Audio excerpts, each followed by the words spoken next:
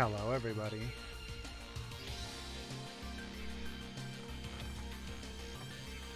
It's gonna be just a moment. Still getting everything set up in the background.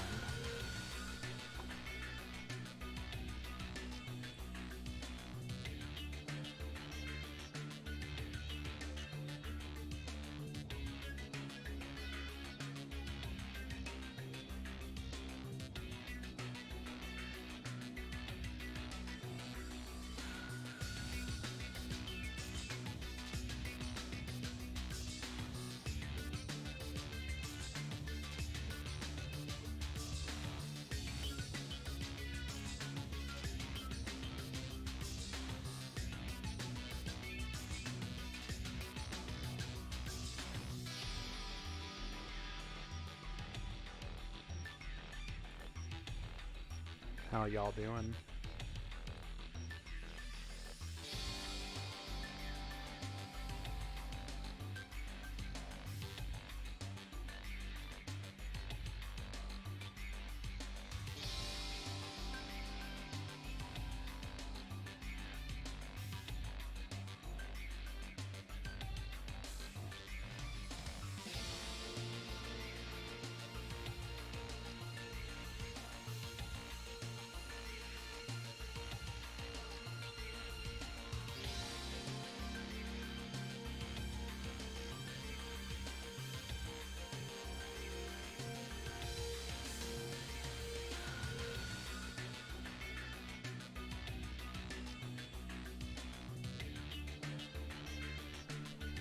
Well, hello, Elmaz. We're doing well as well. Alrighty, looks like the clock rolled over, so we will be clicking start here in just a moment.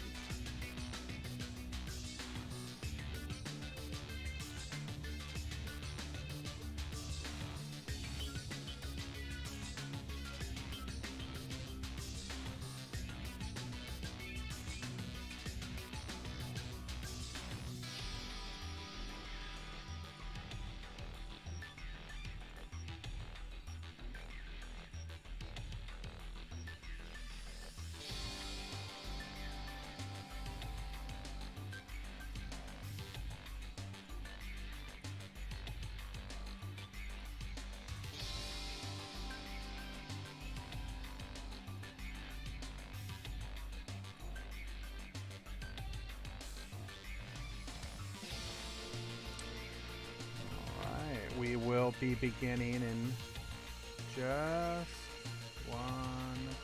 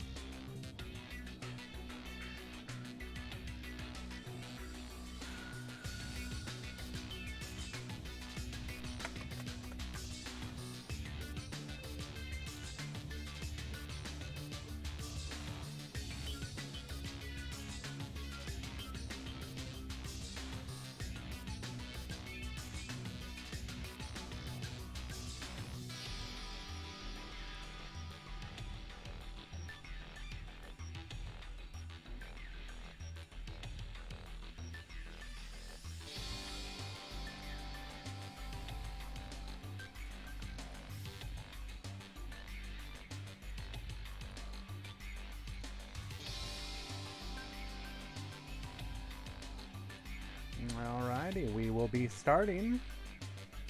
Clicking the button.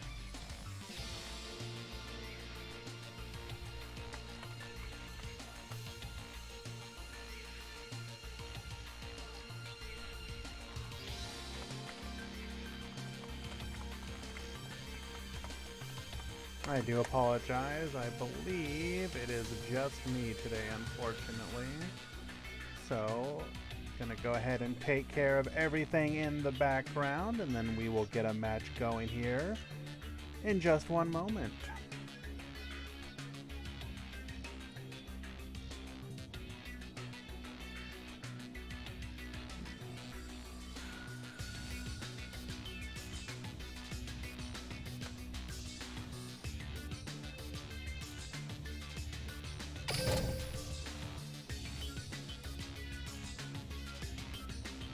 Oh, you know it, my friend. To be fair, this is a different day than usual. We did shift the day.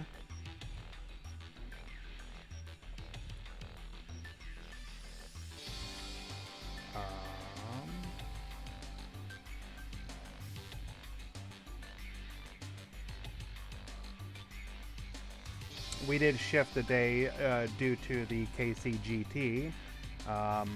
We did not want to have a tournament going on the same day as that, as you can imagine.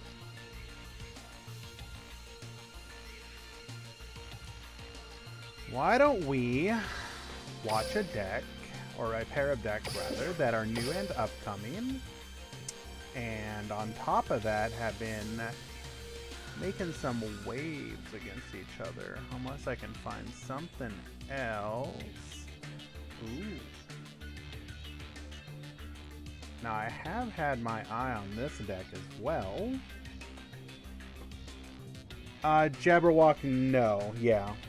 So normally it's Wednesdays and Fridays for our events, but as the KCGT will begin on Friday, we shifted each of them back one day.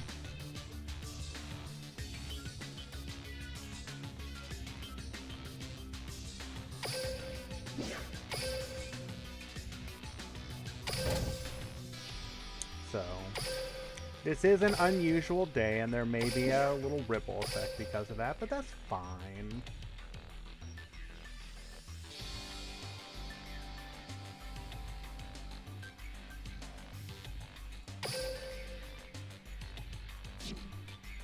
Ooh, here we go.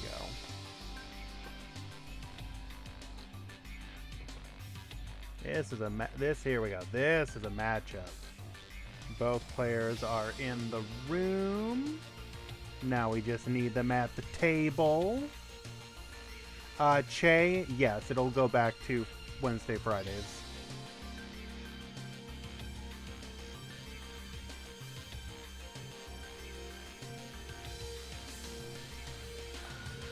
Hello, Novo. Alright, players, please proceed to the table.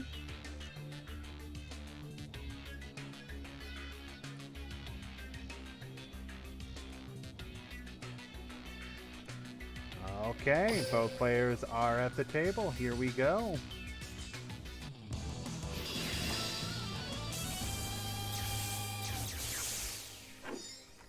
At the top, we have Yosh. At the bottom, we have Juninho.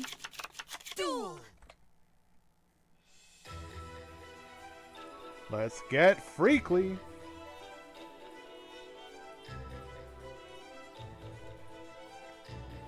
So, Yosh will be leading things off today. Now, I do want you guys to keep notice of the characters that are being used, because I highly suspect that this KCGT will be quite possibly more, you're gonna see more people trying to maybe obfuscate than has happened in the past. Hello, A2, welcome.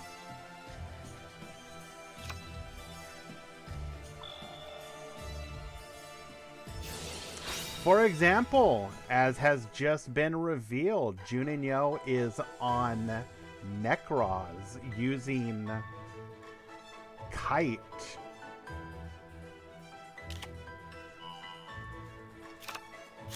Or at least some kind of Necroz, or a deck using Necroz cards anyways.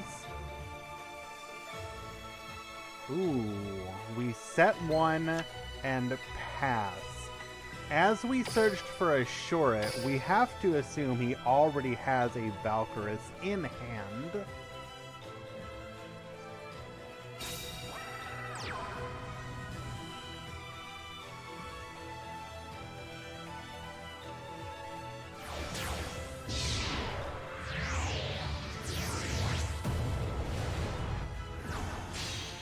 going into a second copy of Dante. Dante is going to mill. This appears to be perhaps a slightly heavier spell and trap build. We're seeing a Karma Cut, Skill Prisoner, and MST with a back row as well. Not electing to... We aren't going into Beatrice. Now that we've seen that we're Necros, we may be concerned about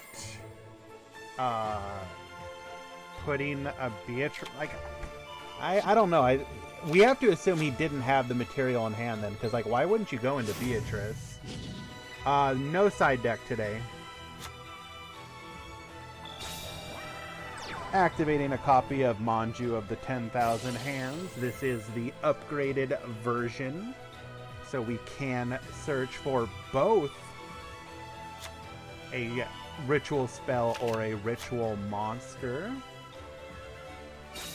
Electing to go for a copy of a Necros Cycle.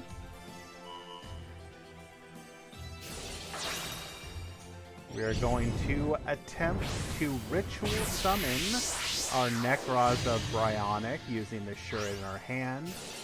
Bryo coming to the field. Gonna be met with a Karma Cut using the Farfa.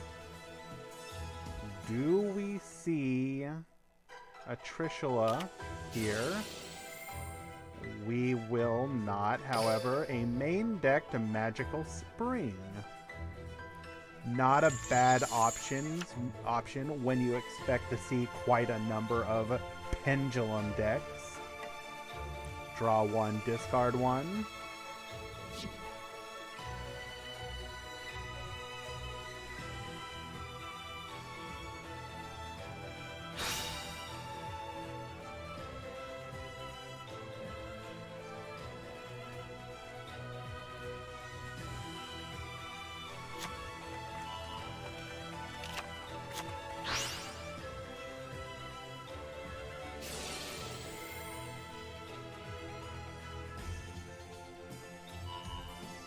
Adding a copy of Trishula.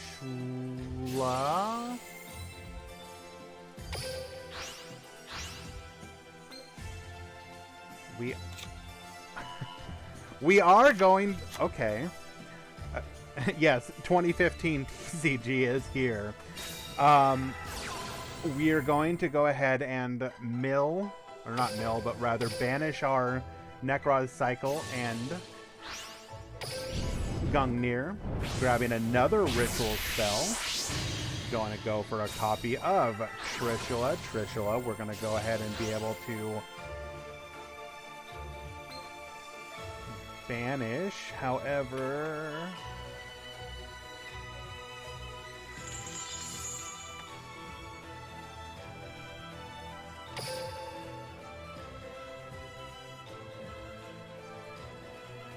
so this banish is non-targeting, right? So we're going to be able to banish the other copy of Dante, if I'm not mistaken.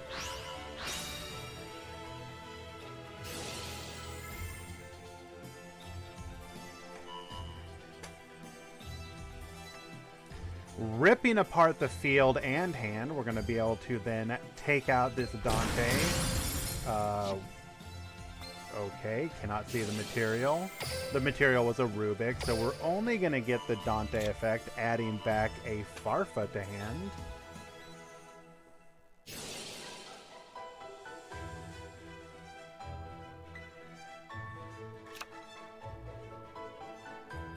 Yeah, they may not have realized that the trap would not protect them here.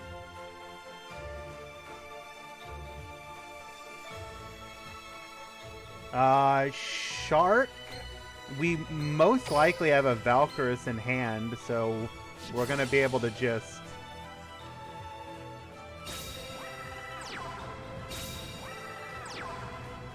We're going to just be able to Valkyrus if we have it in hand, if I'm not mistaken. And then we get punished on the crackback. Yeah, we're going to go into a copy of Dante. still have not committed to a Beatrice at any point in this game.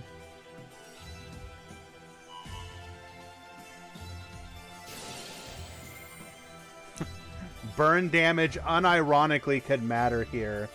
Wow. Wow.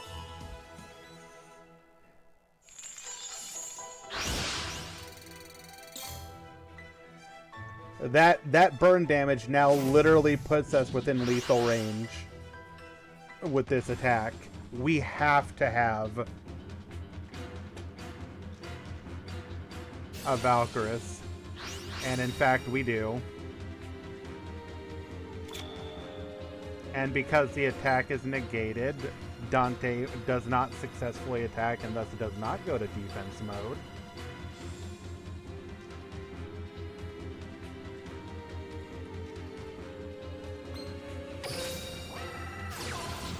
Activating a copy of Necroz's Cycle, we're going to go ahead and bring back that Valkyrus, tributing a Shuret from the hand. Valkyrus is here. Going to be able to add a copy of Bryonic. We're going to go ahead and tribute. Tributing the Manju to draw a card.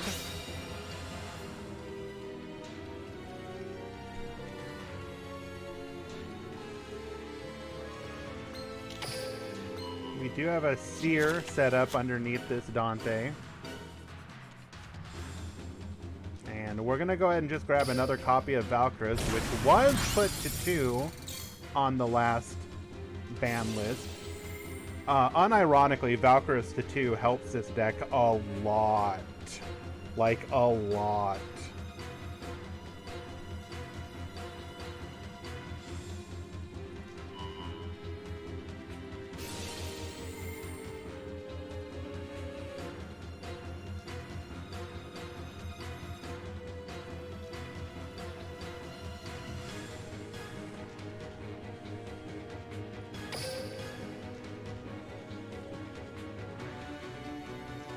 So Dante's going to go ahead and add the Rubik back to hand. It is our goal to go into a Virgil here.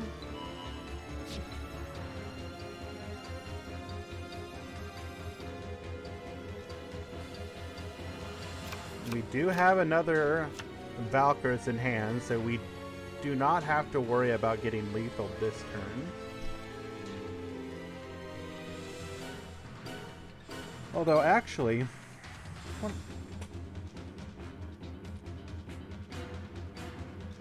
Okay, Skill Prisoner would not protect against Valkyrus, if I'm not mistaken, correct? Because even though it negates the attack, it's like, not target, or... Wait. No, it doesn't say it targets.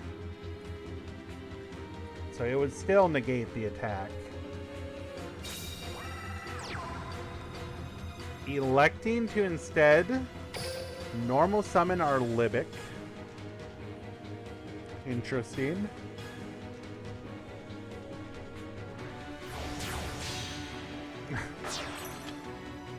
Going for the Nightmare Shark, okay. I mean, we can try and force out the Valkyrus, I suppose.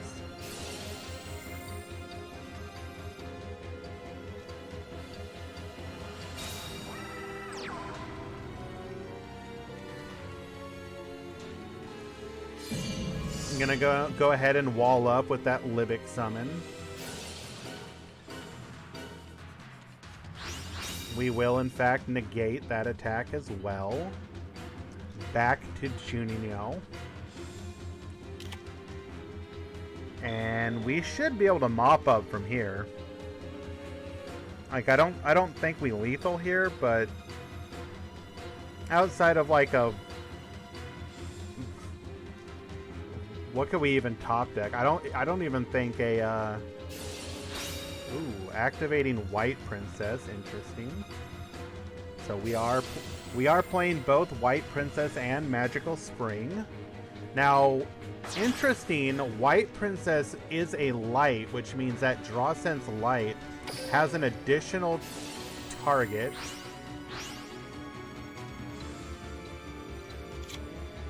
I would think if you're going Draw Sense Light, you'd want to sculpt your deck to draw you exactly what you need. But, okay.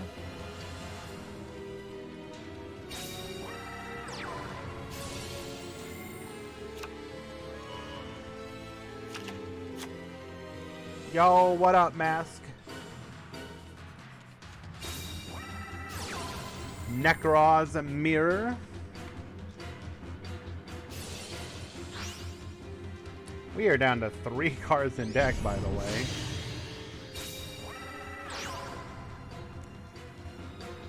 Necroz of Trishula hits the field, and we will go for lethal.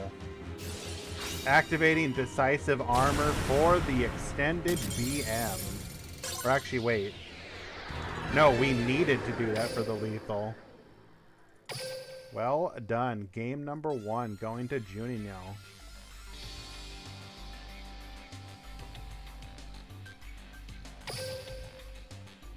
And as we are no side deck, we will be right back into the game.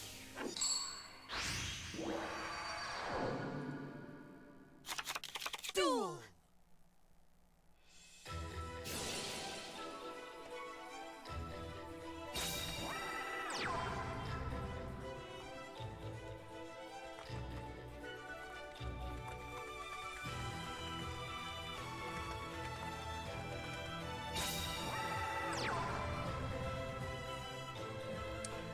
Once again, Yosh, he's going to go ahead and start off by normal summoning Seer, special summoning Seer. Going into a copy of Dante. Now, Yosh, do we just not own Beatrice, or is there a reason we did not see her? Ah, well, we do in fact have her. Ranking up into Beatrice, discarding a Scarm. This is about as good as you can ask for. Scarm is going to get us a search of Tour Guide, most likely. 1 back row in the back. We've seen a little bit of everything from him. MST, Skill Prisoner, Karma Cut, Lightning Vortex. So it could be anything.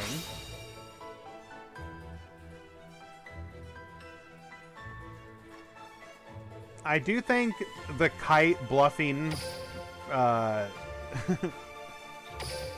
if you see Kite, you're going to have to literally... If Necroz shows up enough in this event, he's probably going to be the best choice. Just because the deck sizes are like roughly the same as Photon. I believe Sarah also has Draw Sense Light, but BA won't... You'd have to play like a larger version of Necroz to bluff it on her, I believe.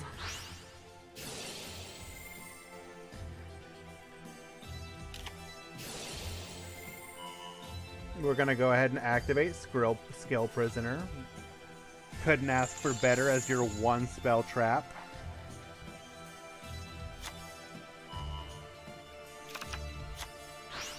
Did we skip searching? I guess we did. Weird. Oh, yeah. As Steven said, it was literally did not want to draw the card because we were worried about Trish. But if we have Skill Prisoner, oh, again, Skill Prisoner doesn't matter. It literally was because of Trish, because Skill Prisoner does not help you in this situation. Wow. Wild. That Skill Prisoner in the graveyard is going to continue to help us here, though. Bryonic not able to do anything here.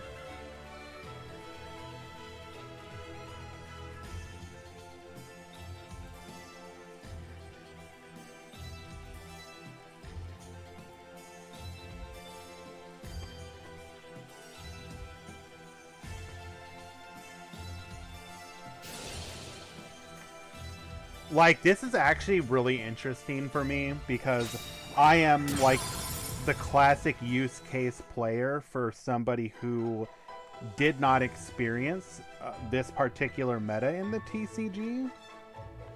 I played before this and after this. I just somehow managed to perfectly miss this era of the TCG. I can see how this would have been really interesting.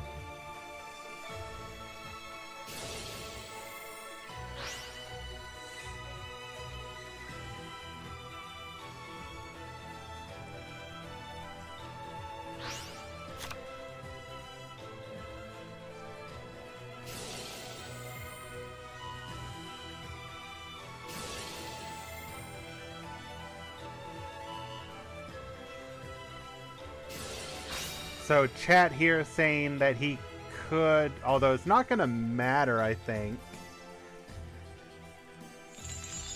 But Steven, or it's your boy A2 and Steven, saying that one good play in this situation can be to activate Beatrice, sending a Lich in response to the ritual spell, so that when Trishula activates, we can then chain the Lich in response to negate the... Not going both attack position. Interesting. Gungnir going to keep us from dying. But the Lich would negate the effect in response.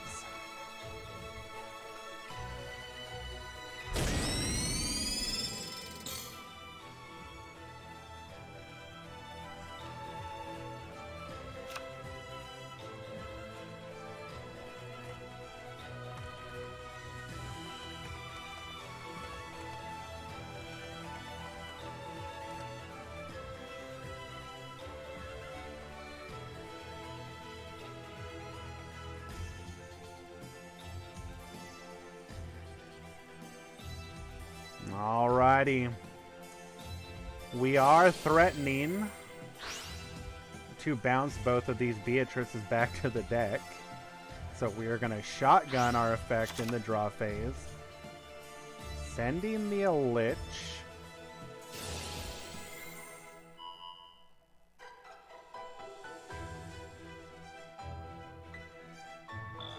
That will successfully negate.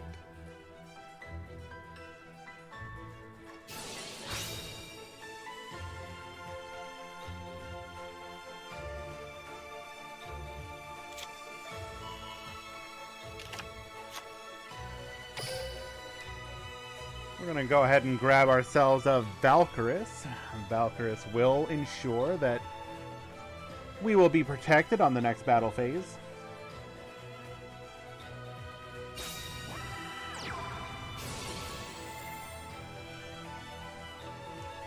Manju showing up and grabbing ourselves a copy of the Necros Cycle. Do we have anything relevant in the graveyard? Skill Prisoner. But if this is...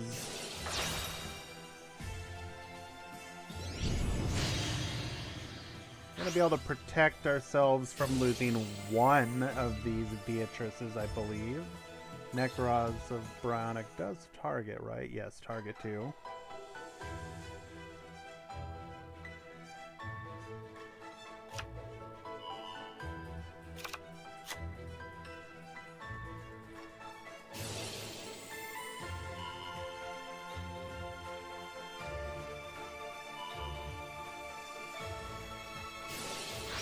Skill Prisoner. Keeping the one with materials live. Oh no, we protect both of them.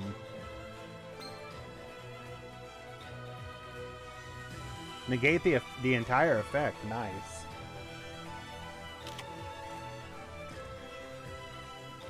This is looking pretty rough for Necros though, because for BA though, because we are going to be able to negate the attack. And on the next turn, unless we can get ourselves another, we're gonna have to send a Skill Prisoner again, I believe. So this is literally just gonna be like a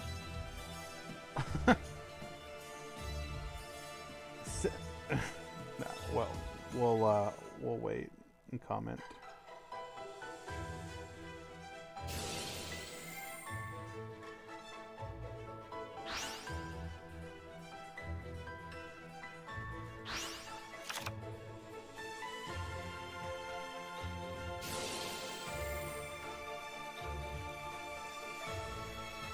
We do, in fact, send a copy of Skill Prisoner.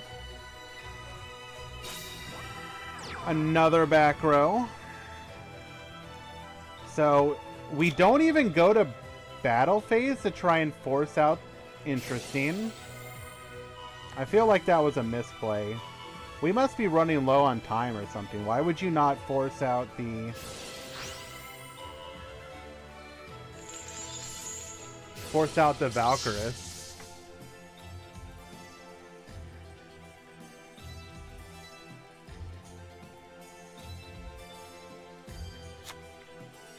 Regardless,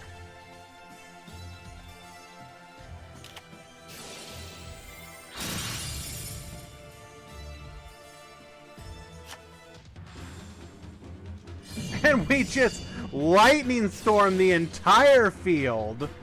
Gone. Wow.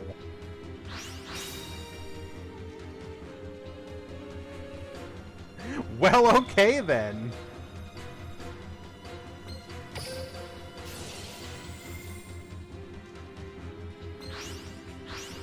We have one cycle potentially left to us. Grabbing ourselves a copy of Mirror. That is not ideal. I believe we really needed another copy of Cycle.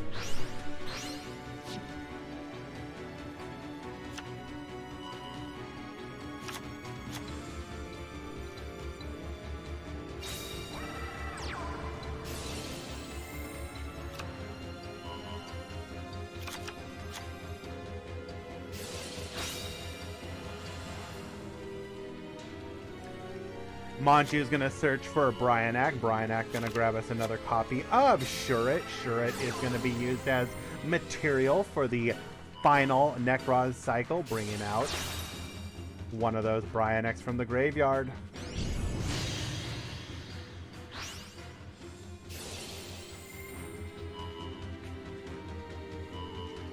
Bouncing both the Beatrices, however, this does mean that Dante remains.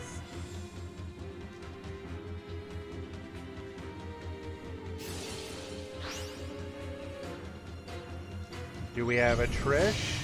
No, but we do have a Valkyrus, giving up the protection that it would afford us in the hand so that we can beat over the Dante. Dante's going to be able to grab us a Burning Abyss from the graveyard. We have 3,700 damage. Not quite lethal.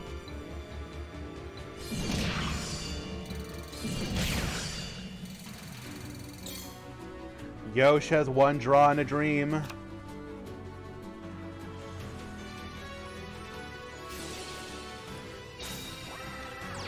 Special summoning Skarm in defense mode. Normal summoning Seer.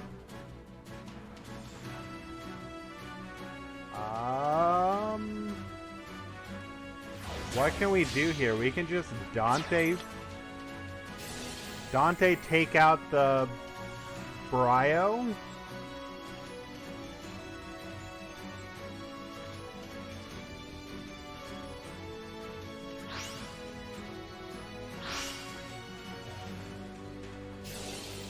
Milling. Double Fiendish Rhino, Skarm, which will have no effect, and then the Seer, the original Seer, discarded as cost, or detached as material for the cost. Sending a Farfa. Farfa's going to go ahead and be able to banish. Probably take care of this Valkyrus. We're going to go ahead and yeet that to another dimension.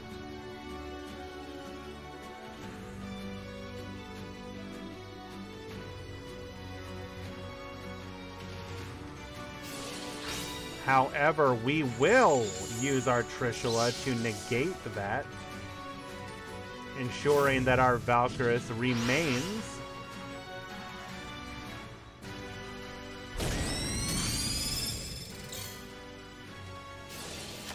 This just might be Yoshi's game, though, because at this point, I don't believe we got...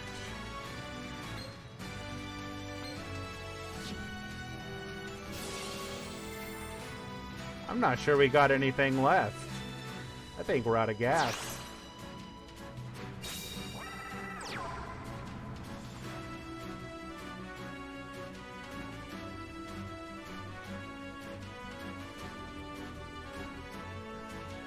Yosh able to hang on for dear life just long enough.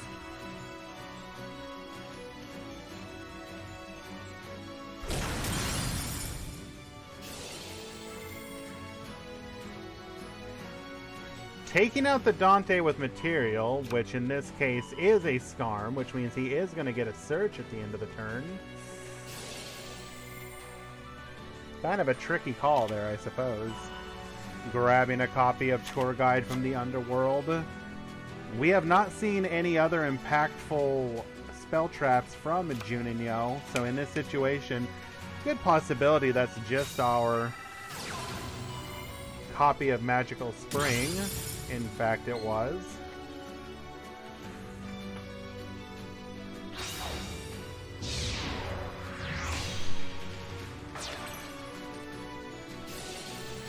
Going into a copy of Beatrice.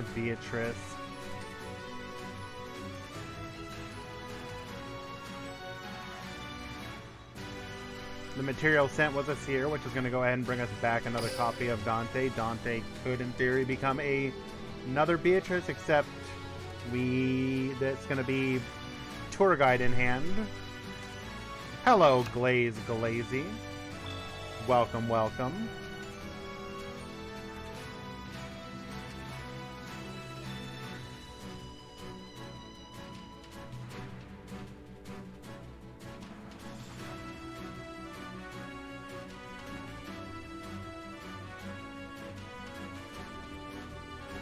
Just going straight to battle. Do we actually think we can win this? I mean...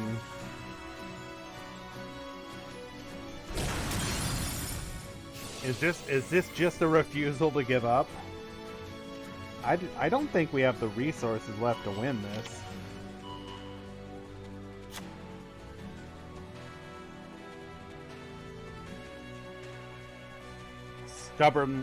Stubbornly refusing to give up.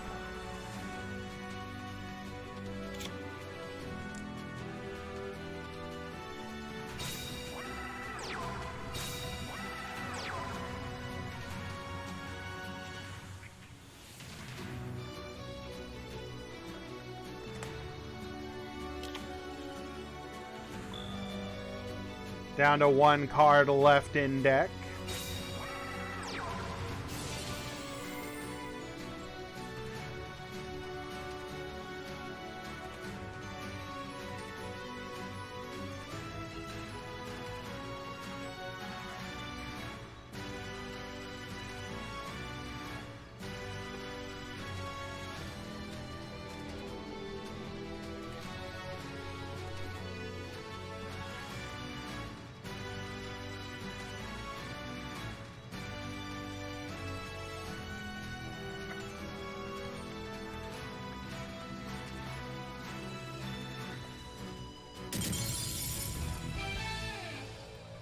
And Yosh just wins it.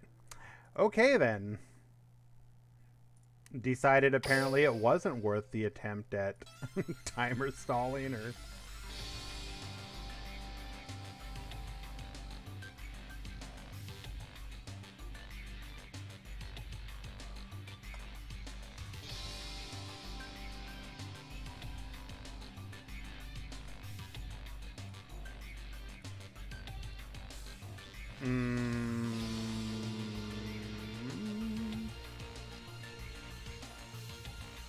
Juninho, why have we left the table in a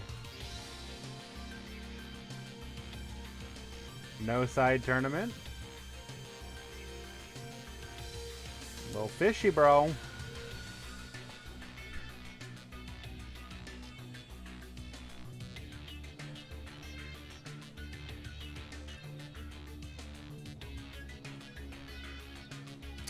If you leave the table during one of these kind of events, we will ask you for a deck list screenshot. So don't think you're gonna get out of that.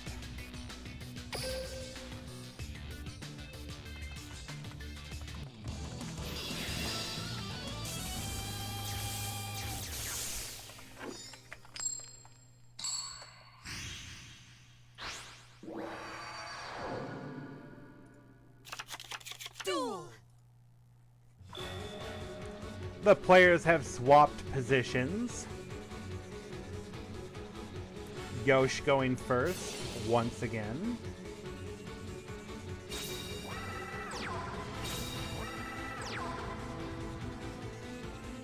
Necroz is on the increase, if not because of tournament results in the West, due to some very strong performances in Eastern tournament scenes. Keep in mind that just like in the OCG and TCG, even though we technically have the same card pools, trends and whatnot will develop unique to those regions and then will trickle out and be noticed by people on the other side of the ocean, so to speak. So many of the TPC are actually active in events both east and west. Not all of them, but enough of them that something like Necroz's performance isn't an unknown to them.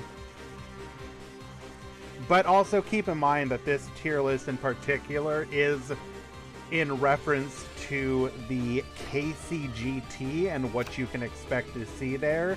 And it is very likely, especially in the upper levels of the KCGT, that a deck like Necroz may be a strong choice against some of the decks you're going to see played.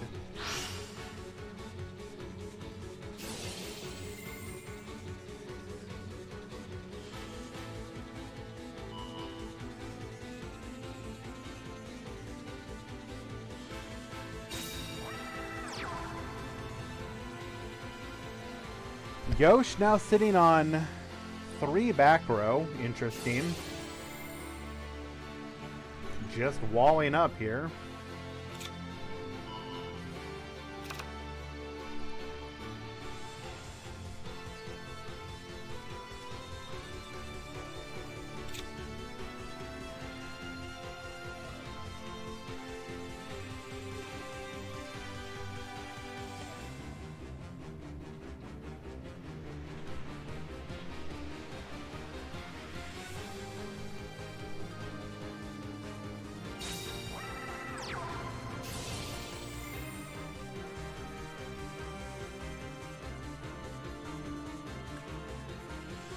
We are normal summoning a copy of our Manju of the 10,000 Hands, grabbing a copy of Necroz Cycle.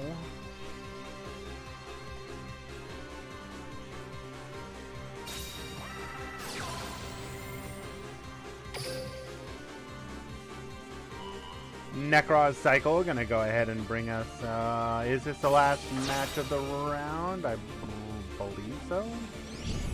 No, there's one more going on. That is also in Game 3.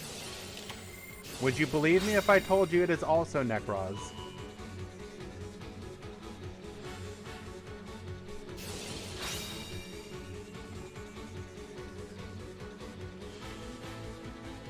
Karma Cut, gonna be met by a copy of Trishula. However, we discarded Farpa, so we're just going to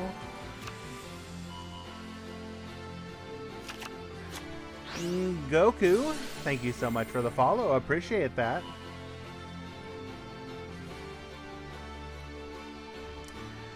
I mean, Jabberwock, you can work on decks. Any player can still play the game free to play. You just have to be willing to make some different choices with how you build your deck and what deck you're going for. I mean, no one's going to argue otherwise, but it is possible. You just have to be willing to commit to your decision when you go for it.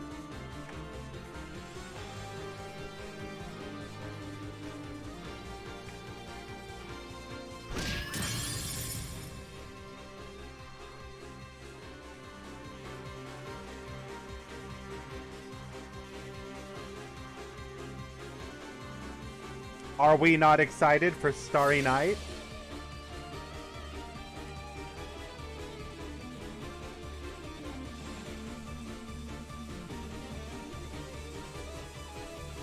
All these mills, and yet we just don't have any resources.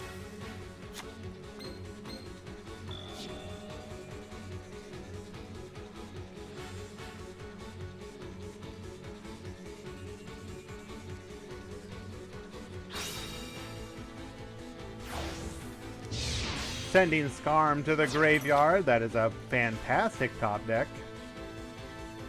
Going into a copy of Beatrice. Can't use her effect this turn, but we can attempt to take out that Bryonic. And we will get a search at the end of the turn. I do not believe we've milled Tour Guide yet. We have not.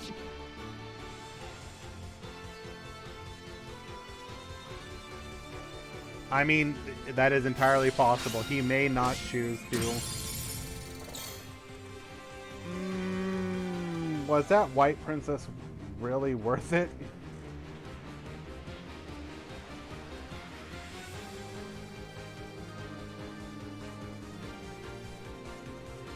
That was literally we did not check our math there.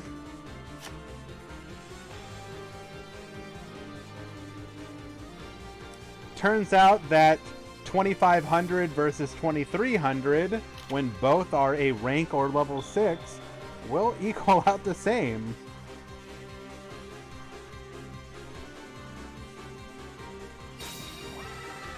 However, Juninho wasn't able to capitalize on that? Wow. Probably has no ritual spell in hand and wasn't able to search for one because he had a card on the field.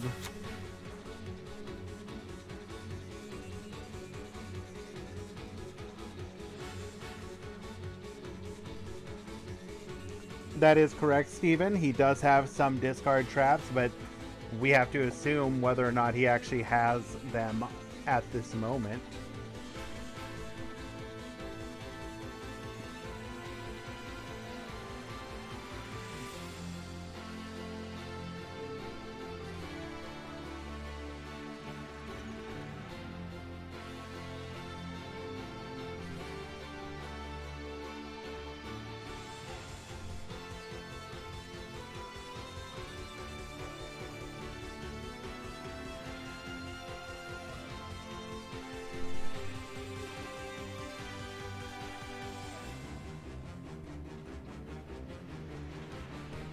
What's it gonna be?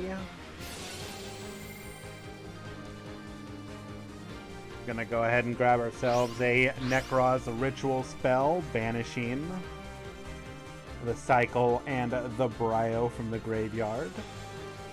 I believe it gets you one at random, right? Or do you get to choose? I can't remember. I guess you get to choose.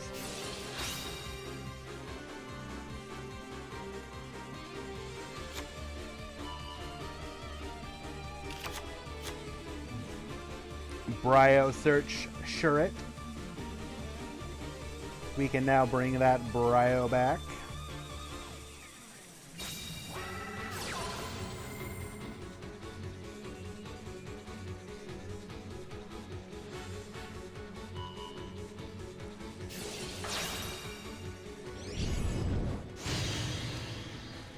Bryo back to the field. Shuret get searching. Wait. No Shuret search? We have nothing we can search off that anymore?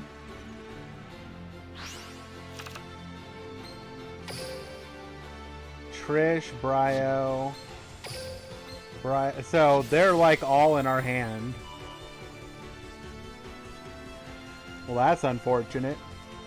We are able to bounce the Beatrice, however. Can't put any more bodies on the field. Interesting.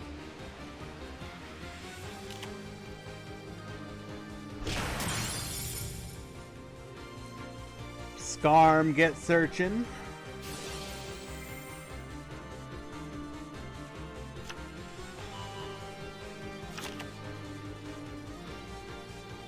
Tour guide +1 and a dream.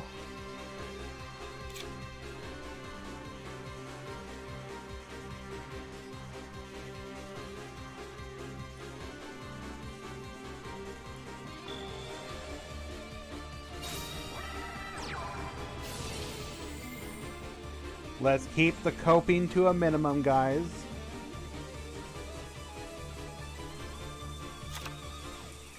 Tour guide grabbing a copy of Fiendish Rhino Warrior.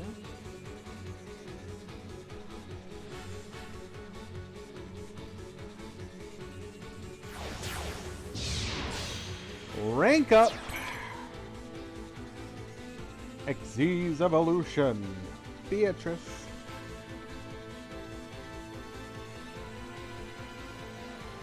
Vipers. We cope to the maximum. That's how we got Beat Rice. Technically true. So I cannot argue with your logic. We're going to go ahead and rank up into Beat Rice as foretold. Going to combat. Will we see a Valkyrus? Necros of Decisive Armor. Oh, buddy. That's usually played as a one of. We are going to get a whole bunch of effects.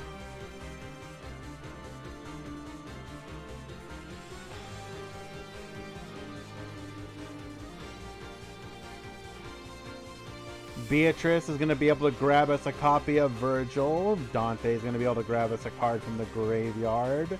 Fiendish Rhino Warrior going to be able to send something else.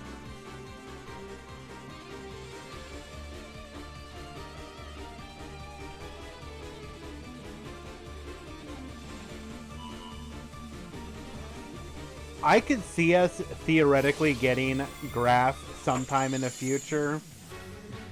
But why? We are getting pretty close to time on this one, unfortunately.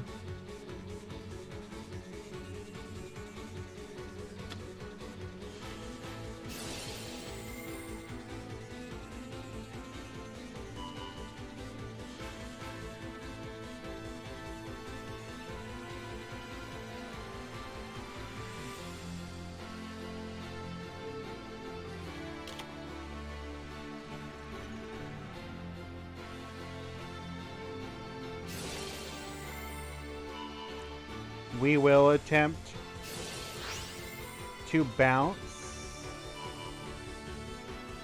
just one.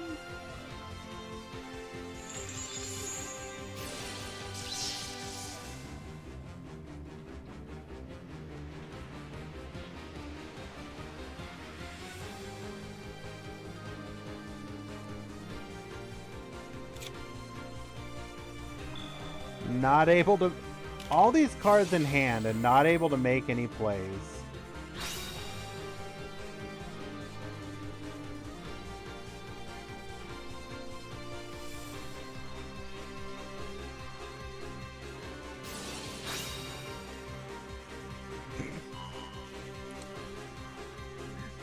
Lightning Vortex, discarding Fiendish Rhino. We will protect with Gungnir. Fiendish Rhino is going to activate, sending the Farfa. Farfa is going to attempt to banish. May I banish? Juninho says no, you may not banish.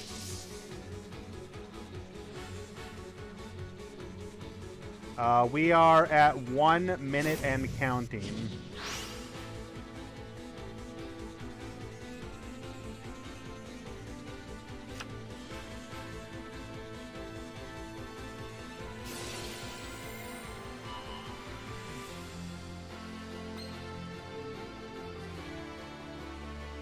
Why do we keep only targeting one?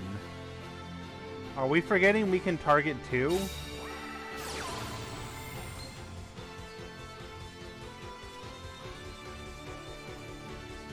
Oh, wait, no, it's not. It was summoned from the grave, not the extra deck. You're right.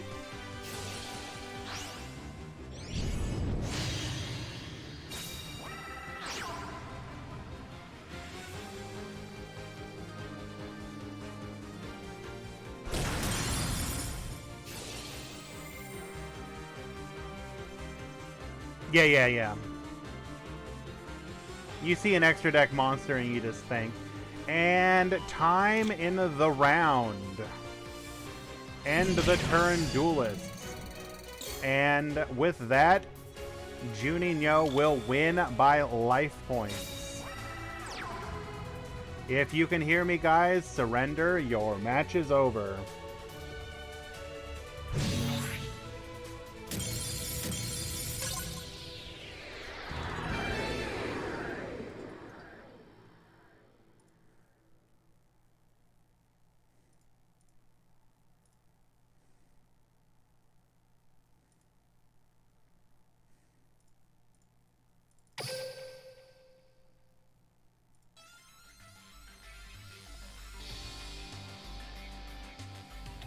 All right.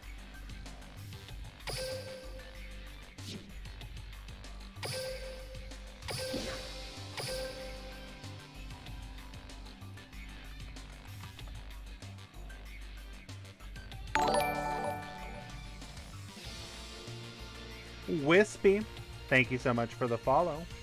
We will be going into round number 2.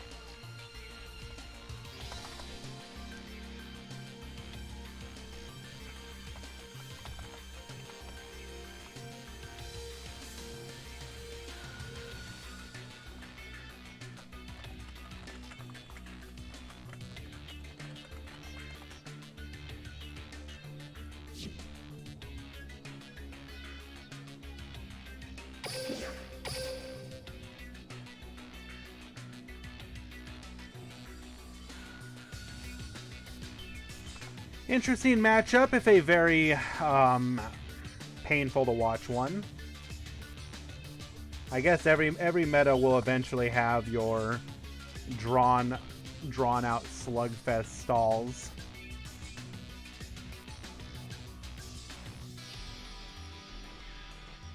Hello, Akil. Welcome. We are now in round number 2, waiting for the matches to go live. I really hope we can see some of these other... there's actually some interesting ones in here. One in particular. Did they win their first round? Ah, that's a painful mirror match. Not you. Goomba not on a water deck. I'm a little disappointed.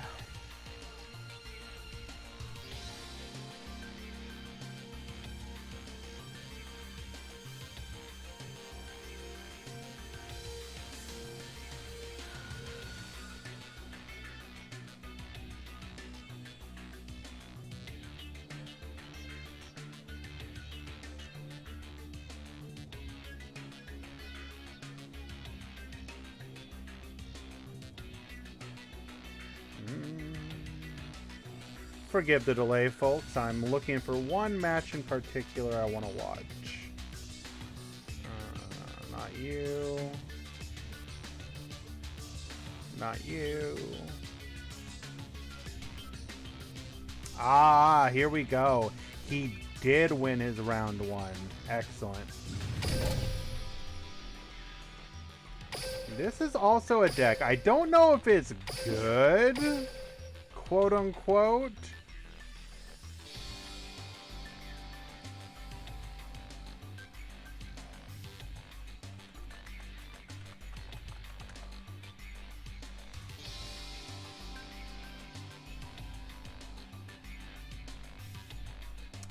Poid's Plume, I think we were just shy of 40 today. A little lower than our normal meta Freekly turnout, but I do blame the shifted day for that. Typically, we've been closer to 50, 55.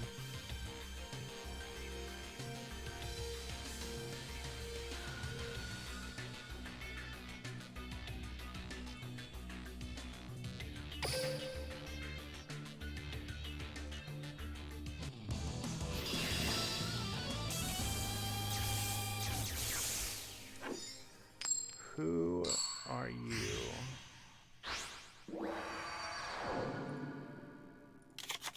Duel. Ramon.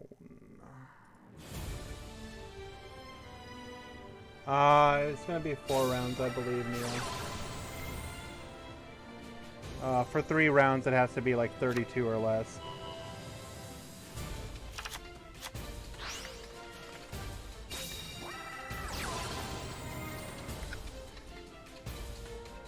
This is a deck that I'm not sure if, again, it's going to be good, but I think it is way better than it has credit, or it got a significant boost by the Spellbook of Knowledge engine.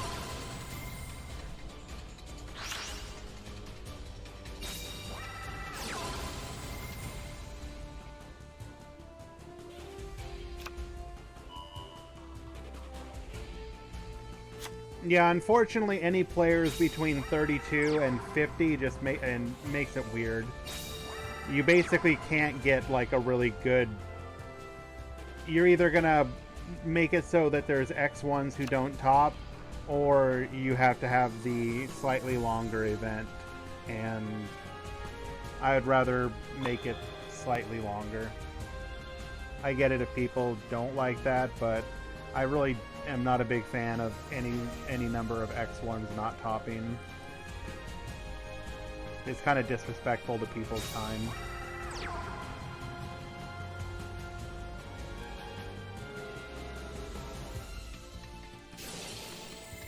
So, as with all things, going first as Dark Magician and setting up the combo is incredibly powerful. On top of that, in theory, Dark Magician can end up with both the ability to banish, but then have a follow-up banish with Spellbook of Fate, which is really insane. It's Jamie! 21, thank you so much for the follow.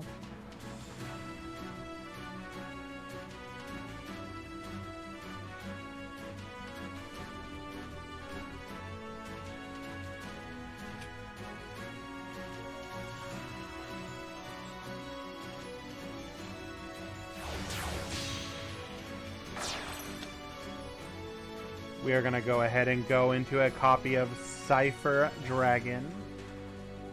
We may have to respond if we go into full photon armor here.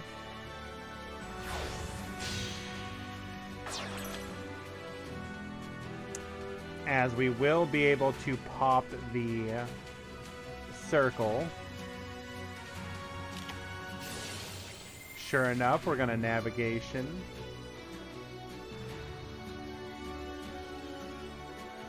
Hey guys, did you miss this combo? Oh wow. And we just have nothing. In theory, Black Snake could have had a follow-up if he had a revive. He could revive the Cypher and rank it up again.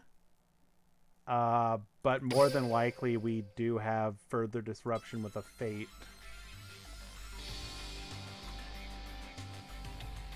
I mean, what are you supposed to do against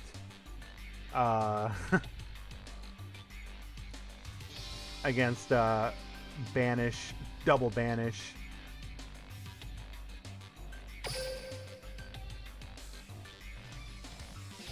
I faced that deck. I'm currently DL level 23, I believe. And yeah, and Ramon goes first again. I faced that combo, and it basically did that same thing to me. Went first, set up the combo. Oh, not as good of an opening this time, though.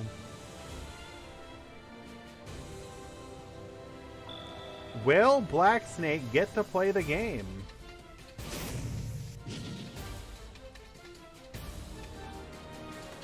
Activating Xyz Galaxy.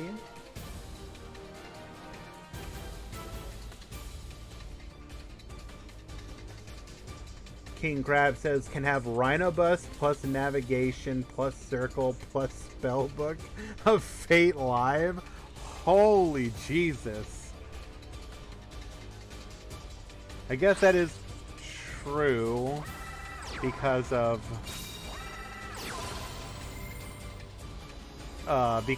the Dark Magician, no, not Dark Magician, but what's the selection box one? What is her name? I always forget.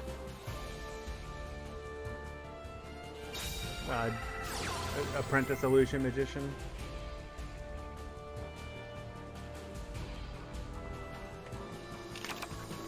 Yeah, is that the malicious version? Brackets. Let me go ahead and update those.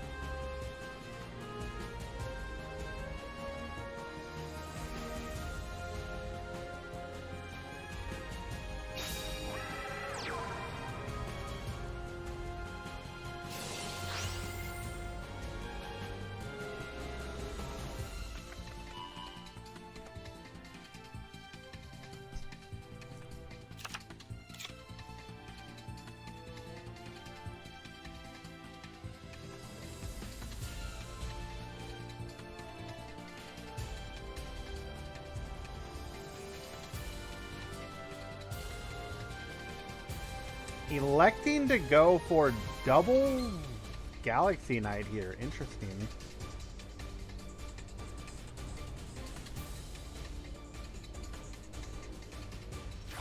Doesn't want to get his lone copy of Galaxy Eyes banished, most likely.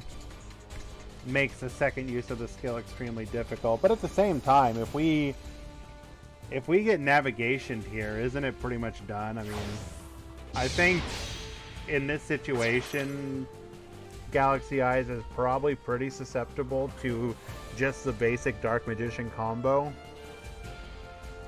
Because they don't tend to have a lot of back row. They're all gas. Prismatic copy of Full Armor Photon Dragon.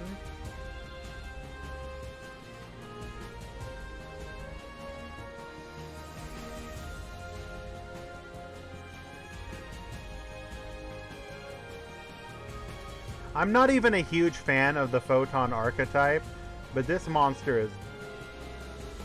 This card's really cool.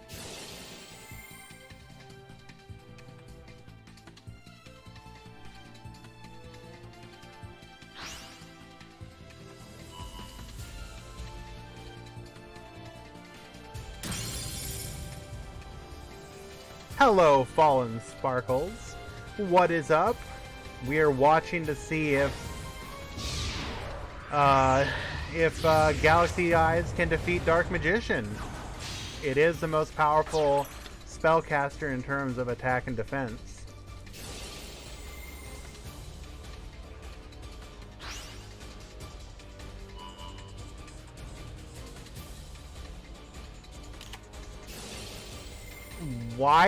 Wait a second. We had the combo and we didn't do it? Am I missing something?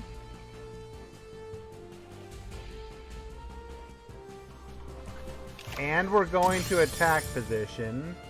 Interesting.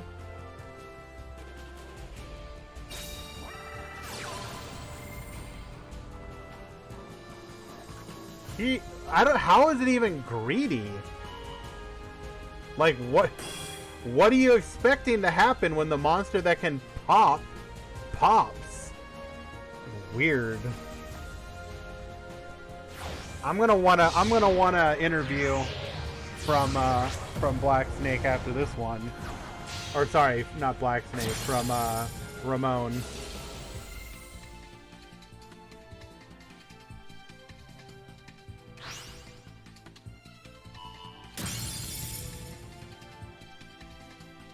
Can we extend further beyond?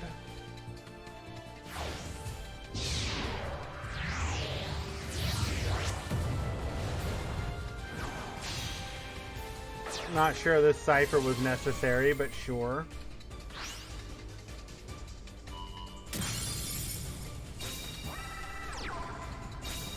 And a double set. Holy Jesus.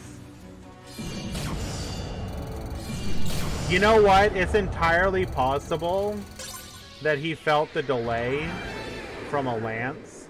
If that was the case, he probably knew that it didn't matter. I'm guessing Black Snake had a lance.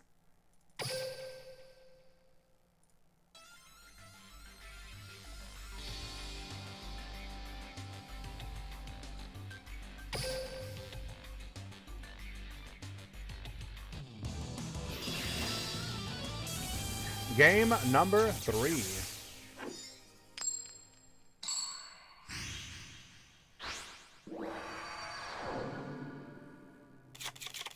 Duel.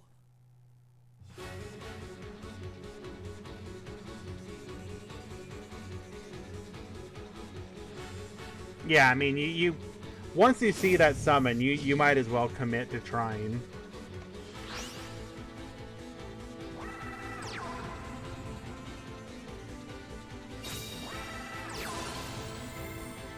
Black Snake getting to go first this time.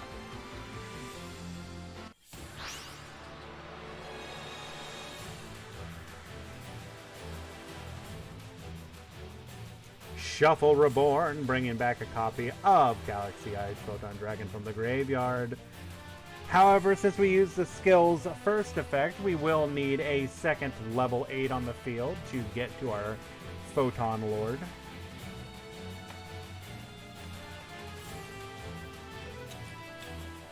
However, that should not be a problem, as the deck tends to run multiple copies of Wizard, Knight, and Galaxy Expedition. We will negate and destroy Blue Boy. A child might die. True. He will learn of his folly, digging too deep into the spellbook secrets.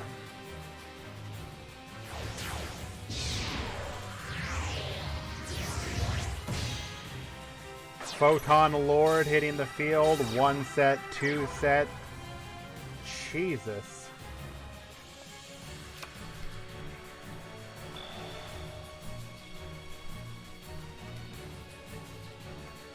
All right, Ramon, can you break this?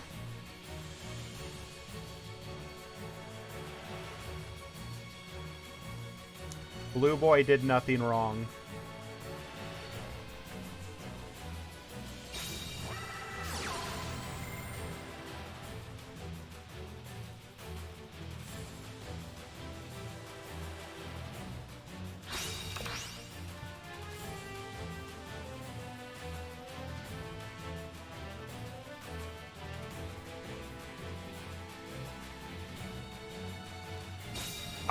So we just hard activate spellbook.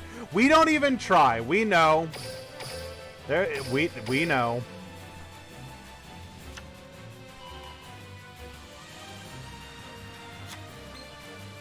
Understandable.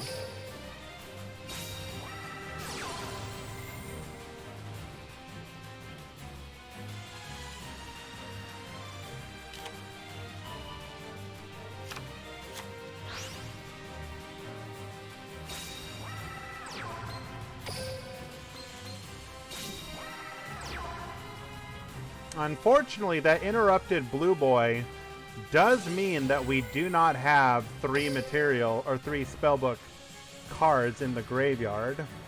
So at best we can put a monster face down.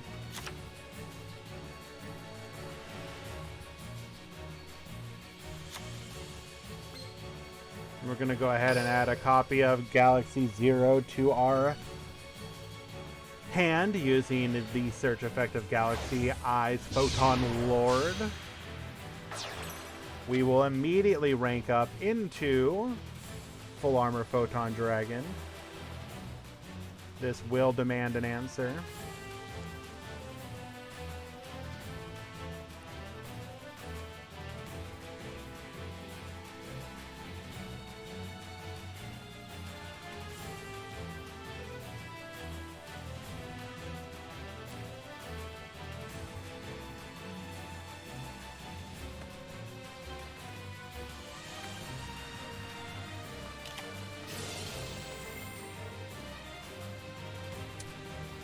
This time around, we will go ahead and navigation.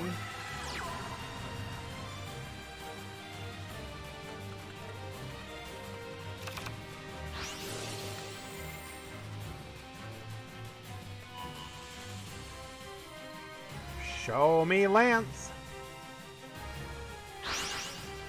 No Lance.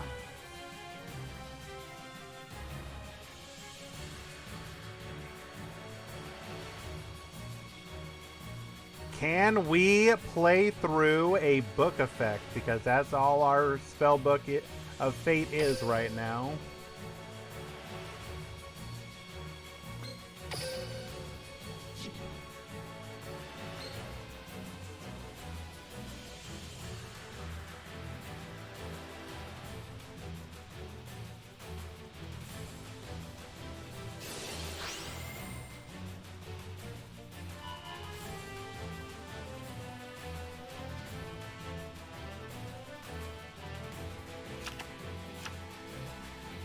Ooh, we must be a little concerned here if we're Shuffle Reborning.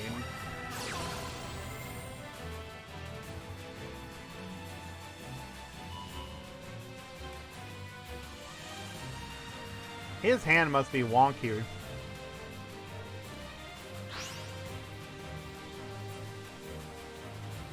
Bringing back the Photon Lord. Photon Lord can easily rank up into any of our other monsters.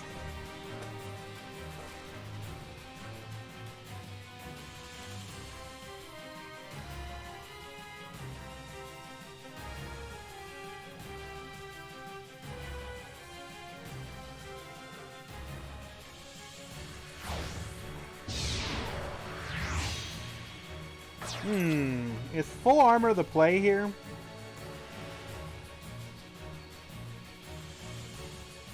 Yeah, I think in this same situation, I probably would have gone Cipher Blade immediately, just so I can force out the Fate that I know is probably there.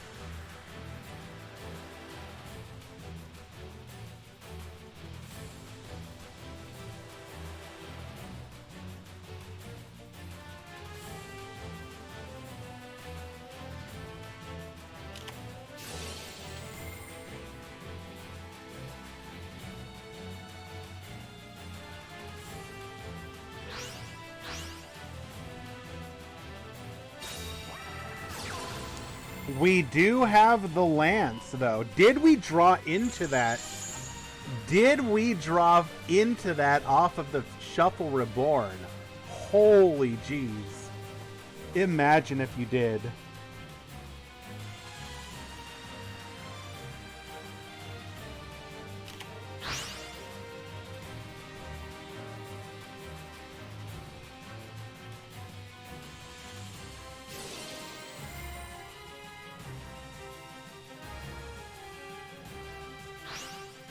I mean, it may be copium, but this is game.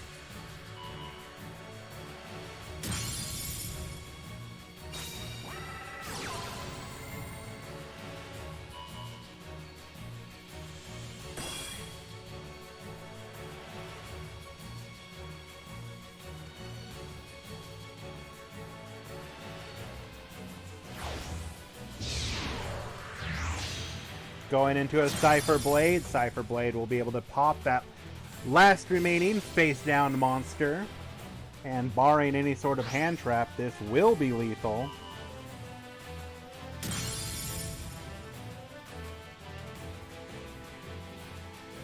I don't believe the skill has been revealed, but traditionally, if you're playing Kaiba, it's usually beat down.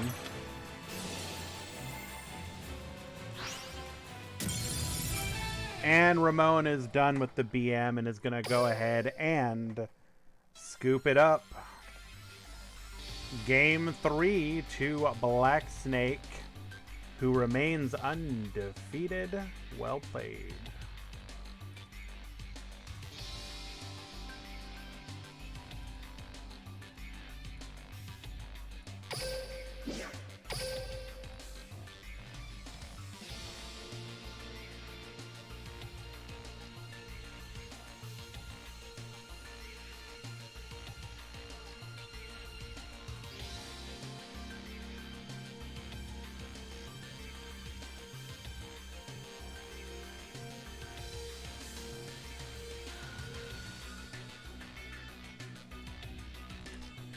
See if we can find ourselves another match.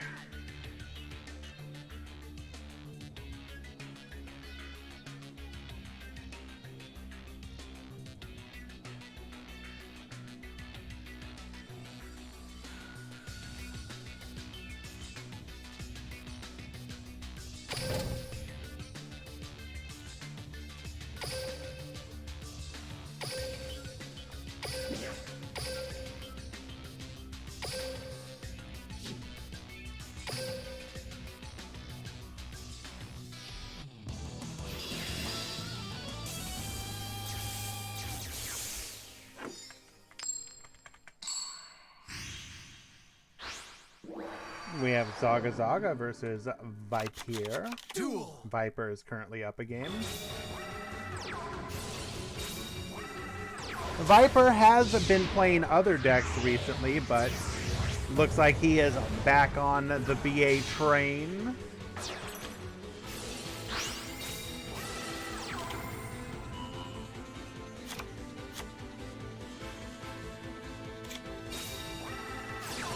Axelite. Now this is a card I'm kind of curious about.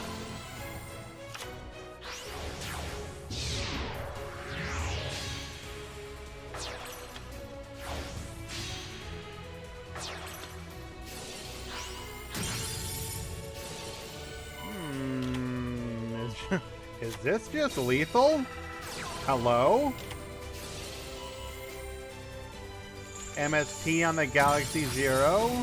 Not today, my friend. White Princess will keep us alive. Tour Guide, the best card you could hope for in this situation. Going into a Dante. Dante is going to mill.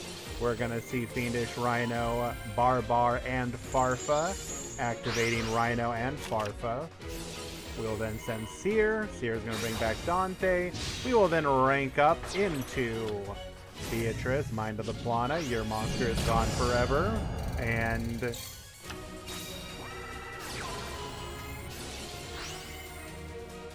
we will Book of Moon. We are sending a Skarm for the follow-up. Our Galaxy Wizard is going to add a 0 to our hand. 0 will allow us to bring back the Cypher Blade. Or Cypher, rather. We will then rank up into a Photon Armor Master. We then go into a Cypher Blade Dragon. Blade Dragon will be able to destroy. Beatrice will float. Dante is going to grab us another card, which will be Seer.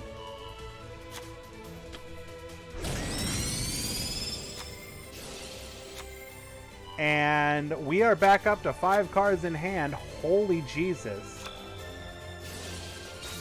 Special summon the Rubik. Normal summon the Seer. We will go into Break Sword. You better have an answer. He does not. Seer will float into Dante. Cypher Blade. Wait a second. Hello? Did we forget? I guess it didn't matter, but yeah, it didn't matter.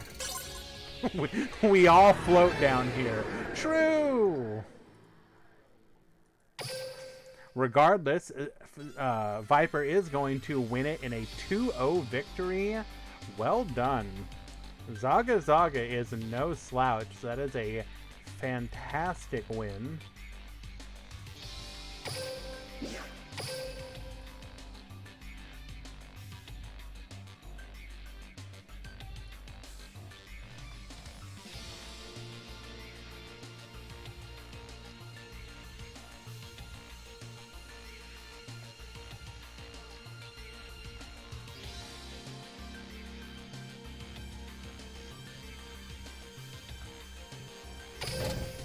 You know, I enjoyed that so much. Why don't we do it again?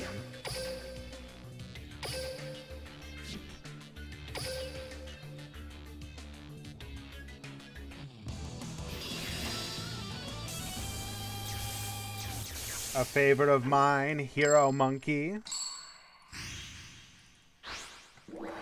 versus Zoo. Zoo is currently up a game. Duel. Hey, I think Galaxy Eyes are pretty good. So hush you. Going into a copy of Galaxy Eyes, we will then expedition for a Galaxy Knight into our Photon Lord. No other cards, unfortunately. What is the best counter to BAs? That is a good question. What is a good counter to BAs? Well, the easiest counter is going to be something like Dweller. Dweller makes it so that your opponent gets no graveyard effects. That is why a deck like Odd Eyes, which can very easily go into rank 4s, may have a place in this meta.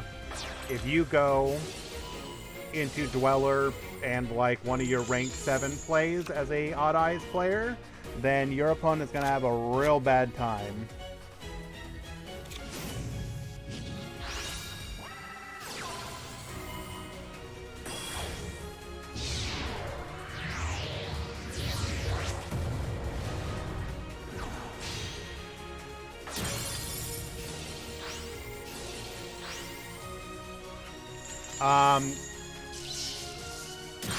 Yeah, besides the Dweller,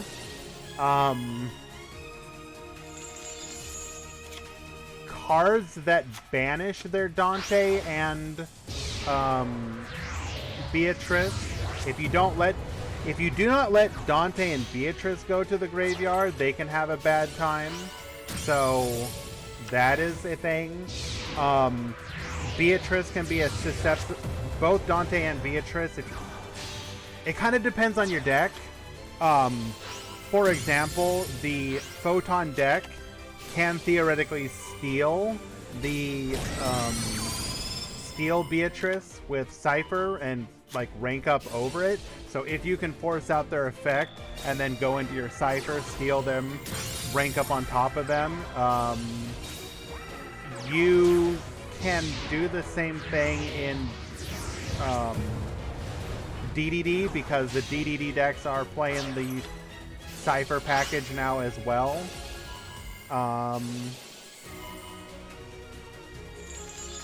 I think, yeah, it kind of depends on your deck. There's a bunch of different ways that you can attempt to deal with Burning Abyss. That said, it is undeniable Burning Abyss is a very good deck in this metagame right now. I don't even think the skill isn't really an issue in my opinion.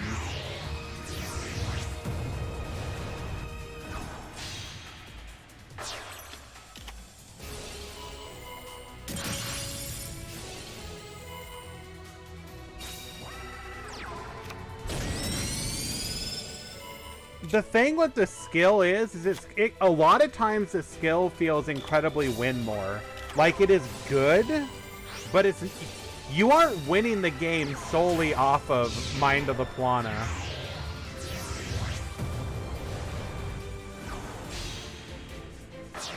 Yo, what up, Gian?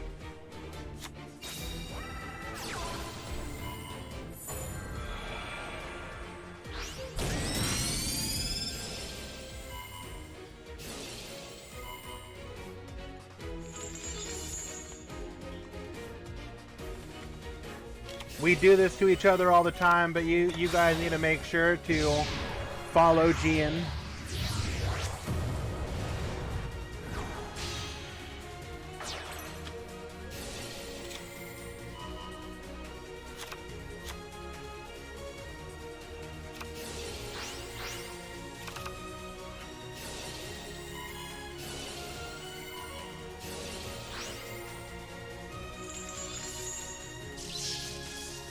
Will Hero Monkey be able to break through this one this time? Beatrice will float. We are not willing to commit. We preemptively add the material to it so that we have what we need for the negation. We're going to negate the Farfa, but we can now crash. Did we not have... Could we really not bounce that? Interesting. Can I just point out that we are at 3 cards left in deck, and on turn 13, who knew that Galaxy Eyes has a grind game? Holy jeez.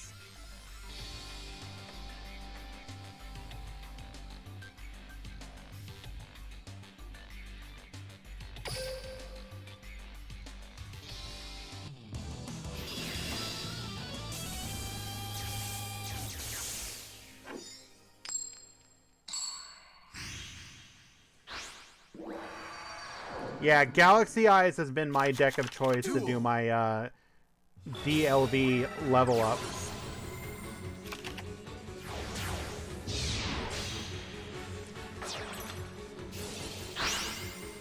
Dante Mill, we mill both a Fiendish and a Kiteroid. Feels nice.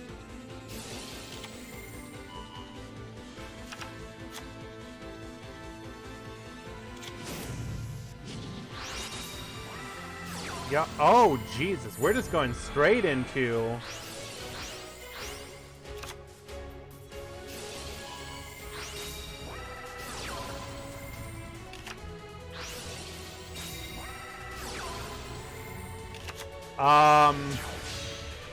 Oh, it's happening. Your Beatrice, my Beatrice. And it bugs out. Cool.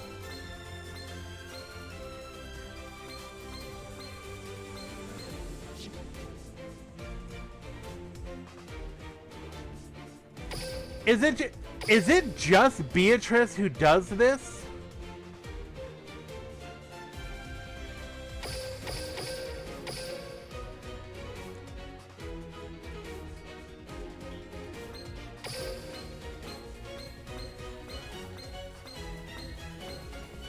Well, unfortunately, we are not going to be able to finish watching that. So I will let you know what happens when it finishes.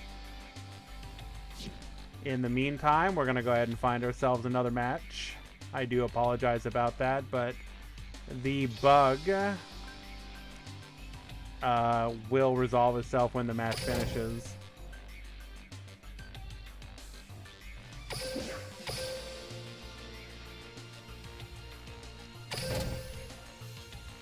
So to explain, sometimes when Cypher steals an Xyz monster like that with materials, the whole thing just gets bugged. The match, the replay ends, you can't see anymore. If you leave, come back, try and watch the replay, it'll error out at the same exact point.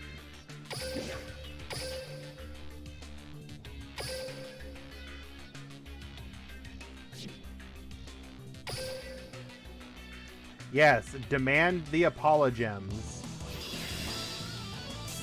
This is still a Game 3 scenario. In this case, it is going to be Varro versus Ryuzane. Ryuzane, haven't seen you for a while. Welcome, welcome. Duel.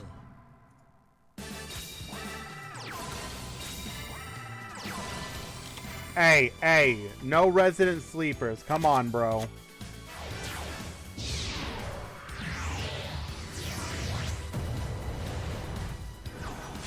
Let's hear it. Look at that. We summoned Gear Gigan X. Look, we're activating to search for Kiteroid. Determination to fight. Yo, Gandora to our hand. Put 1 counter on the clock. Hey, and look at this. Dark Contract. Dark Contract is searching. Adding a Doom King Armageddon to the hand. Already had Savant Kepler. Able to add a Dark Contract to the Dark Contract to the Witch. Yo, these are some straight up DDD plays right here.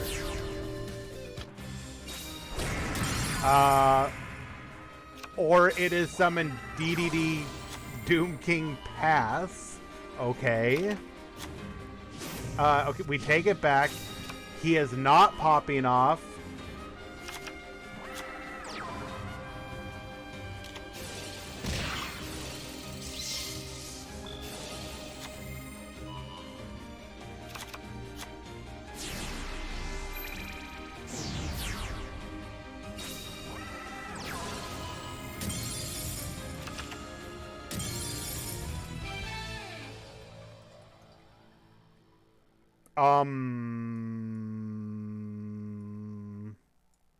Am I missing something? Why was this a scoop?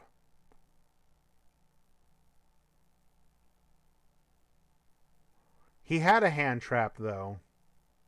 We had Kiteroid.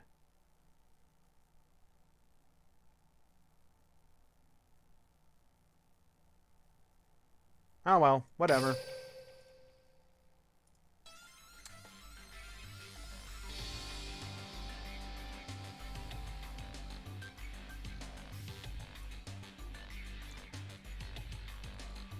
Just didn't want to play.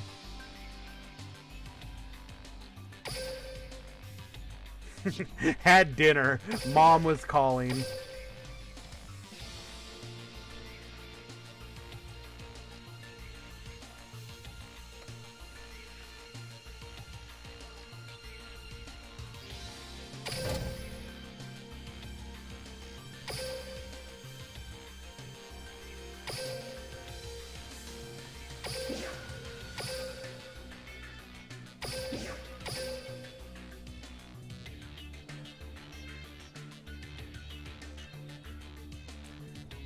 Alright, it looks like Zoo was the winner of that match against Hero Monkey, so BA defeating BA defeating the Photon.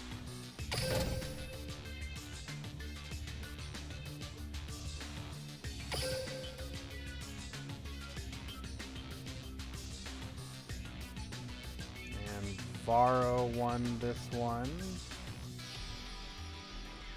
Zane, and then Varro.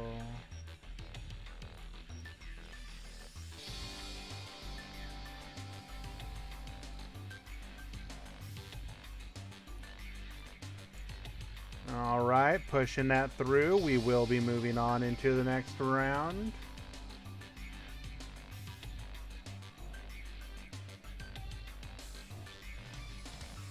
That does mean we are now officially in round number 3.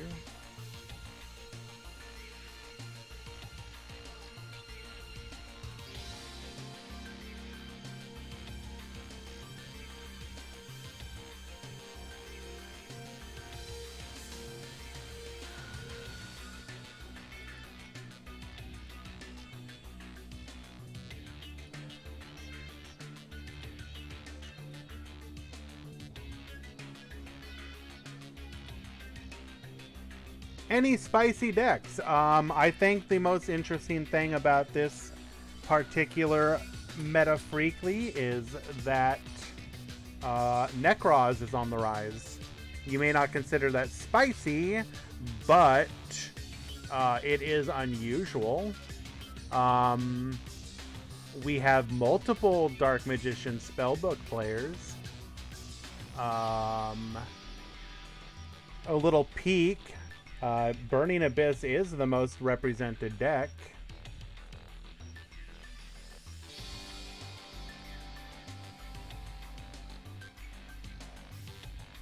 Why are we doing a mod call for a previous round? Hello?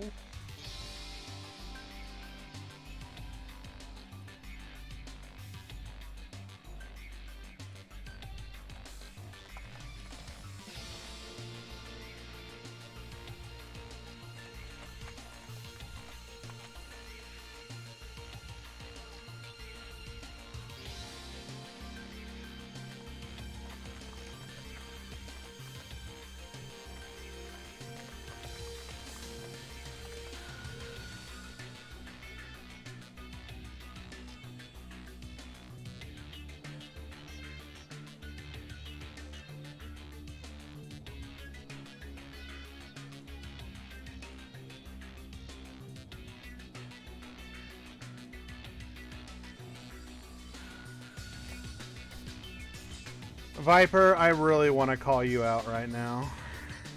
That is the dumbest mod call I've ever had.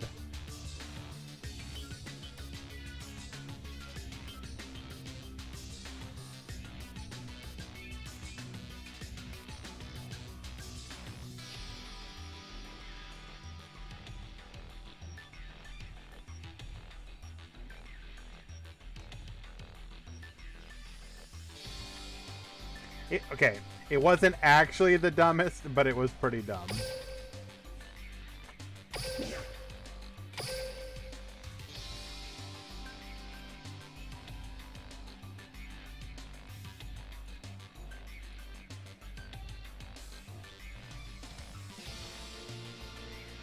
Make the score look nice.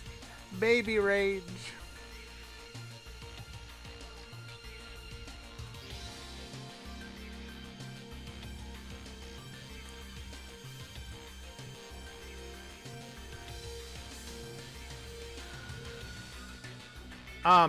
Actually, I won 2-0, not 2-1.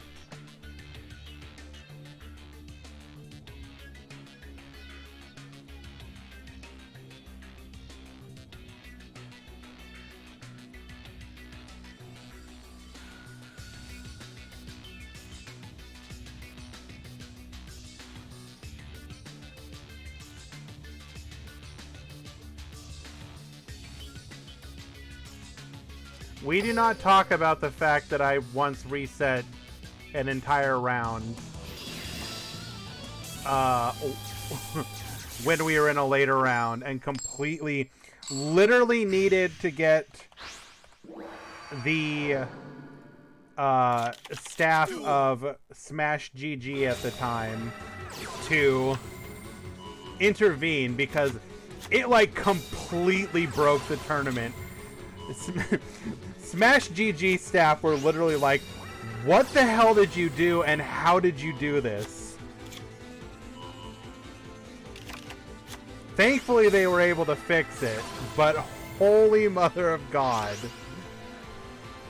And I was still very, very young into my tournament moderation. Yeah, they do have staff. You have to wait a long time to get help sometimes, but they do have staff.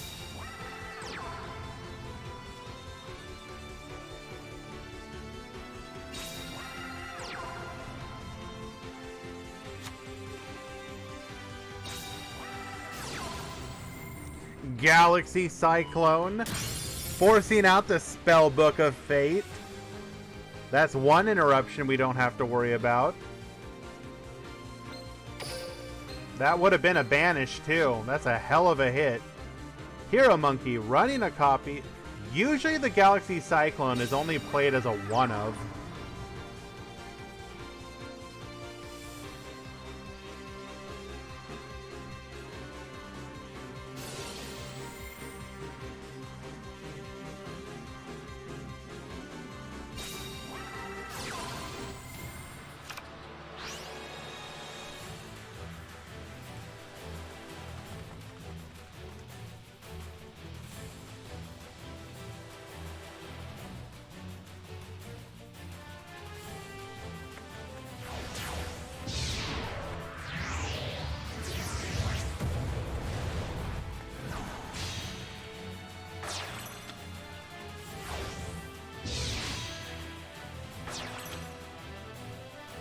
So we are able to...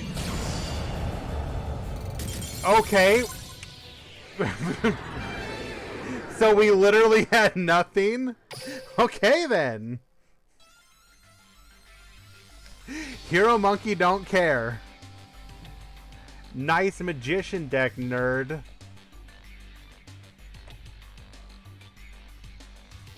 Here's my sick dragon.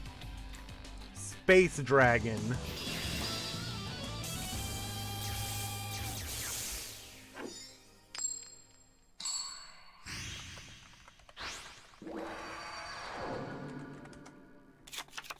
Duel.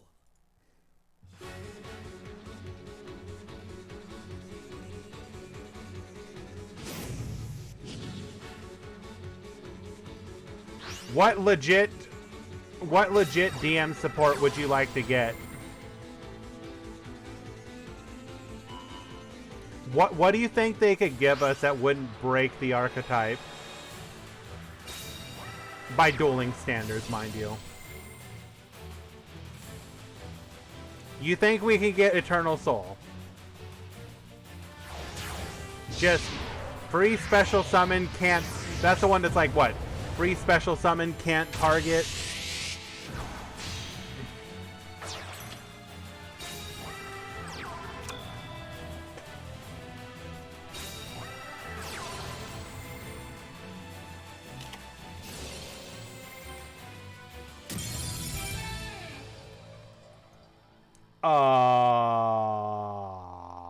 Well, okay then.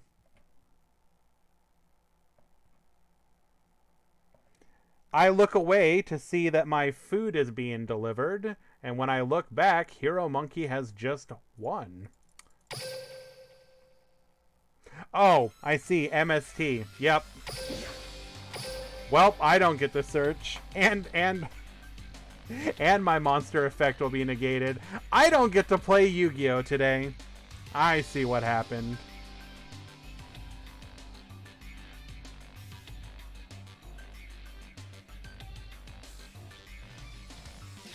Ooh, we have two spicy decks here. I'm gonna go ahead and put this up. And then I'm gonna dip away for a second to go grab my food.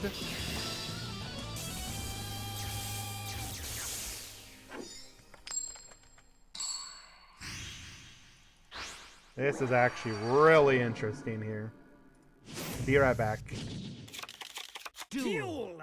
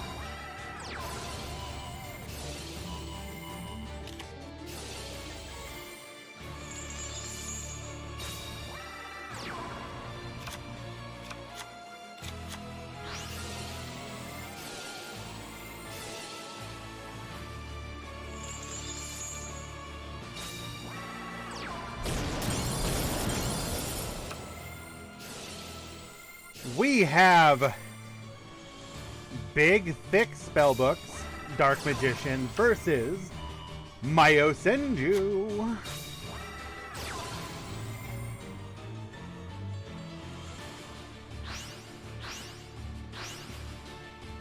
We're gonna go ahead and fade away that oh yam. And can we get another body on the field for lethal?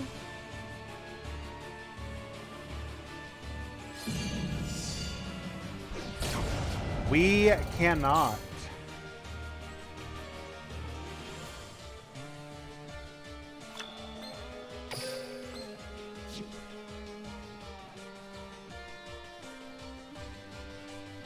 I think we're about to see a pretty funny play here.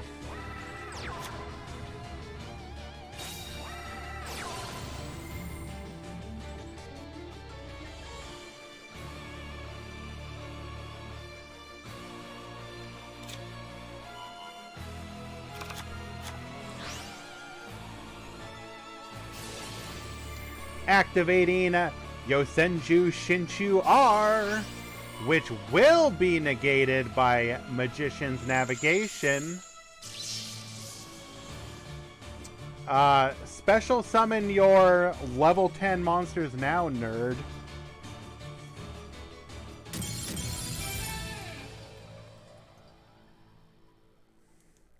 And Quebra, excuse me, will win. I believe that was game 1, yes.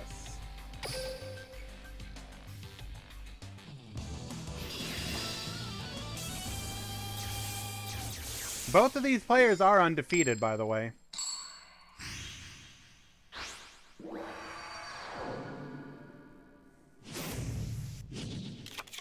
Duel.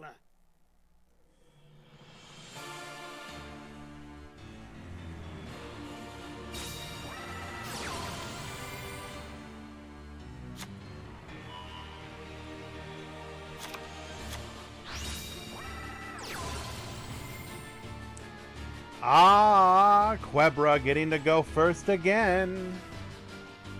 Or getting... I actually didn't see if he went first game 1. Never mind. But he is going to get to do his Spellbook of Knowledge game plan here.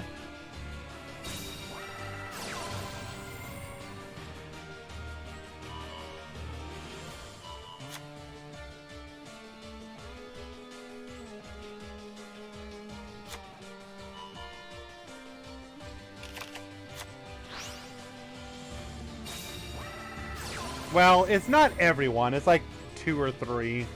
But for the amount of players we have today, that is a considerable amount. I do expect to see this deck potentially do well, and if not, have some top 100 representation. The only issue is going to be with, like, nonsense like Lunalight hit the top of the ladder. Like, will this deck be able to... I mean, other than Fate... Like, your only answer is going to be Fate, right? So I guess Fate does deal with the Lunalight, but it's going to make you... You might want to run, like, the 2 Fate build or something.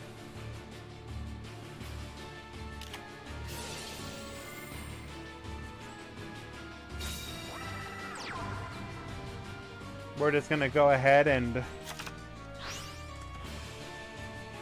go into our navigation now. Once navigation hits the field, like, I'm pretty sure it's almost impossible for Mayo Senju to play, just because of the negating of the scale.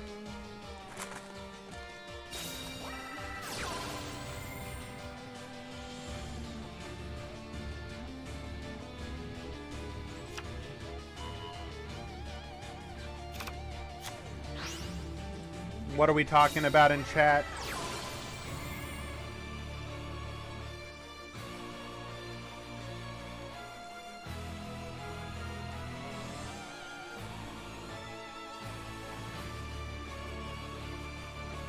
No, I'm just curious. We're talking about the TCG, right?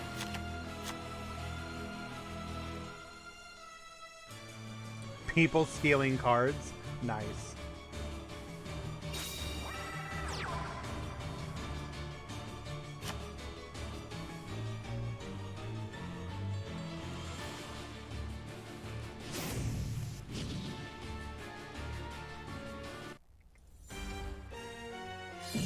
I feel like this was a bad use of beatdown.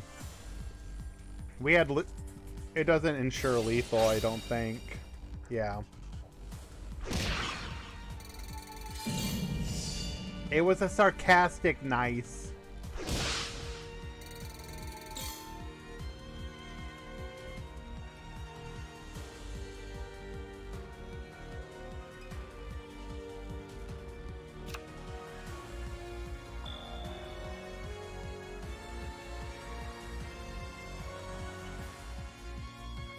Beatdown's one of those skills I wish they'd kind of like rebuff. I think it should be like twice per duel.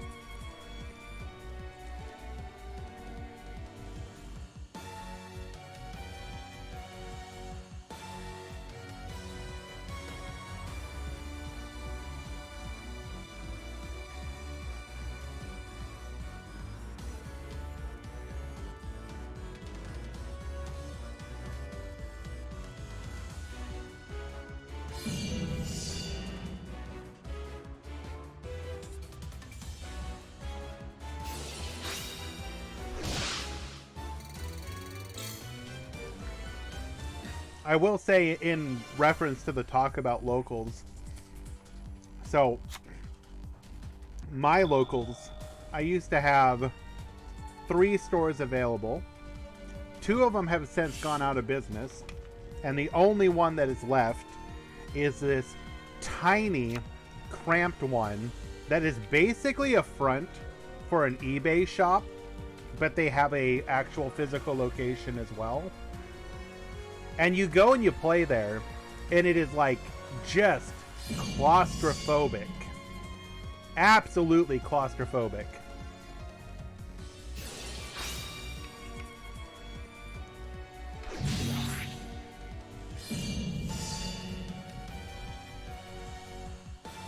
And because it is the only store within like, I think 50 miles now, it's where all the regionals of my area show up.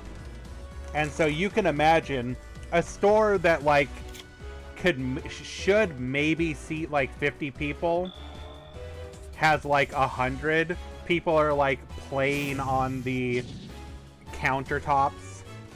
You got people in the stairwell leading up to the upper area.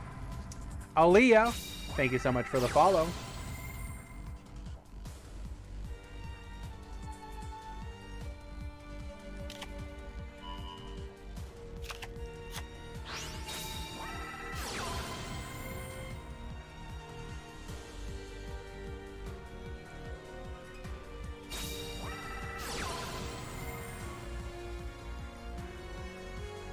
Oh! I have 2 pendulums that can modulate the levels now. What are you gonna do about that, nerd?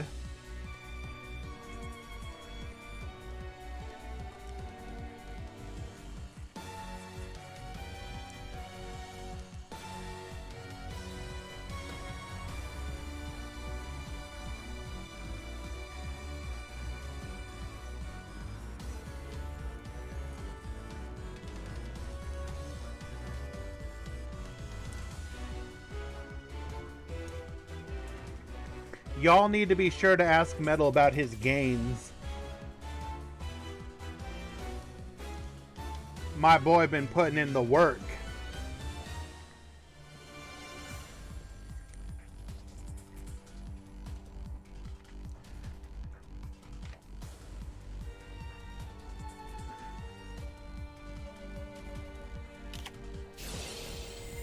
He is banging and clanging.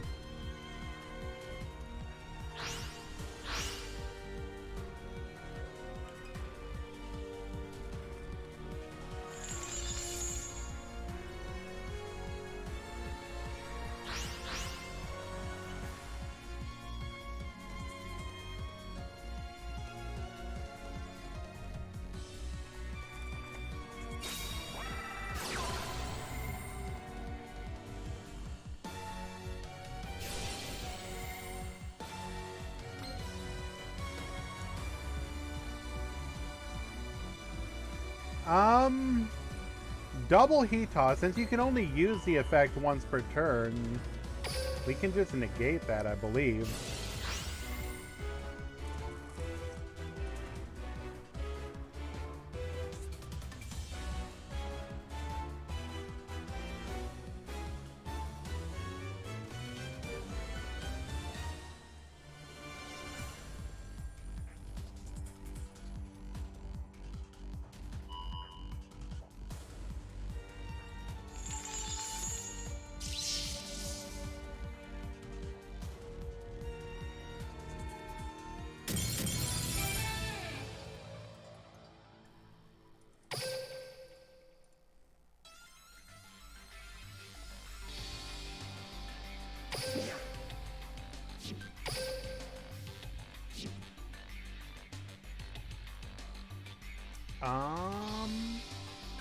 That should be a 2-0 win for Quebra, I believe.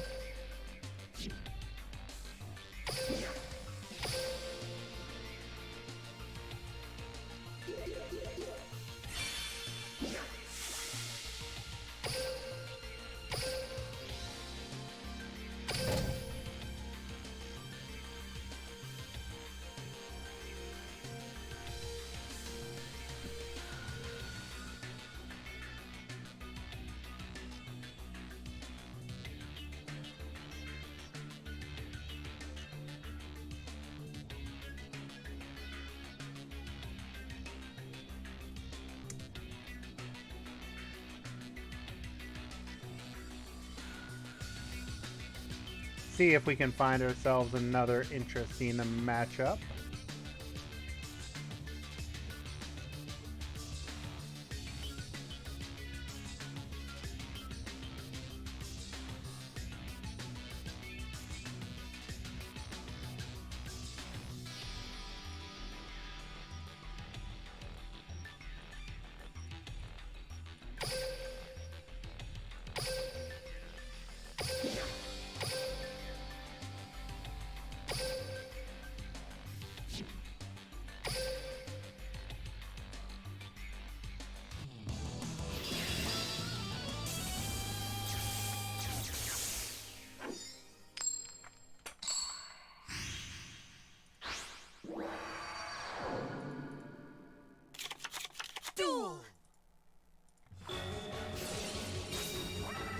It is Carrot versus Elma. Carrot is currently up a game.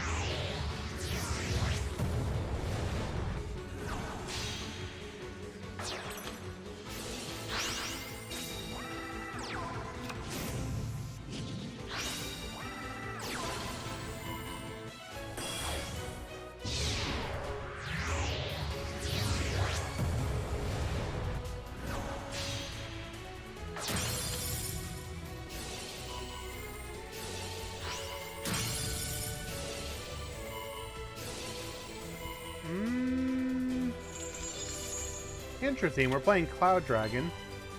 Baby Cloud Dragon.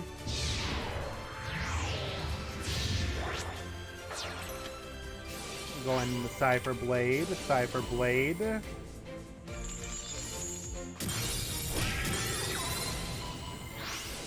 As the Farfa would banish us anyways, we go ahead and go after the back row. Lightning Vortex to take out the Cypher Blade, bringing back the Dante. Dante for 1,000.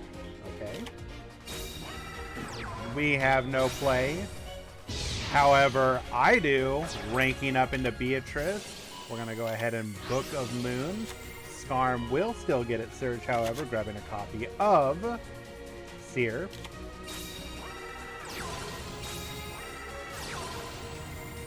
Galaxy Expedition, we're able to go into a Cypher Blade Dragon, or Cypher Dragon, ranking up into a Cypher Blade Dragon. We will then pop the back row. And she's back. Sending the Farfa. We're now going to activate both Dante and Farfa's effects.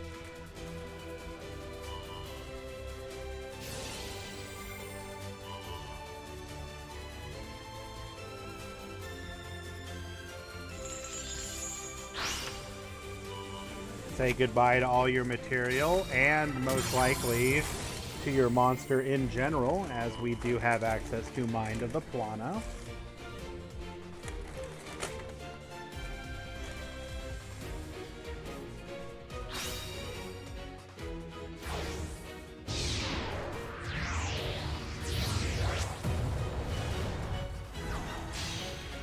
Into a second copy of Beatrice. You can't escape the curse, Viper.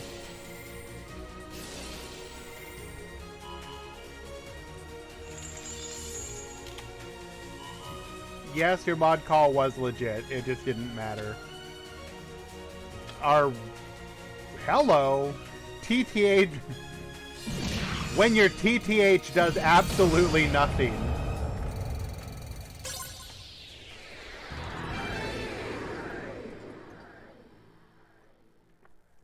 Yo, I think this Burning Abyss deck's pretty good.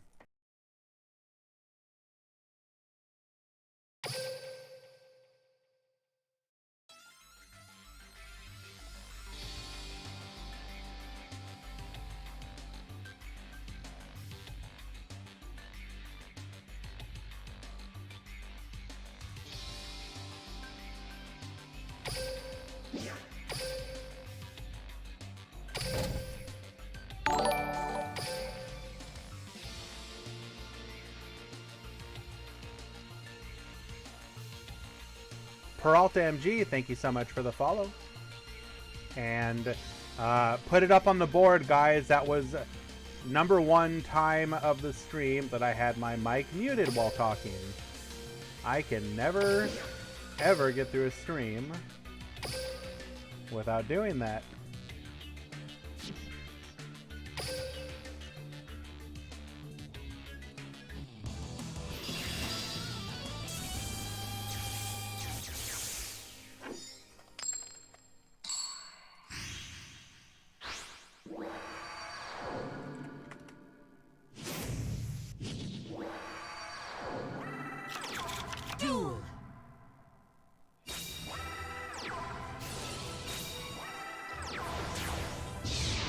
It can be pretty difficult to steal Beatrice because she usually has her effect active to her, which will be a Farfa.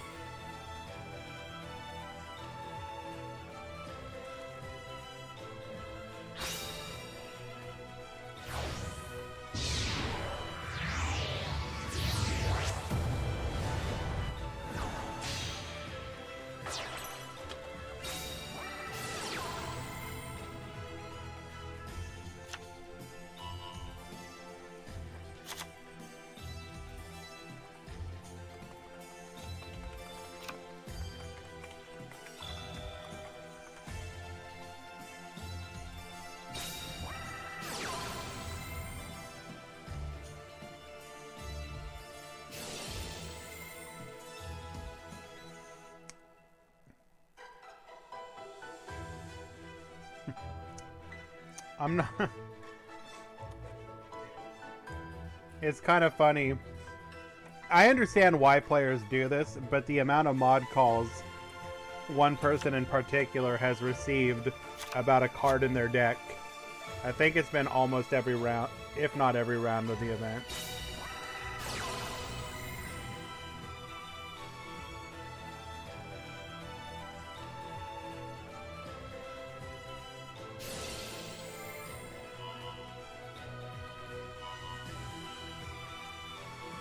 Hello, Cool Cactus. Welcome, welcome. You are correct. A day early. But we still are freaklying. Freaklying. Being freakly.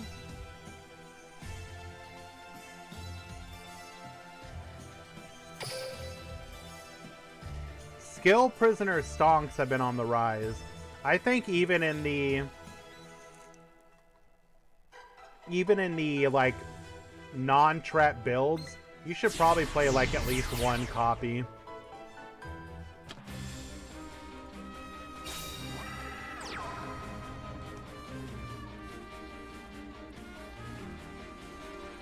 What is the difference between the weekly and freakly? The names kind of give it away. So originally, DLM had the weekly, which was paid entry, and the prize pool was determined by the number of entrants. However, at some point, we decided to have a free-to-enter tournament because not everyone who could join the community at the time could also then get entry fee. So we instituted the Freekly, which is kind of the standard across the communities now to have free events.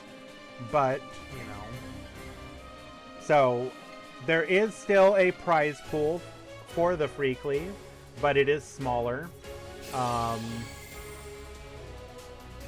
as it is free to join.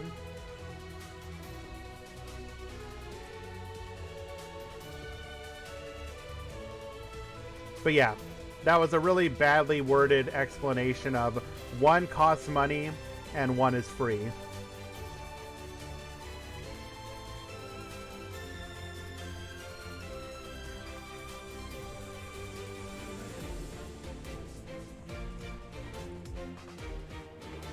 At the height of the Meta Weekly's popularity, the winner could expect to go home with anywhere between $60 and $100, which for a, once a week event that was meant to emulate the locals experience is kind of nice.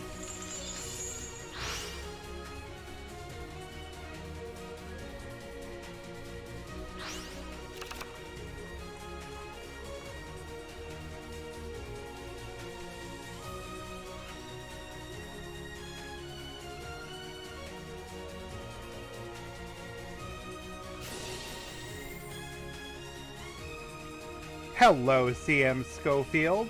DM did in fact win.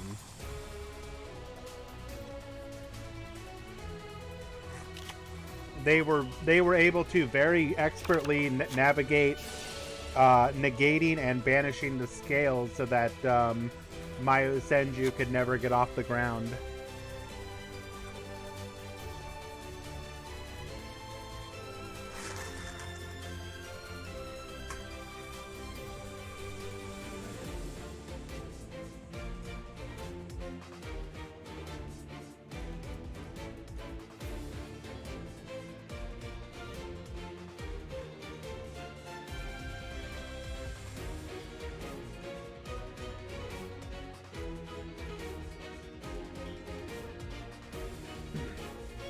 I think I actually dug it up here. Let me see if I can find it. I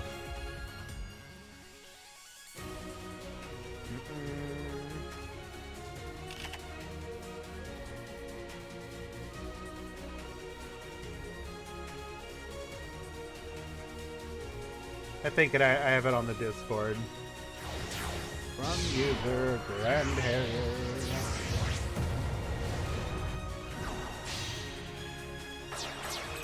Has image, enter.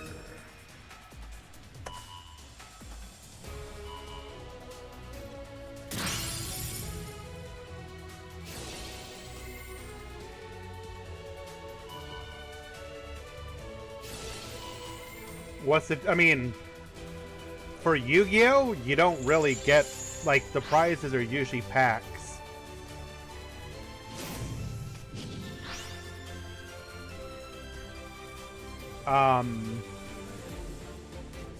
Most stores are going to do in-store credit usually on top of like OTS packs.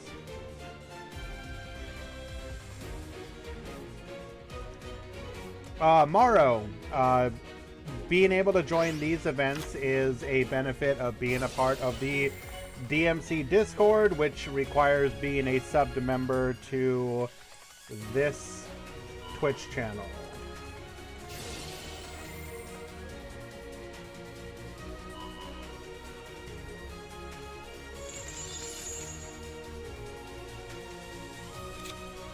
It is a sub-benefit community, so you do have to be a member of that community to be able to play. If you are not able to do so, you can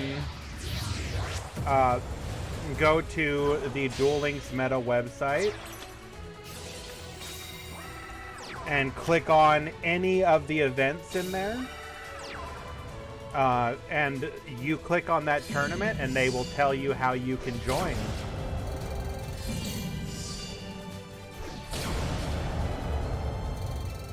So, for example,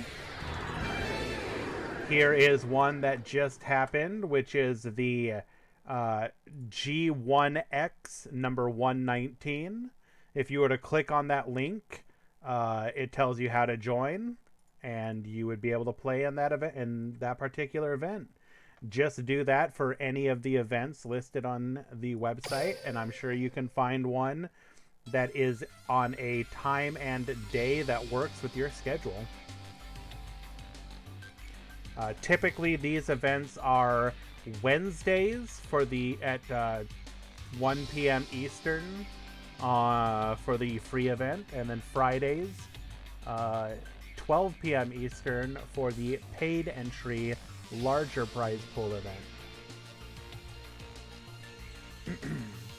I do believe that was the final match of the round, and we are in round number 4.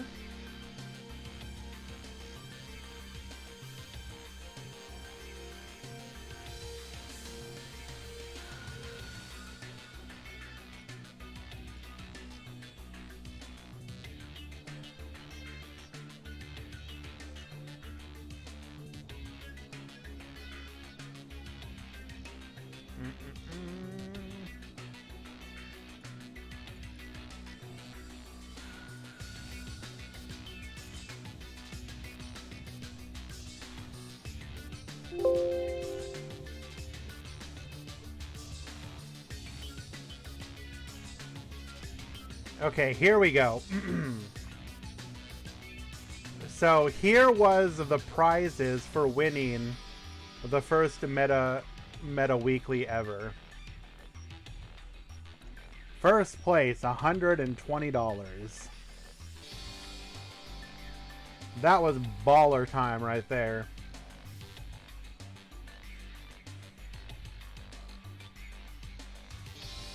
Look at that beautiful deck.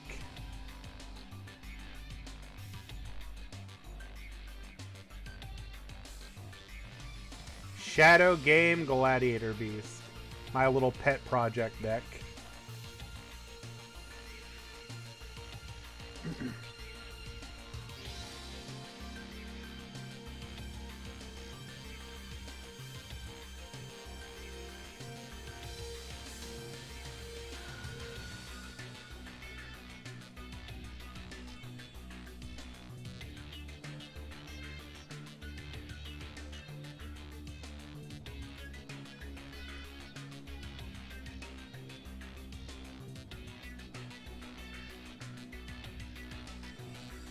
It literally is a back in my day scenario. It is also an OK Boomer scenario. I'm telling you, literally all Gladiator Beasts need. They probably need more, but literally all they need is this card right here.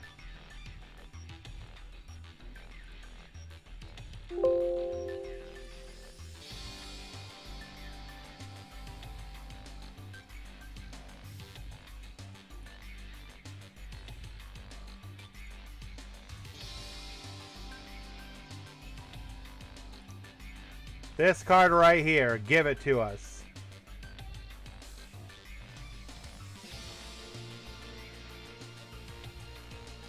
I promise you, you give us this card, we can make Gladiator Beast. I think it solves a lot of their problems.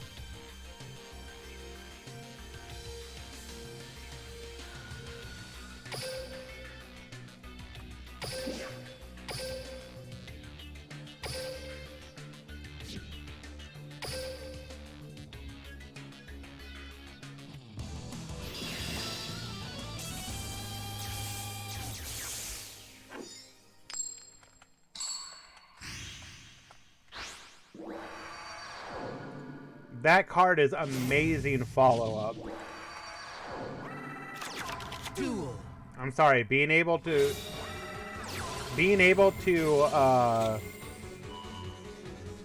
turn your graveyard into a resource for like those fusions are legit really good.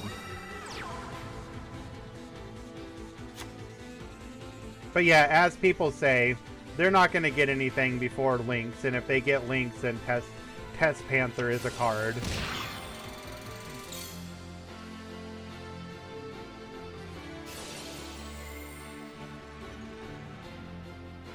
And we are round number 4.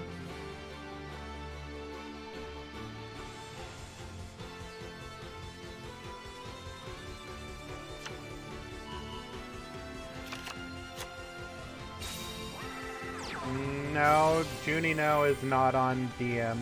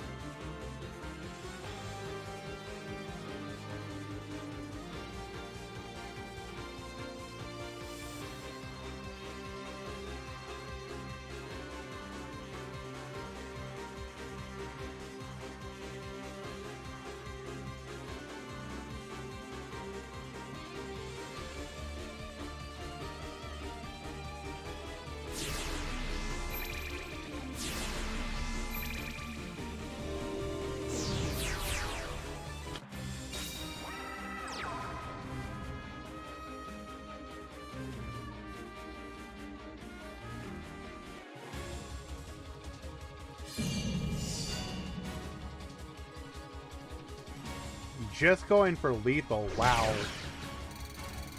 There is a delay, but it might just be on Itami's side. White Princess triggering to reduce the attack from lethal. Activating Draw Sense Light.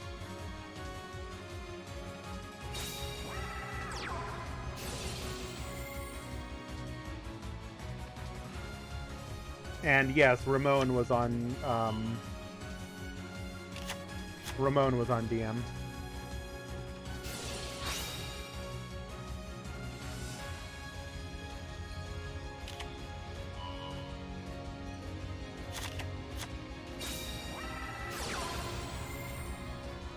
We're going to go ahead and activate Necroz Cycle.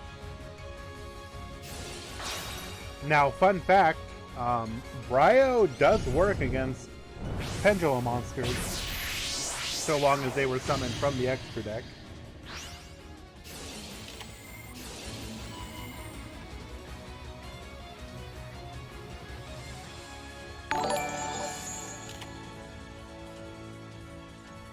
Revenger, thank you so much for the follow, my friend.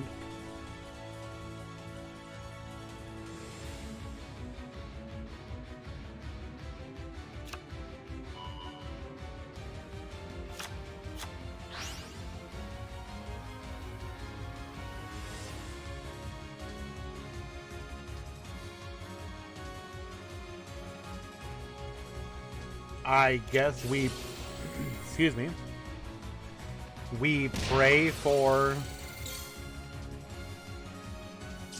Valkyrus.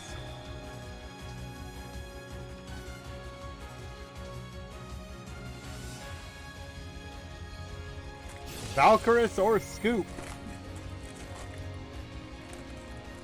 I mean, that's not true. There could be another hand trap, but it's probably GG without Valkyrus.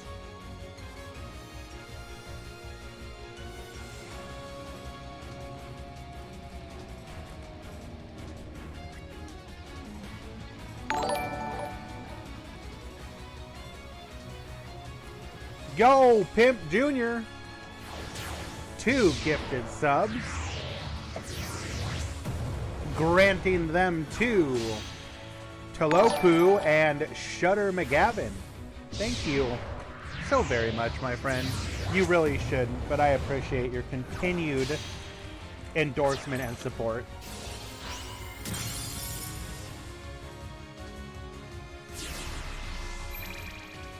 And that does indeed finish it, so I will get that off of the screen.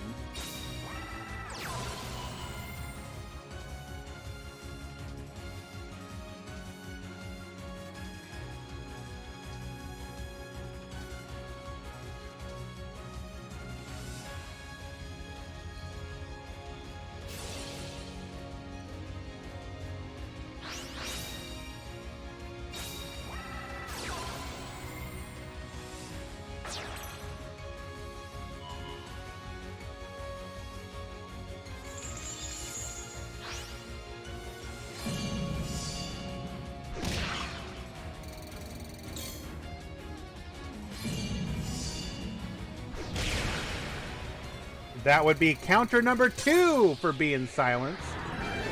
So, because of the wording of Valkyrus, Valkyrus says that it needs to negate that attack, and if it does, you end the battle phase. However, you cannot negate the attack of a monster that is no longer on the field. And as such, GG.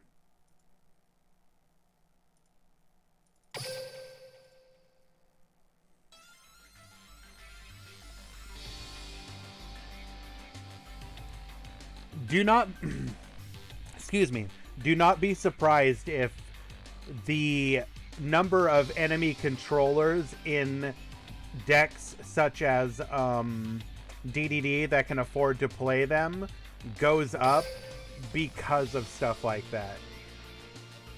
Technically, Book works as well. Anything that would make it so that that monster is no longer attacking.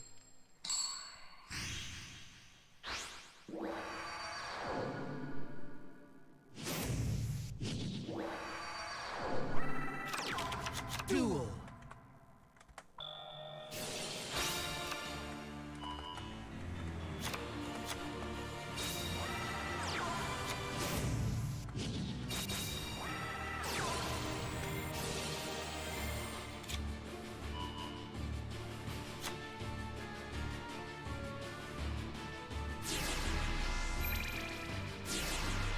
Nah, but those kind of plays are the ones that definitely separate the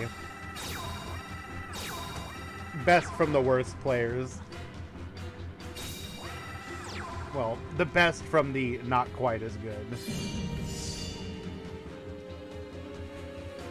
Do we have another Valkyrus?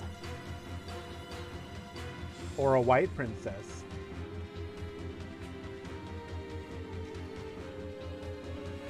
This man does not fear Gores attacking with the largest first, as he knows that if White Princess is in the hand,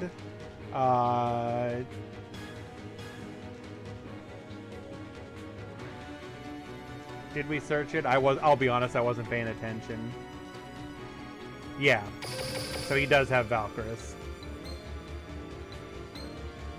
I apologize. I am still in the middle of trying to sneak my lunch here. Activating a copy of Magical Spring. We saw this in an earlier round.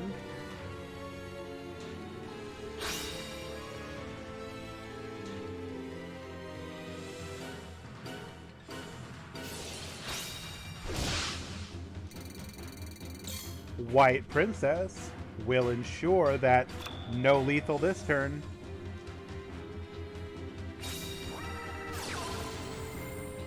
One back row disruption. We're going to go ahead and bring back Gungnir. Interesting.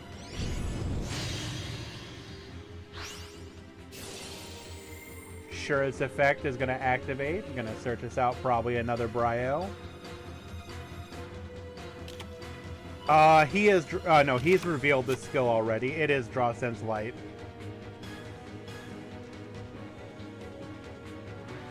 No, he has Draw Sense Light.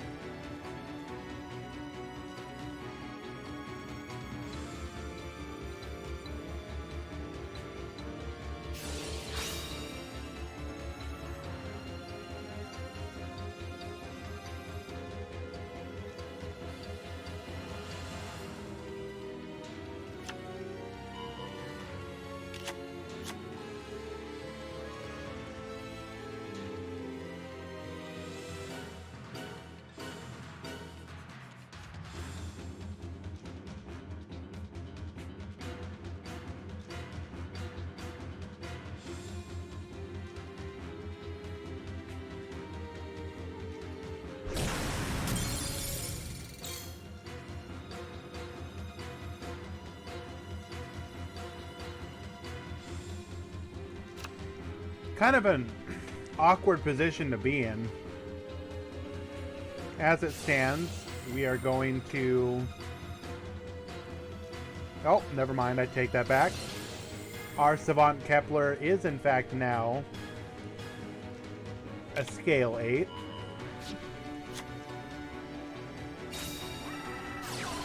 You're probably talking about Colossus, Steven.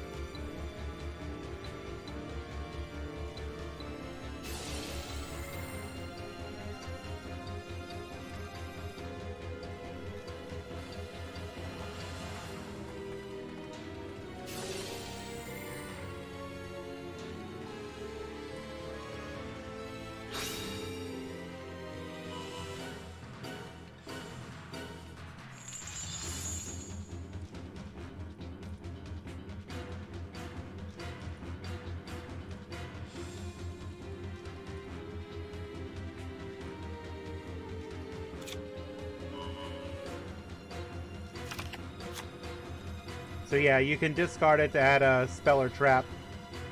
And then the quick effect is it can make a monster on the field that was special summoned from the extra deck 0 attack and negate its effects.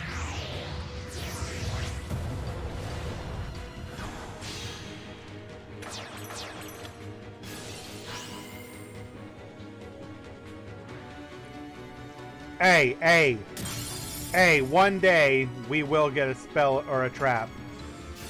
One day.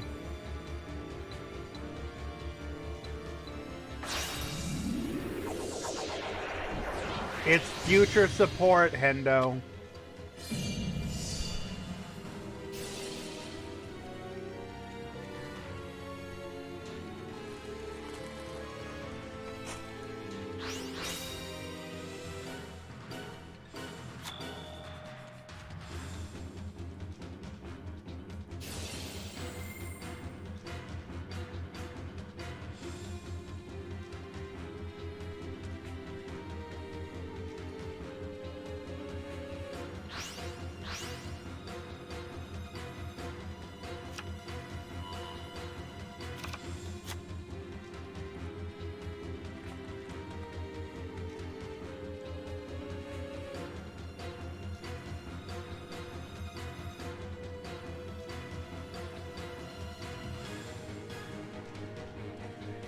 Do we have a plan to come back?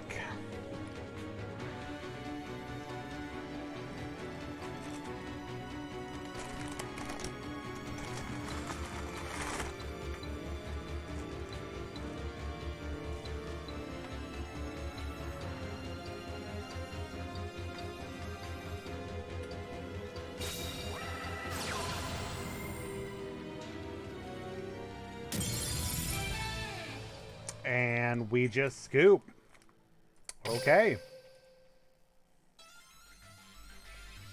Itami will win in a 2-0 victory.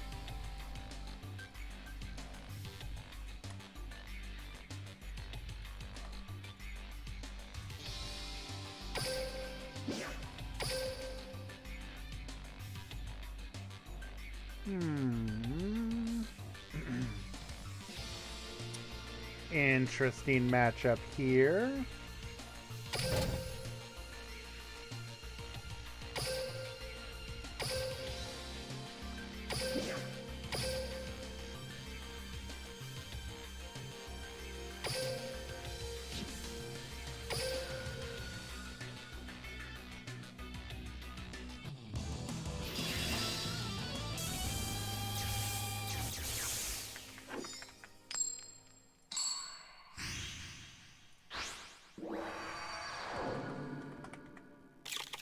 Duel.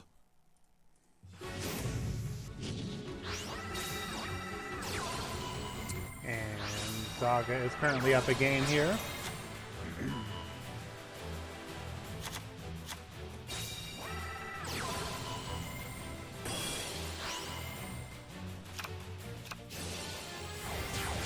Going into a copy of Photon Lore. Do we have any back row? We do not. A Nova, also on Necroz.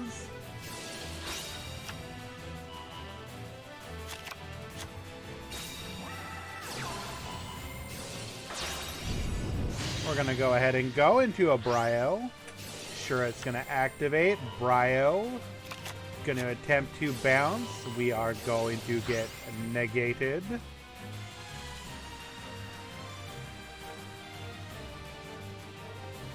And why is it broken, McBob?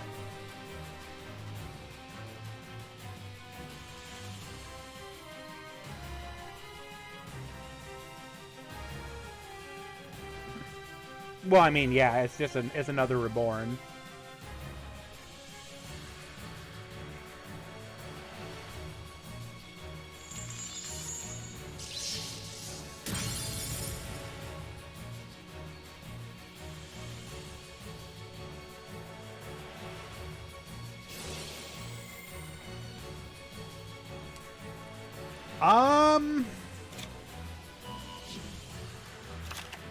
This is probably like almost an impossible matchup for Necros, right?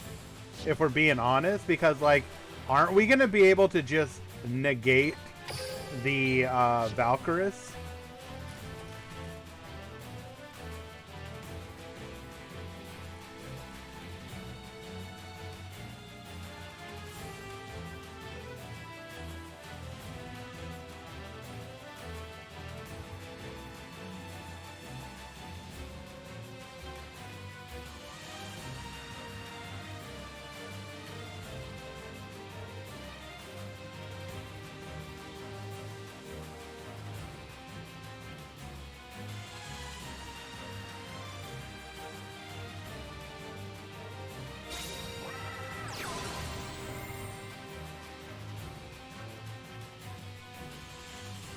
Normal summoning Knight.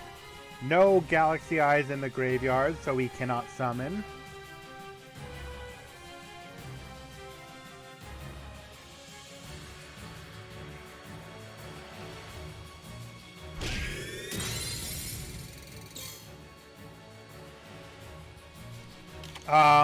It happens very rarely. The thing is, most of the time, the game's over by then.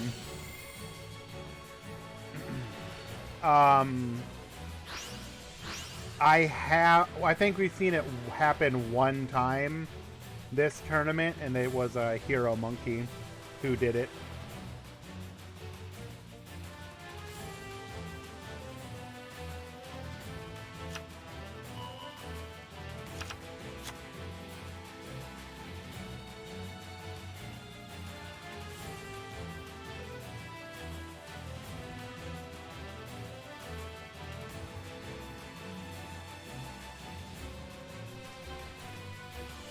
Yo, what up, Mango?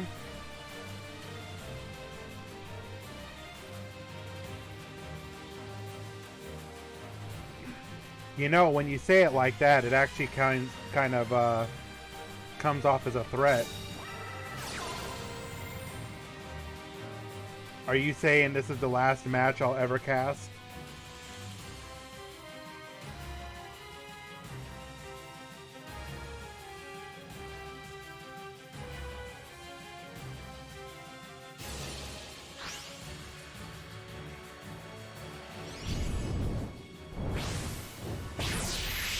Auntie, I am not a big fan of the Levianeer version of Gandora. While it does have other plays, I think that it suffers by virtue of... You already need to commit to one game plan, so why not commit to the one that is your main game plan and go all in? If you go for Levianeer, most of the time you then shut off your ability to make your Gandora plays.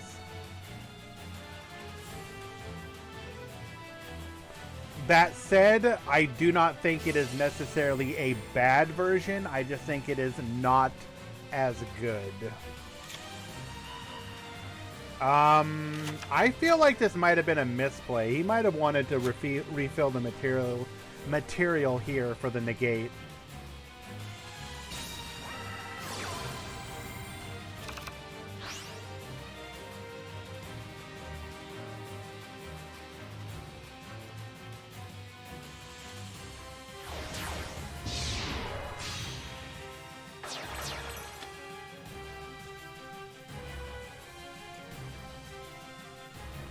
Do I think it is worth dream ticketing Black Rose? Oh, that is a tough... I I mean, here's the thing. Black Rose is a very good synchro monster, but I do not know if it should be your #1 choice. Surely you have other options of, like, staple cards that you could get with your dream ticket. Like, is it the most recent dream ticket? If so, can you get Book of Moon?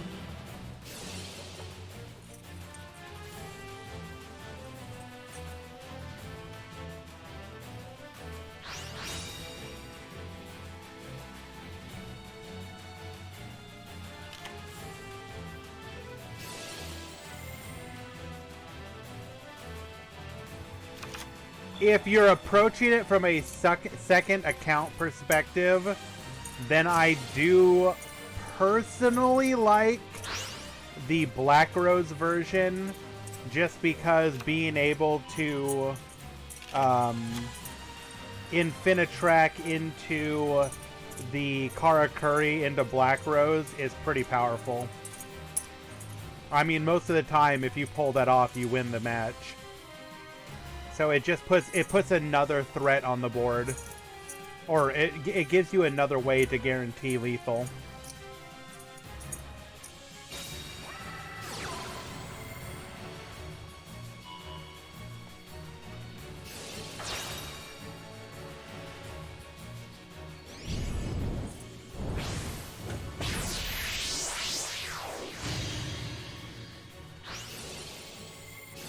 Is Trishula gonna get to go this time?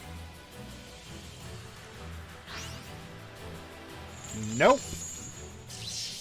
Oh wait, no, we chain blocked.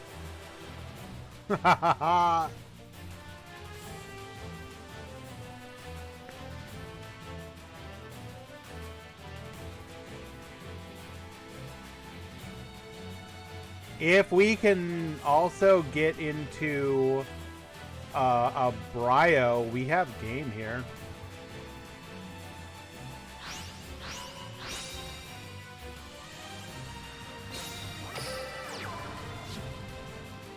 That is access to Bryo or a Trish.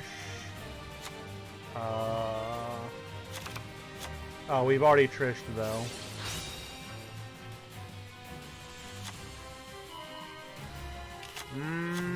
Searching Valkyris. I don't know about that one. I mean, you'll survive, but going on the defensive again, unfortunate.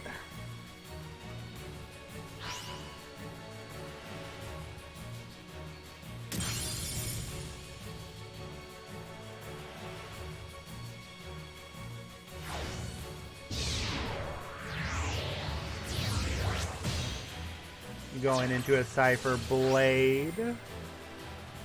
We're expending a lot of resources here just to try and go for lethal when he has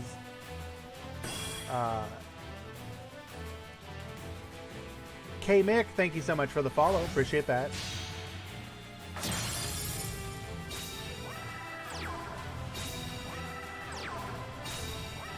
Triple back row. Okay. That's just mean.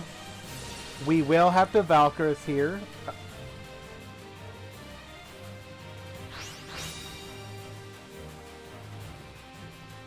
Two cards in the dream. We need exactly like Bryo in hand plus a ritual.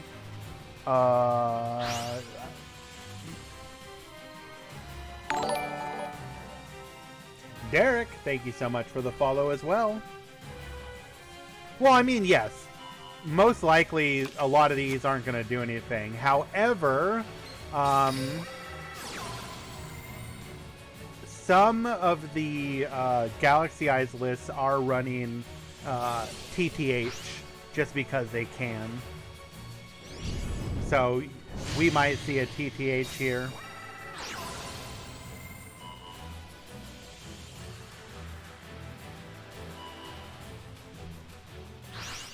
Nope.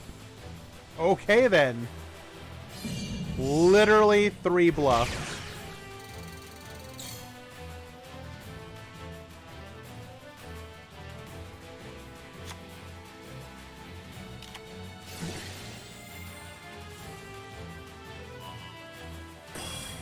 However, Galaxy Zero, we will be able to rank back up again as they were returned to the extra deck.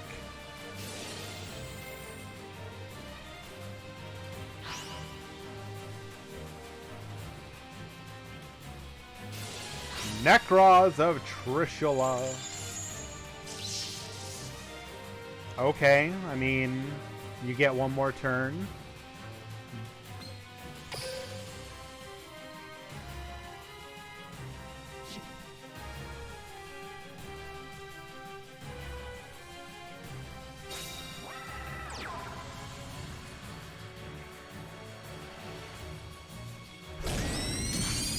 Delay on attacking, good possibility we have a Lance. Not very relevant in this matchup, but it's there.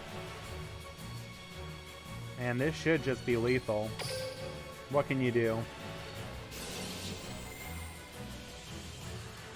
Nah, I mean... Nah.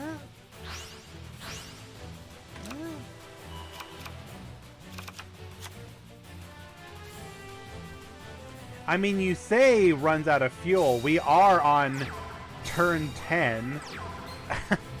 Manju unable to search anything. Going in for the honorable Sudoku.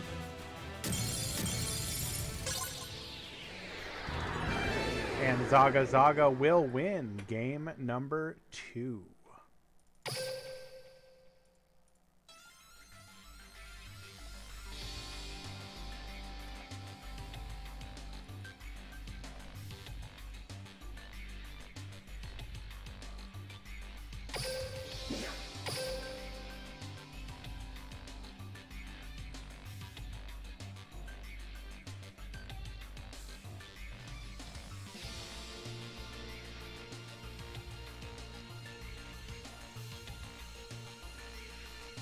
As the end of the round approaches, our options growing a little limited. This is an oldie but goodie. Classic rivalry.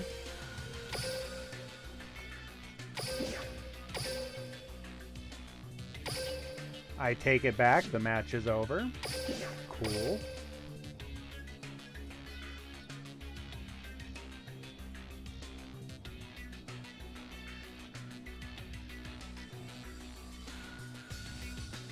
Which means we have exactly... Any metal foes? Yes. We haven't watched it, but I'm pretty sure I saw one. Or more.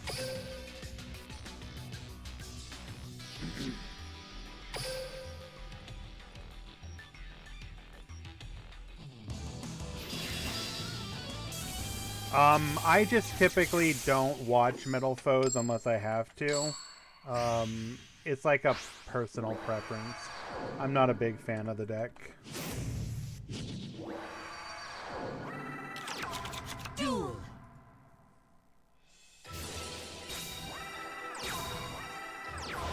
Or rather, I should say that on the list of interesting decks to watch,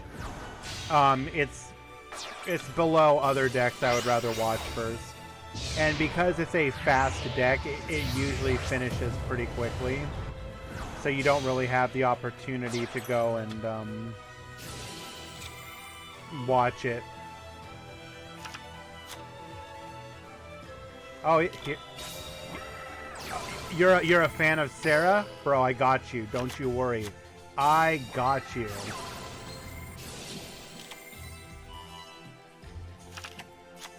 Observe what makes the strong truly mighty. I pendulum summon a monster.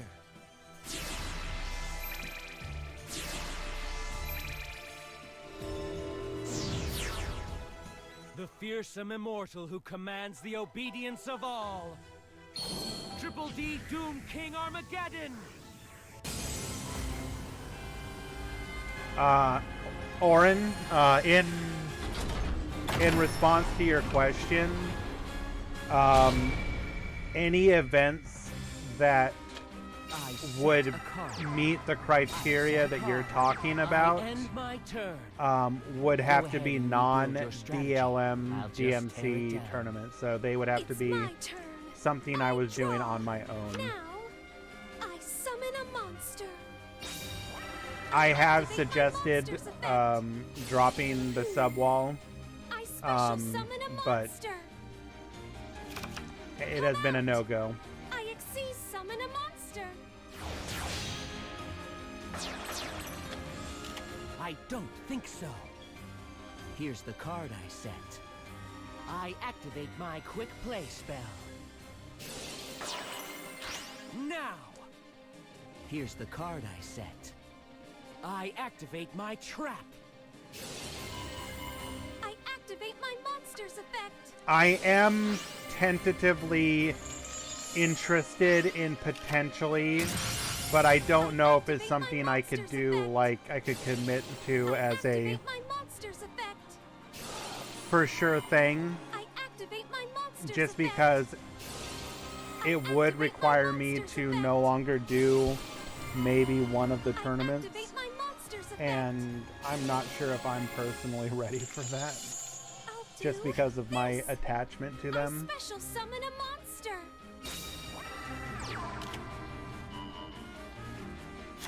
Come out. I special summon a monster. This is all. This is for all I you special Sarah summon a fans. monster. I activate my monster's effect.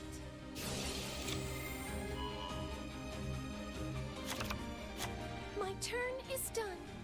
I haven't shown my full strength yet. Not even Borpa, once. no, not like this. Draw I'm sorry. contract with the gate's effect activates.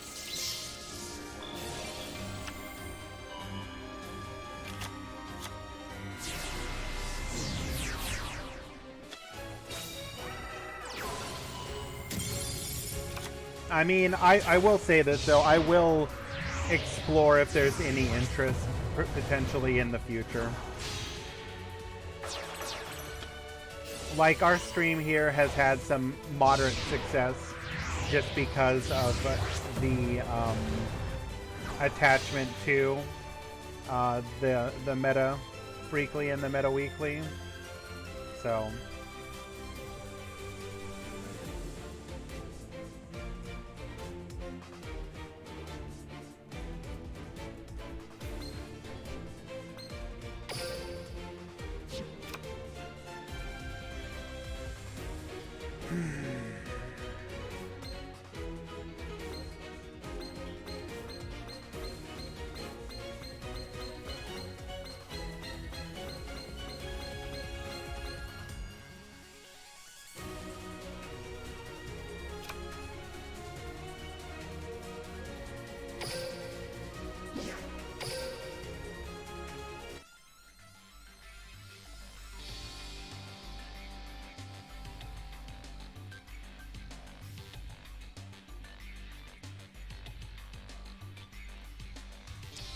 we will find out what happens to that match in a little bit. And unfortunately, that is in fact the last match of the round. So I beg of you to be understanding.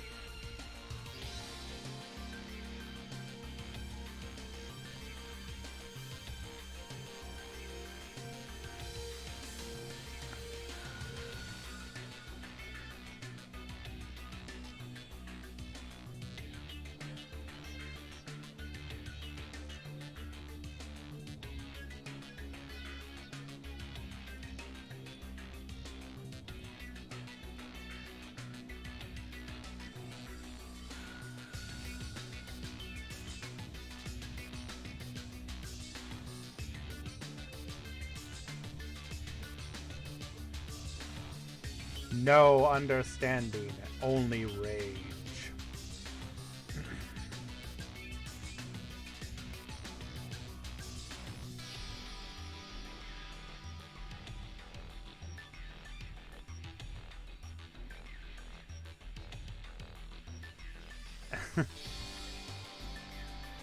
You have the best way I can describe it, Orin, is I think that many of the communities that currently exist in the game are offering extremely quality experiences. I have, for as long as I've been one of the head moderators of DLM, been of the mind that I was all about inclusivity with the other communities. So I would always go out of my way to try and do stuff like make sure that they would get featured on the website.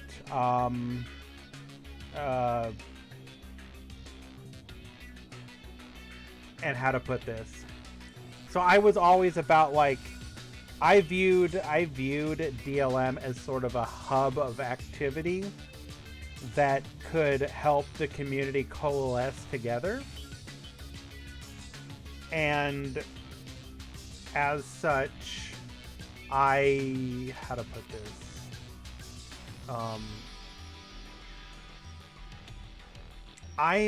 I struggle to figure out what specifically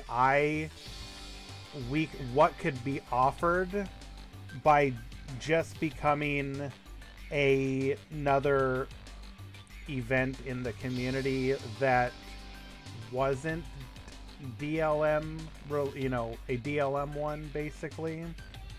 Like, does that actually add anything? Because you look at something like DLE, you look at something like Quantum Cubes, you look at the GX1, you look at oh, looks like it ended, by the way. The winner was who did win?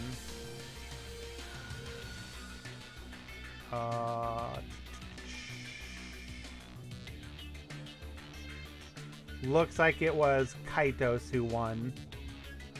He was the DDD player.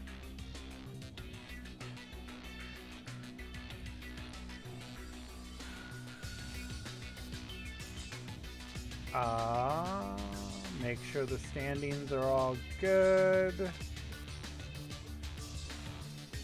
Yep. I am gonna go ahead and push it forward then.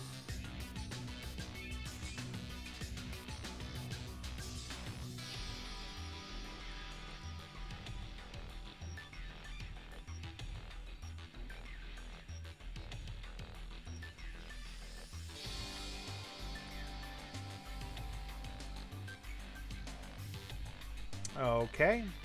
Top 16 is pushed. We will wait just a few while the players show up. I'm going to go ahead and grab the top 16 players so that they can know if they topped or not.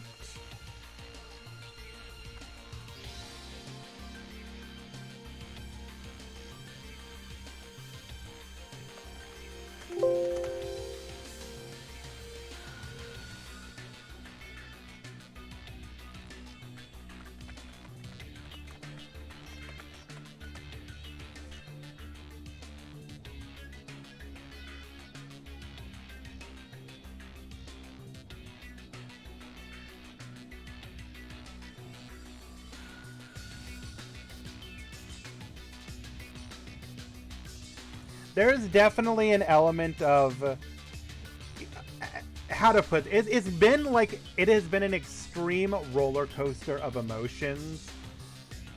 Because like early on, it honestly looked like you know, Duel Links was just completely done. Like nobody was gonna care. It would literally die. And then that didn't happen, and at first you saw like, okay, well, the player base stopped bleeding, like maybe we can find a niche and everything will be fine. It won't be what it was before, but it'll be fine. And then like all the bumps that Master Duel has been having, such that, like, I don't know, unironically, Duel Links is like, the only thing Duel Links doesn't have going for it that is better is the economy. Like, I will debate and argue anyone at all that the meta is better, the fact that it's not plagued by bots, the fact that even if you don't like the events, there are way more events. Like, you can argue as to whether or not an event like, say, yes, the NR festival was a very good festival. I think that was fantastic. But every other festival they've done has just been absolute trash. I have hated every other one of those festivals. I loved the NR one. I wish that Duel Links would do something similar to that. Like, I think that would be so cool. But, like, every other festival I've just done True Draco. It's just been like, okay, I'm gonna go in there, I'm gonna grind True Draco for like 40 games, and then I'm gonna stop. Yes. I don't even try anymore. I'm just like, can I play True Draco? Cool, I'm gonna do it. Like, they need to remove my ability to play True Draco, because if you don't, I'm gonna play it. I am a creature that is going to follow the path of least resistance, like most people.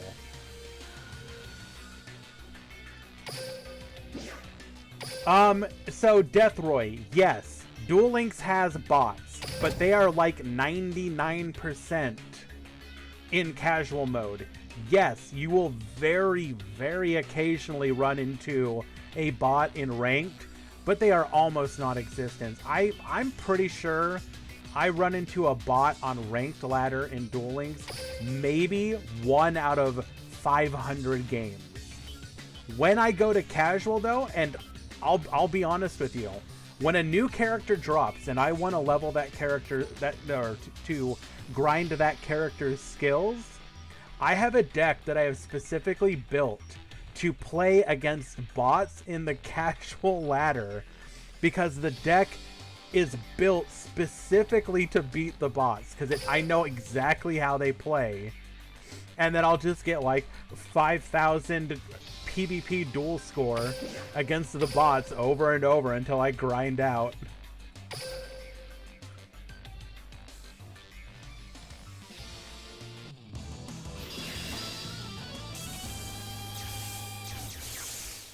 It is a bot slayer deck, yes.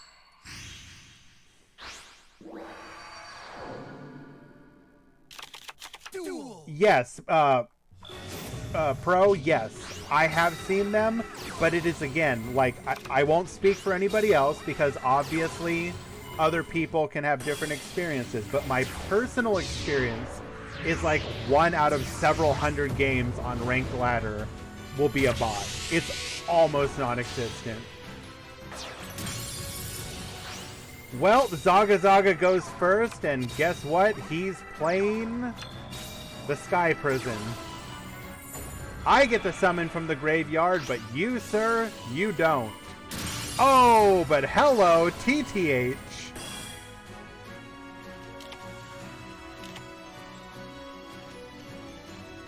I'm telling you, TTH and freaking Galaxy.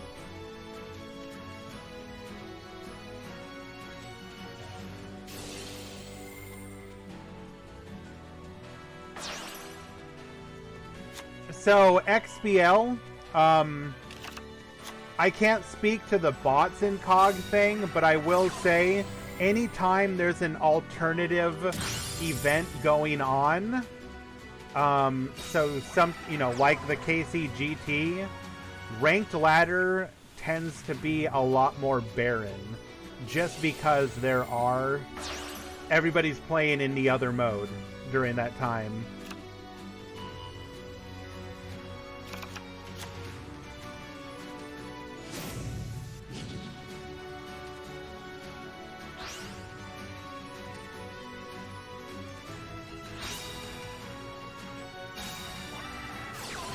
And I believe Hero Monkey has this one.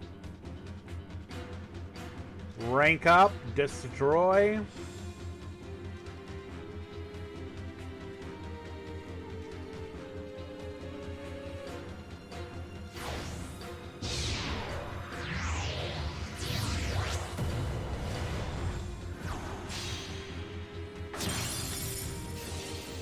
Going into our Photon, Neo Galaxy Eyes Photon Dragon, rather. And Hero Monkey wins.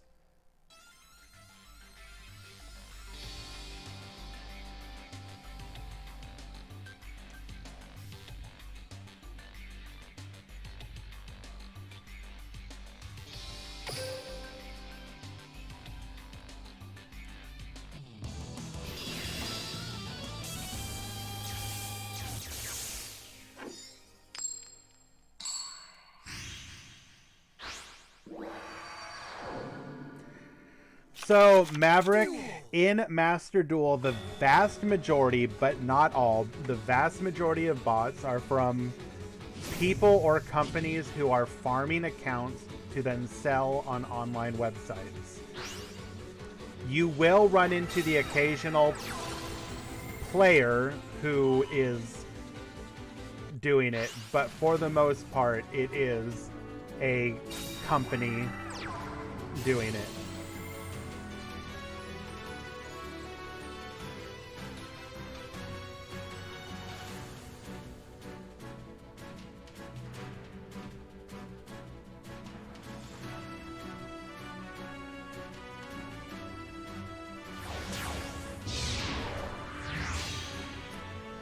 Zaga gonna go ahead and go into the Sanafond once again.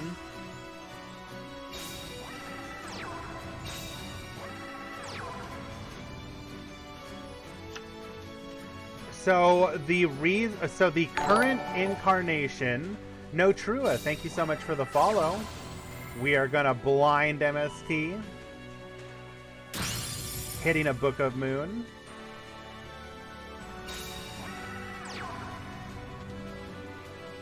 Looks like we're gonna try and force our way into a level 8 via Galaxy Expedition.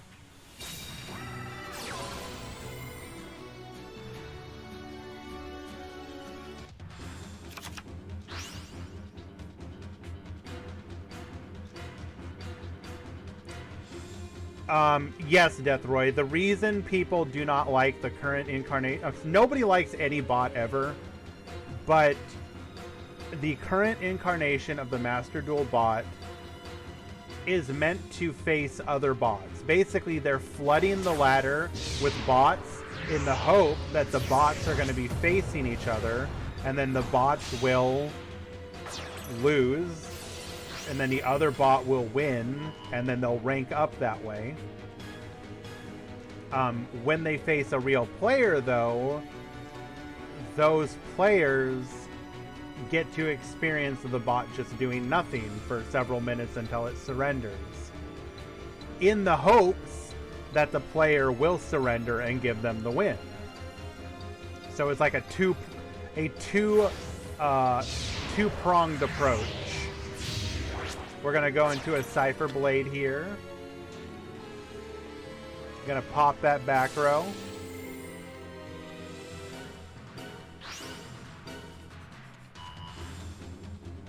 Show me TTH.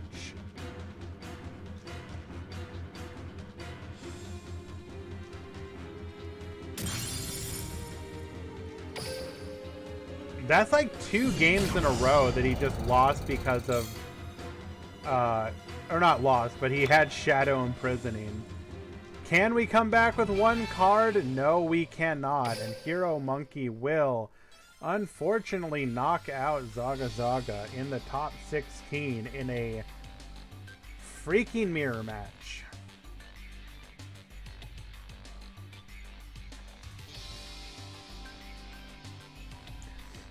Like, nobody likes bots, but I will say, as some other people have mentioned, like, the one good thing, and take this with an extreme grain of salt. The one good thing about the Duel Links bots is it basically just feels like you're playing against like an AI. You're just playing against like a random duelist, playing one of their like random duelist decks. So like at least you get to play the game, you know what I'm saying? Yeah, it's just like the dumb Unga beater play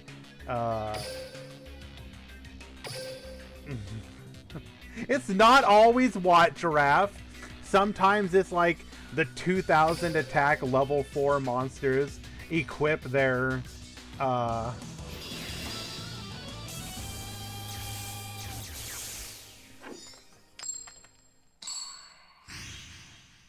and this is versus Haze.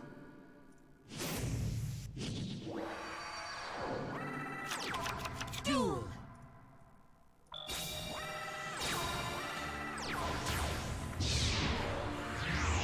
Yeah, Power of the Guardian. Like, it's even more fun when they're on like they're the bot decks that are meant to counter the other bot decks.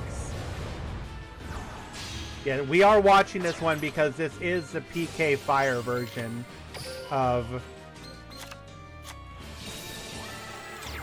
Burning Abyss. Like when they play like 2 face down cards, and you're like, that is probably, oh, Book of Moon. Itami is just going out for blood here. Brutal. So we are gonna go into High King Genghis. In response, we attempted to activate our trap to keep our Beatrice alive one time. We are met with a Book of Moon. In response to that, we're gonna mill a Seer, which will bring our Dante back to just wall up further. We are going to then just go into our full... Oh my god. So we're going to go into full Armor Master. We're going to destroy the Dante. Dante will search float, of course. However, we will then just rank up further. More than likely, anyways.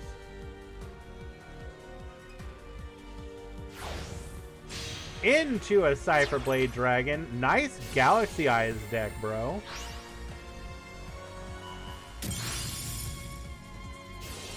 Destroying the Beatrice. Beatrice will float into another monster. It's gonna be Dante. Don't got lethal now, nerd.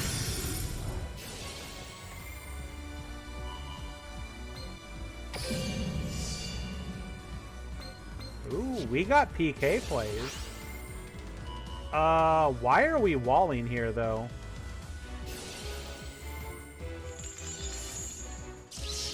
And, yeah. Like, that was just a wasted trap.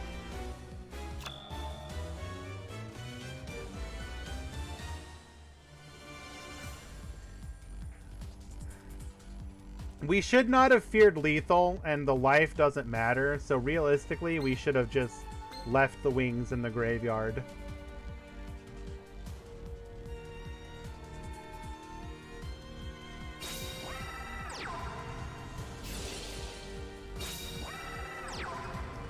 Comeback time! We normaled the Farfa. Do not cowboy for game, please. Thank you. Hello, Akirik. Gonna go into Dante. We also have another... We had another play here, but we don't now. Maybe. Depends on what our... Depends on what we're playing here.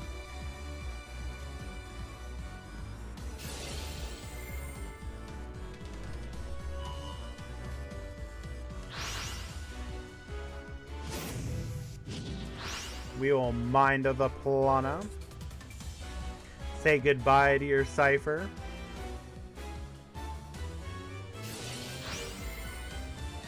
Oh, we had another wings. Okay, never mind. Gonna go ahead and special summon our copy of Boots.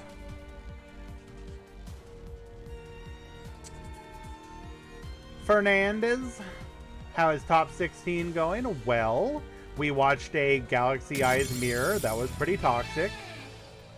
Are we sure about that? This was like... This looked like Hayes' game. Are we sure about Monster Too Big? Did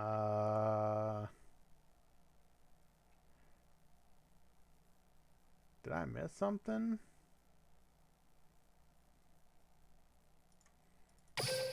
Check their... Nope. They've verified these results.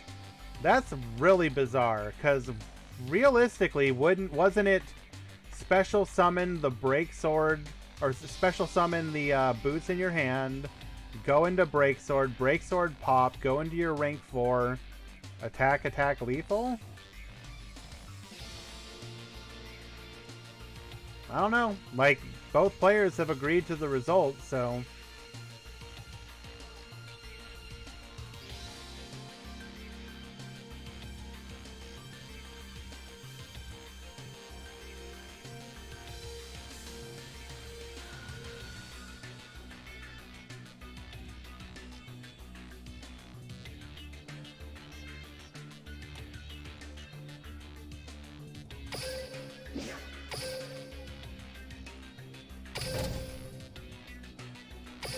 But yeah, to answer your question, we're not too far into the top 16. We've watched 2 matches so far. The Photon Mirror match, which... I mean, that one was kind of interesting just because even though Zaga got to set up and go, like, into his Santa Fond, it didn't seem to matter. And Hero Monkey was able to play through Santa Fond, so that's kind of interesting.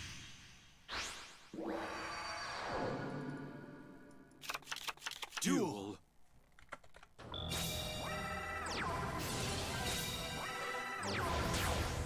And I believe Zoo is up a game here. Don't quote me though.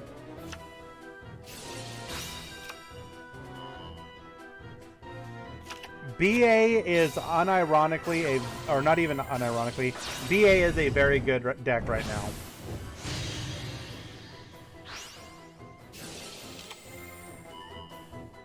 I think it has fairly earned its spot as a contender for the best deck next to DDD. Maybe DDD, like, overall has a better spread against some of the meta or something, but I think BA is very, very arguable as being on the same level.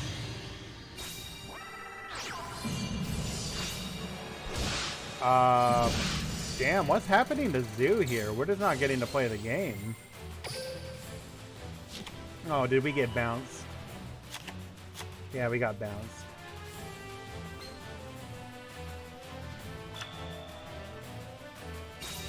Alright, let's go ahead and ban Warm Cocoa Milk. Teller Knights are not the best deck.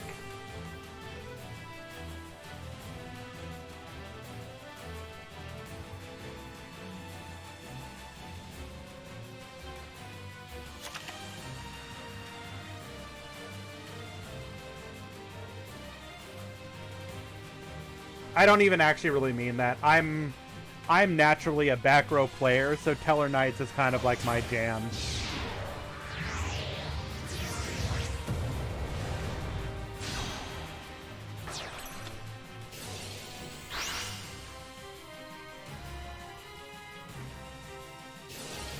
I was going through my list of COG decks over the years. Just like going like I'm down like a little bit of a nostalgia trip.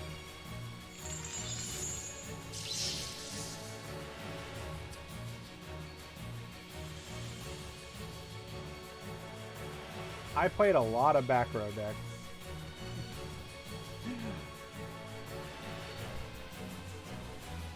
I played so many back row decks.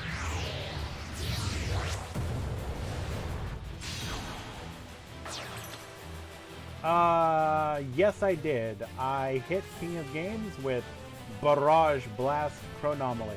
It was a lot of fun.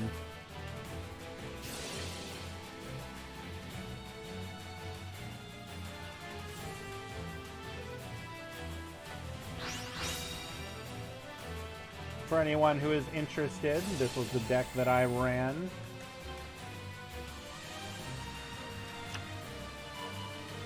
Does White Princess deserve a nerf?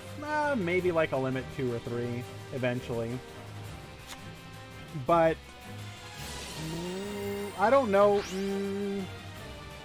Probably limit 2 at some point, just so that you can't play it and Kiteroid.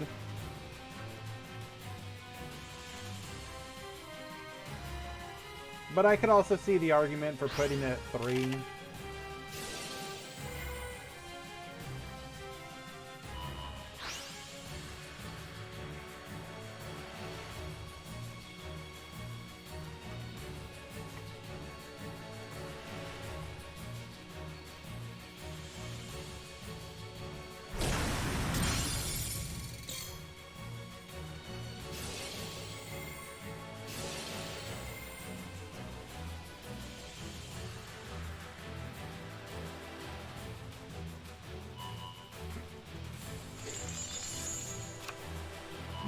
May 15th, 2020, I hit King of Games with a Shiranui deck running Dice Foon.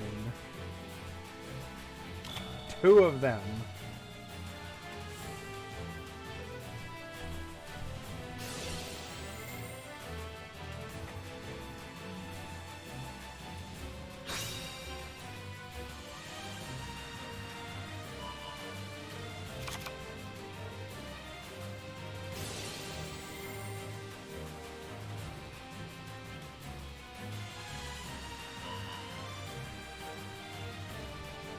Shiranui was, in fact, the deck I hit King of Games with the most. What a Chad deck.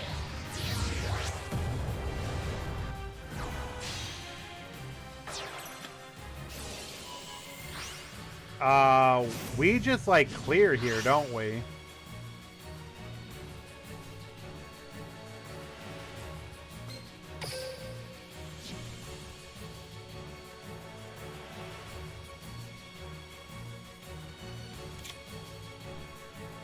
Does it want to trigger the skill? Interesting.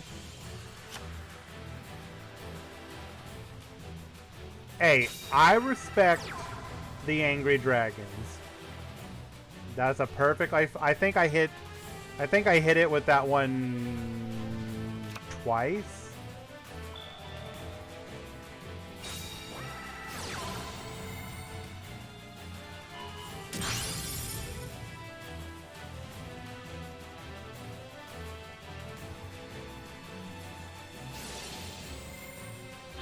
Tw 29?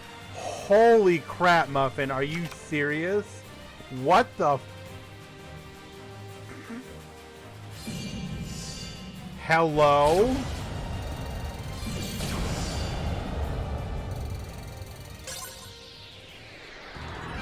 Do you just, like, each month a new deck comes out, you're like, cool, cool, yeah, this deck's pretty good, this deck's pretty fun. Okay, but now time to play Blue Eyes. Sorry, Kisara. I'm sorry that I was straying on you. I'm back. I promise I won't leave you again.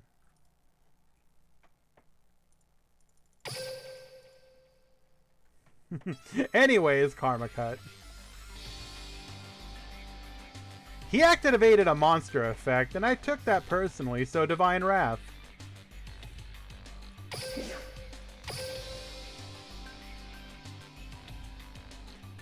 I can respect that opinion, Fern. I think it's going to be entirely subjective, of course, but when I play DDD, it's fine. It's a perfectly fine deck. But PK definitely had that flavor of like,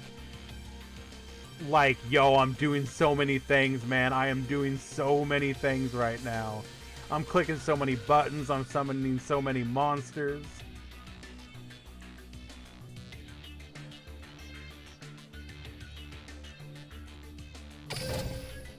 Ain't nobody selling as many monsters as I do.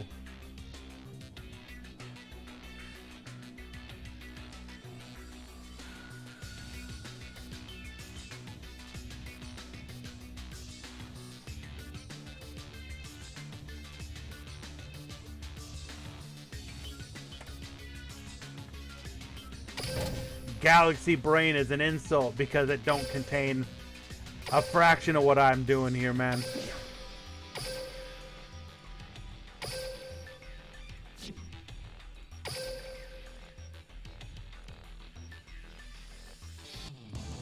How do we feel about a Troll Despair match?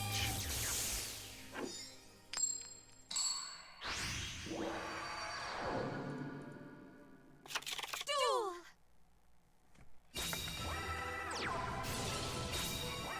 Why is one of these players not playing as Aigami?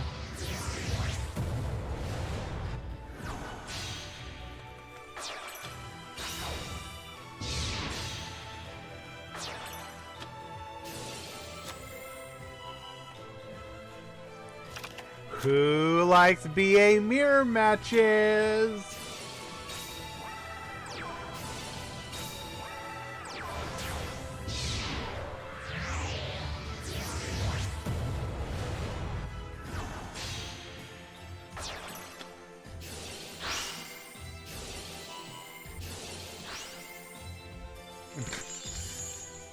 I'm gonna negate you, not before I go ahead and banish you. Going into a Virgil.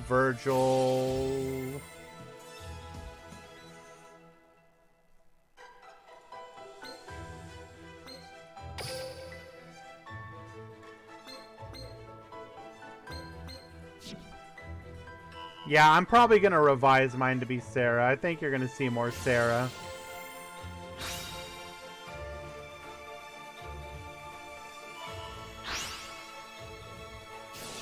Please, I'm only doing this because I'm waiting for other matches to go live.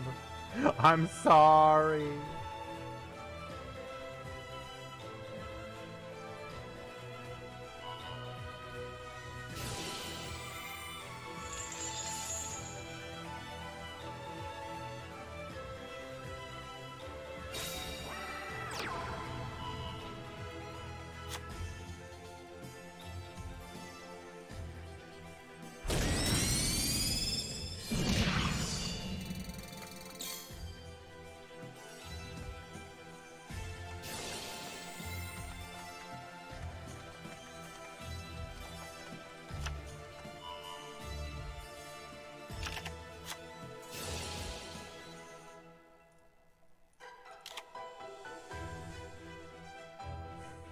There we go. That's what I'm talking about. It's Jaime in the chat.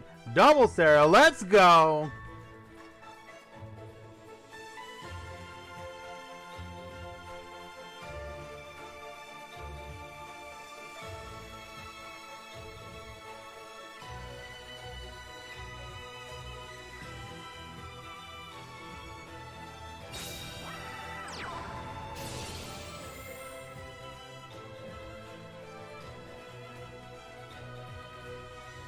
This is your table to run now, Mako Pin. You do whatever you want to do. We got no responses.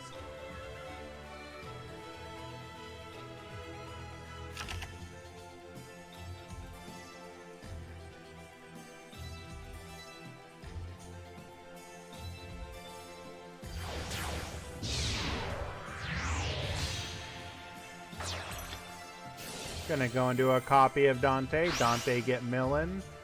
Hitting Seer and the Rhino.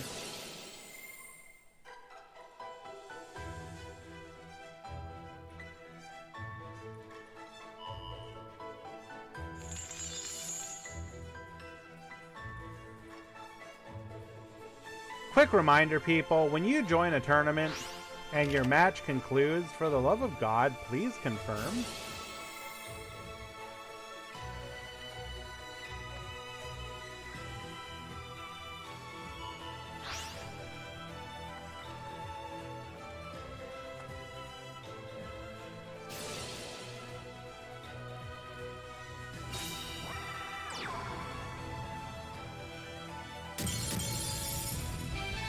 And Mako Pin is going to go ahead and win that one.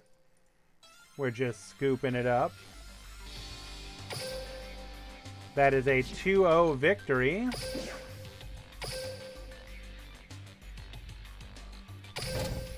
Yo, what up, Herfy?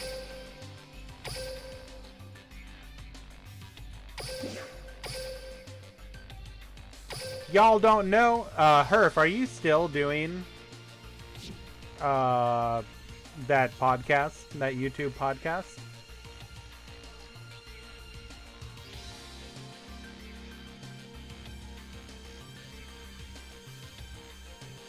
Why don't you go ahead and drop a link to your channel in there then? For anybody who is a fan of Circus over at DLE, Herf, Circus, and Kamel are doing a little YouTube podcast, if I'm not mistaken. Duel. We are back to Zoo and Innova. Apparently I was wrong. They are in game number 3.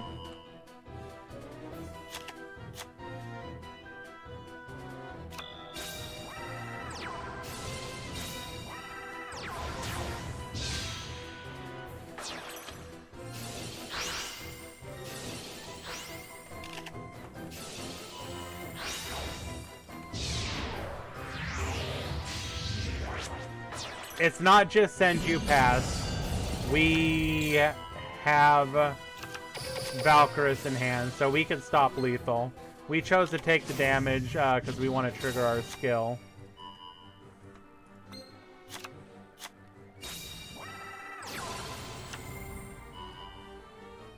Now let's see if we know how to play around this.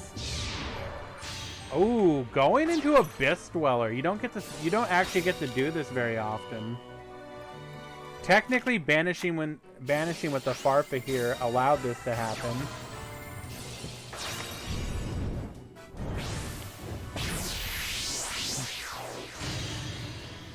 Going into Trishula. Trishula banish.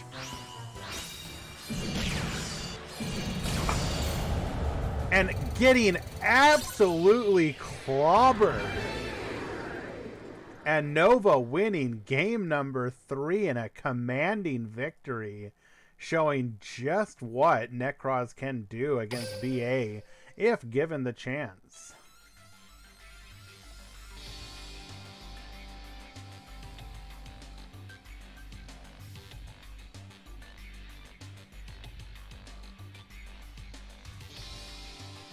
I believe that is going to be the last of the top 16. We are moving on to top 8.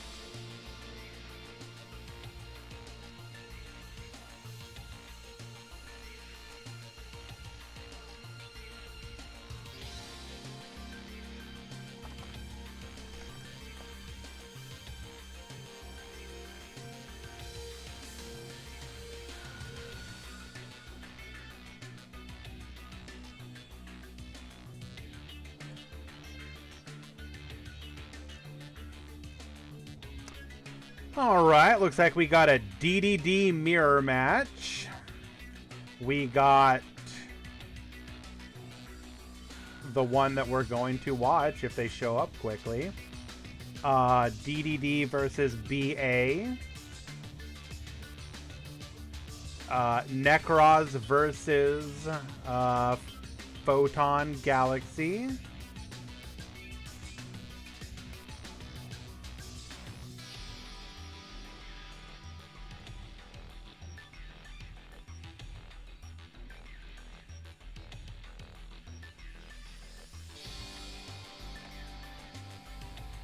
Oh, excuse me. No?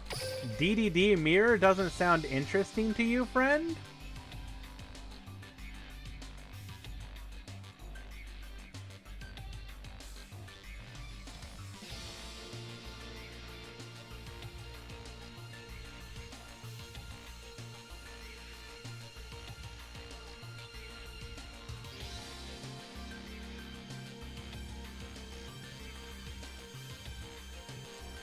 Oh,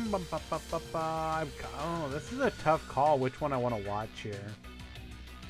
We watched a lot of the others. I kind of want to wait for this one to go live.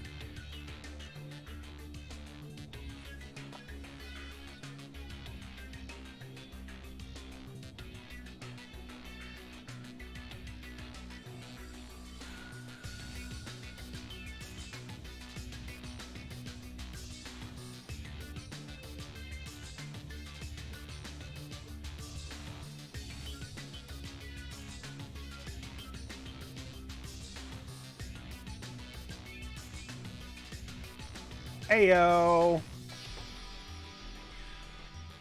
Both players are in the Start GG chat. So a good possibility we will have the match ready to go in just a moment.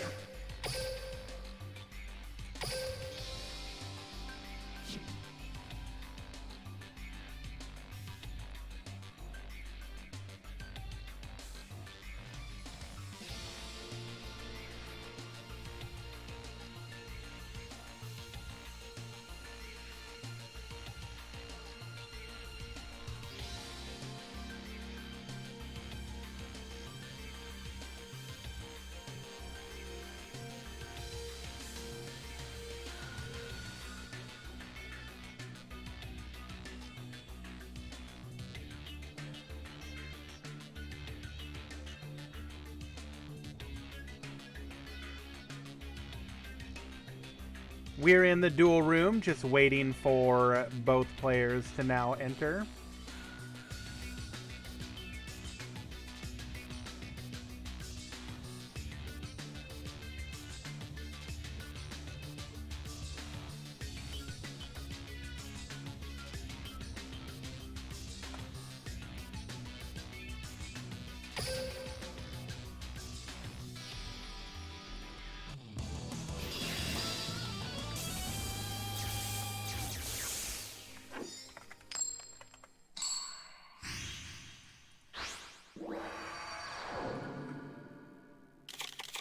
Duel.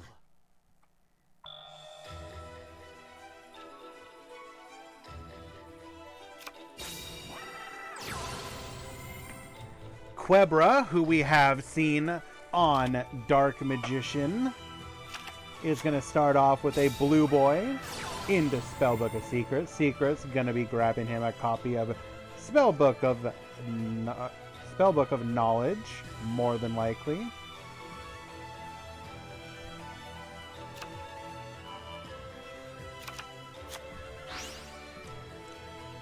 We instead are grabbing a copy of Spellbook of the Master, revealing the Eternity in our hand.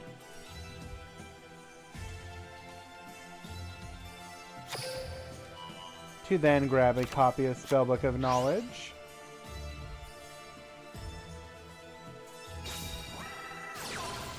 Knowledge, get diggin'.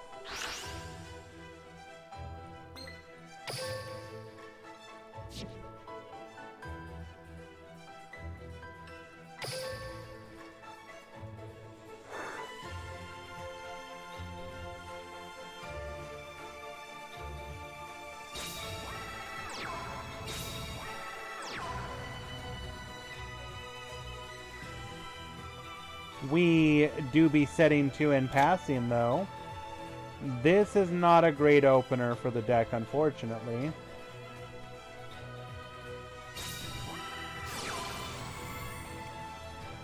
BA, not known for typically having very many anti-back row cards.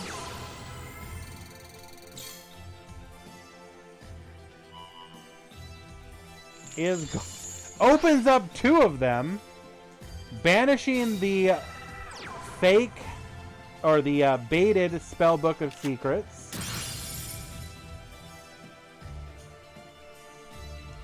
What skill is this?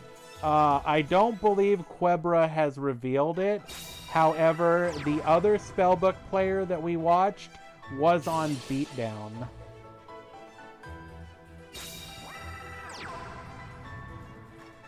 Declan does run beatdown. So it is possible that he is on beatdown.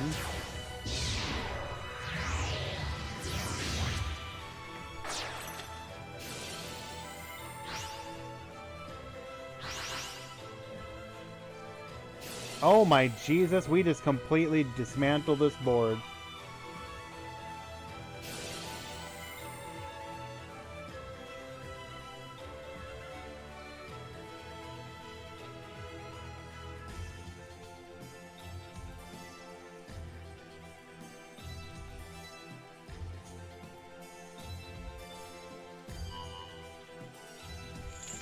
It was like the world said to Makopin, I want to craft for you the hand that will just completely answer your opponent's board. Let me give it to you.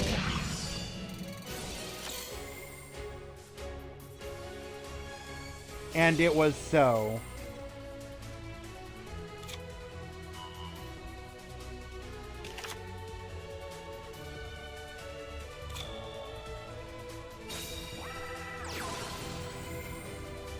Blue boy gets searching.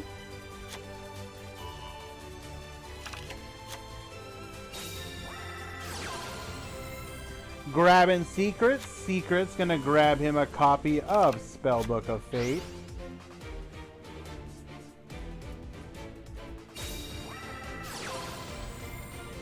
Fate get banishing.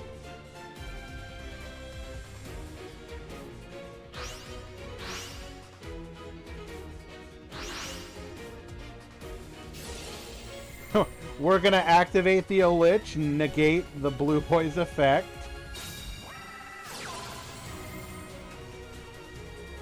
Oh, we grabbing back that Spellbook of Knowledge.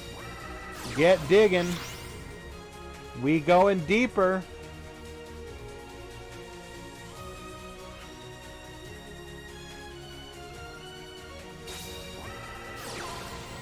Activating a copy of Dark Magic Inheritance to grab a copy of Navigation.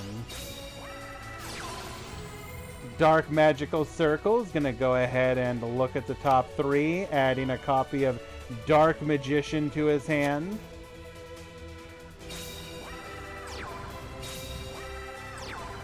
We set two, we passin'. Chosen one, don't know him.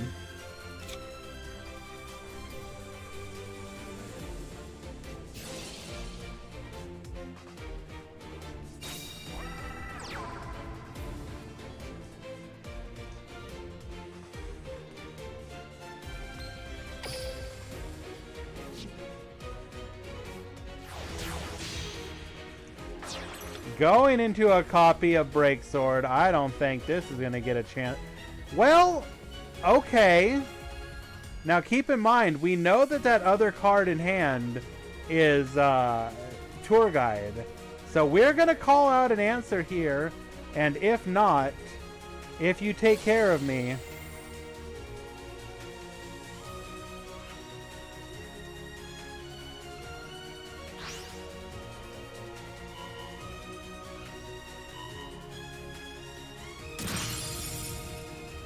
Sure thing, you can go ahead. That's fine. Make your plays.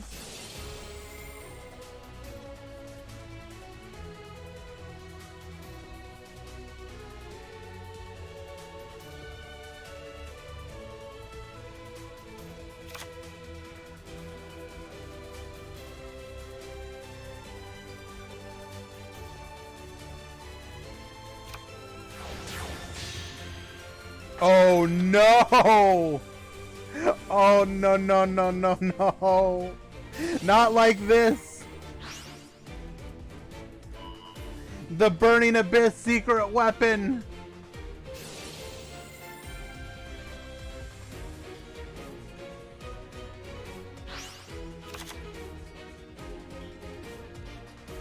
Number 97, Nightmare Cheese.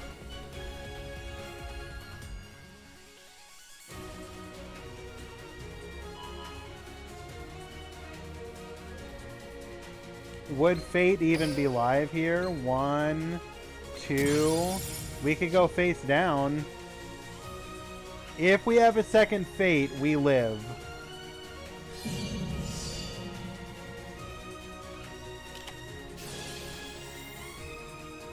Activating Magician's Navigation. Double Magician's Navigation. Ugh.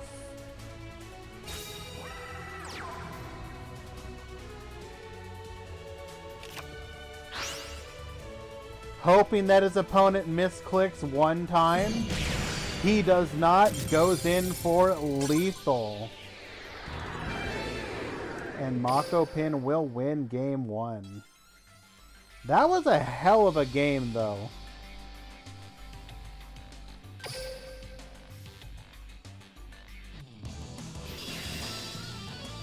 Game number 2.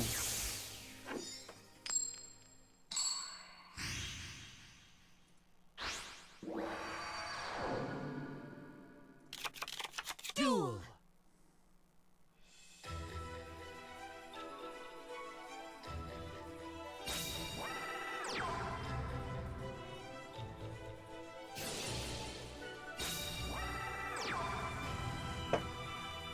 Mako Pin leading things off. Normal summon Rhino. Special summon Seer.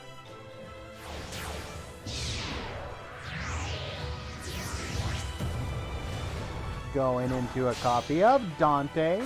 Question is, what are we going to do from here? We going to get Millen? We will just rank up into Beatrice, discarding Skarm. This is about as ideal of a setup as you can get. Skarm searching for a copy of Tour Guide. And Yorgo, Quebra.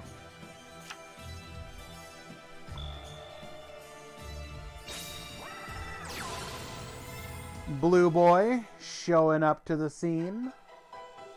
Gonna get searching.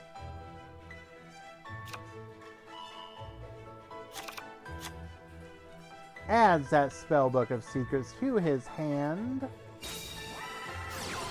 Now, in theory, Mako Pin could have just ended things there more than likely by sending it away with Farfa, but we're electing not to. Please proceed. We're going to dig 2 cards deeper, sending Blue Boy to the graveyard.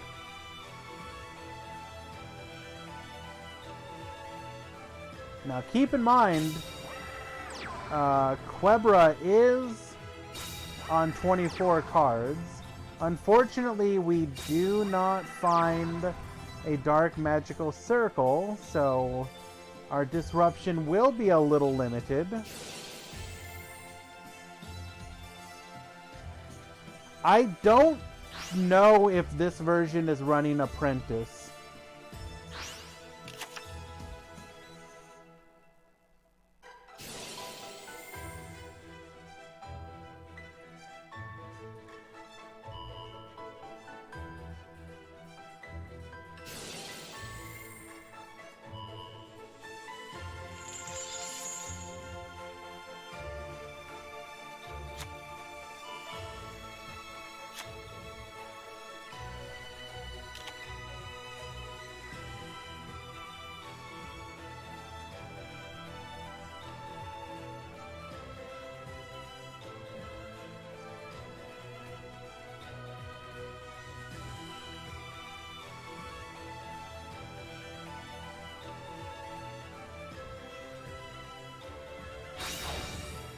We are going to go ahead and lead things off by ranking up our revived Dante.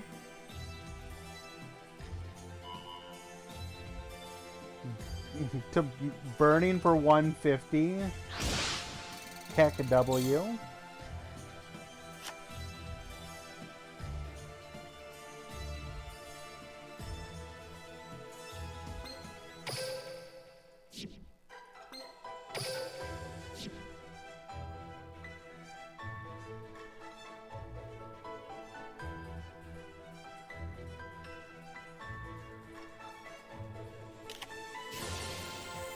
In the main phase, we're going to go ahead and activate our Magician's Navigation. Interesting.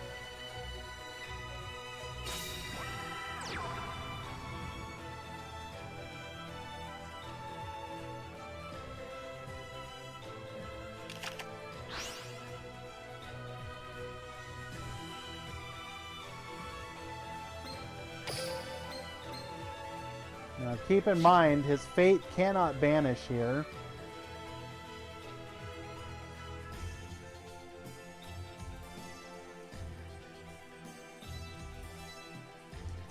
Sakadetsu, there were odd eyes.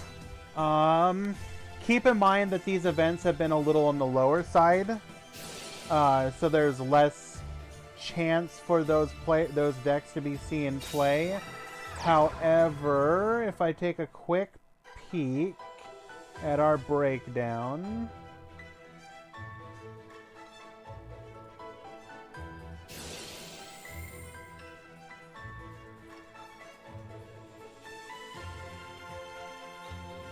we had Odd Eyes was the Odd Eyes was the 4th most played deck.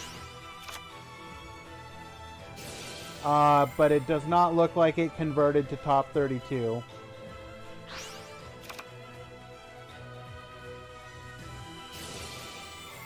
I will show the breakdown at the end of the tournament.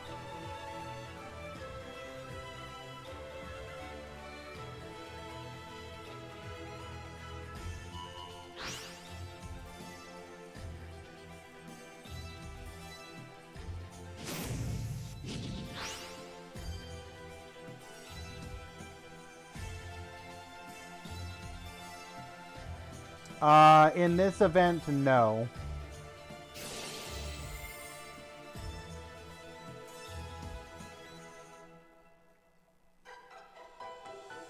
You shouldn't take that to mean anything, though.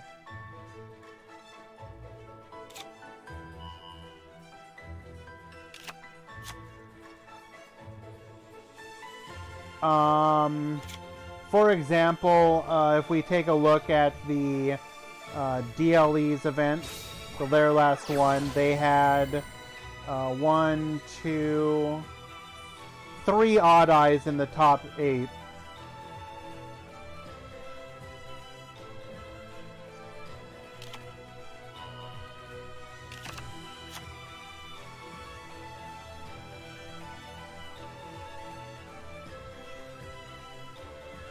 There's gonna be you're gonna be dealing with variance a lot more.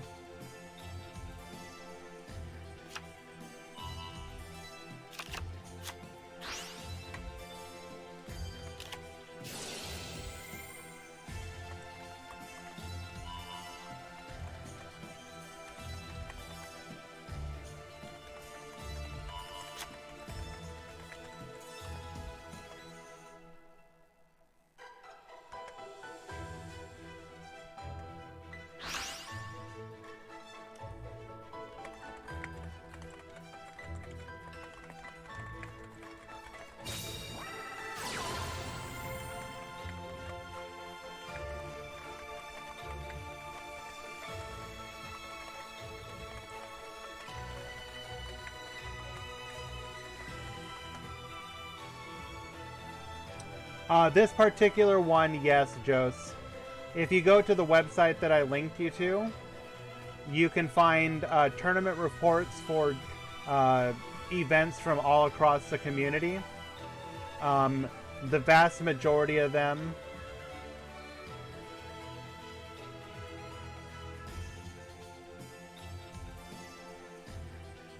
Absolutely, my friend. Thank you for coming and stopping by.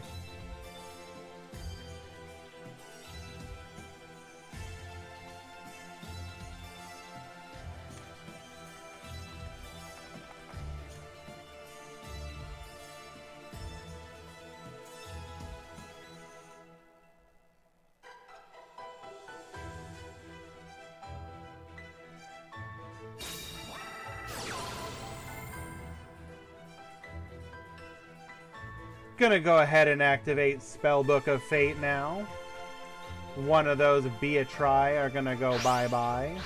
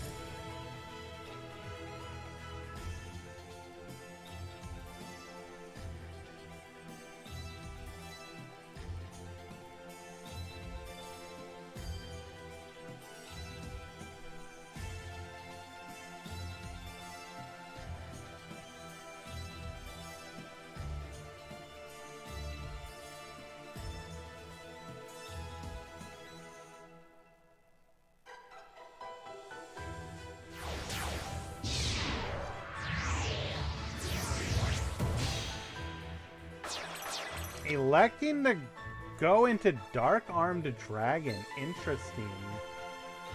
Now this Beatrice should be able to respond to this.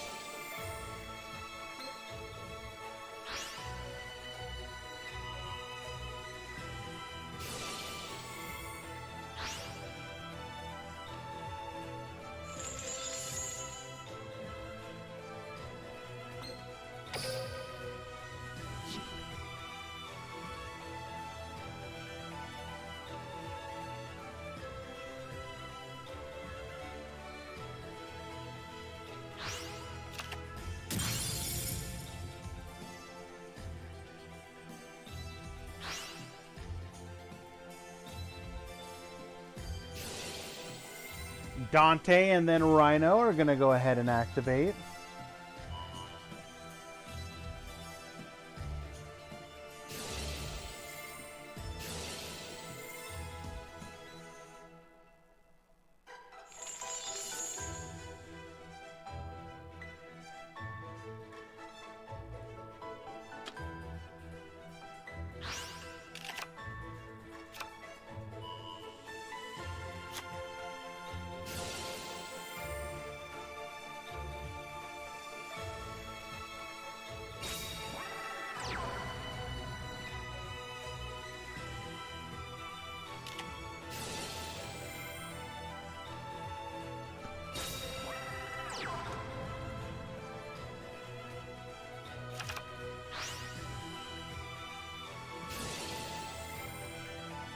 Going into, excuse me, just dealt with an everyone ping on my Discord that I totally forgot to remove the ability to do. Whoopsies!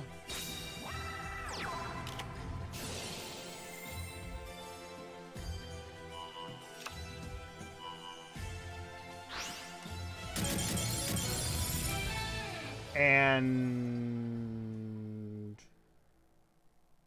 did we just... What? Hello, internet?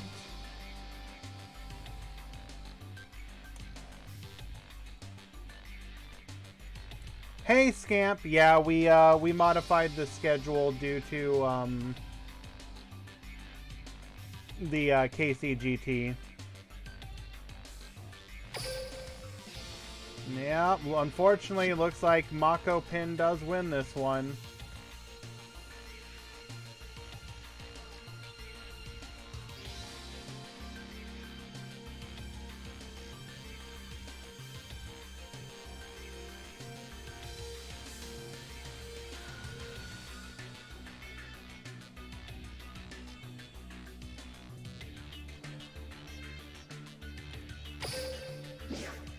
That's a big sad. That deck is actually kind of cool. We will definitely highlight it after the tournament. Because I do think that will be one of the decks you're probably going to see in Stage 2 of the KZGT.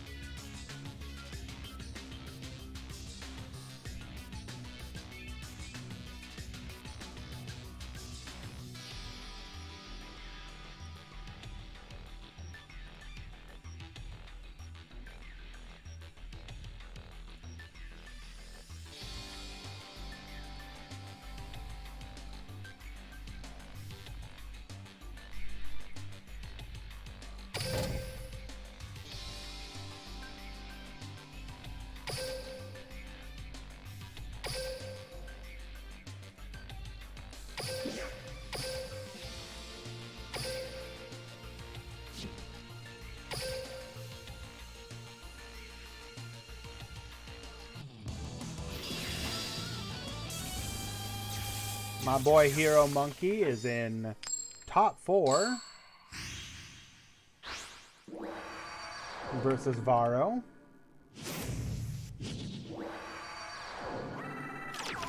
Duel.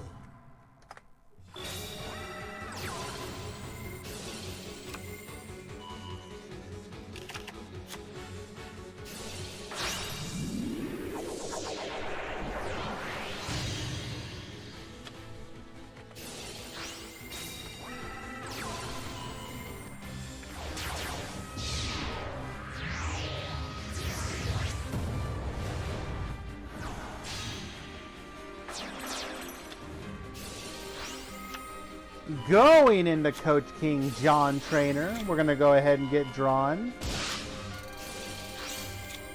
Get that value going. Activating the skill. We are then going to further summon one back row. Can we deal with it? Why, yes we can. And Hero Monkey just gets to go to town now.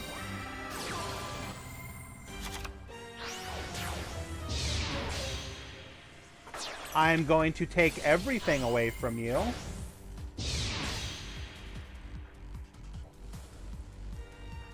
And once again, Cypher Dragon ruins joy, fun, and everything.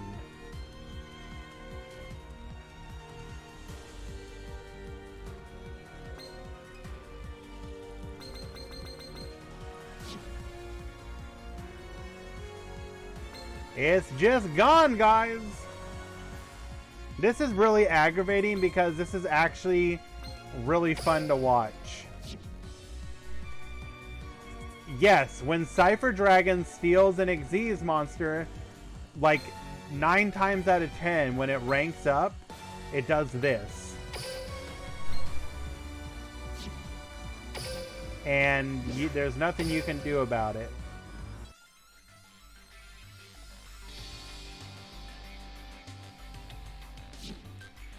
So, we get to go watch the Troll Despair matchup. It's not bugged for the players, no. It is purely bugged for anyone spectating. Hopefully they get that fixed before Worlds, because otherwise that's going to be a heck of a shite show.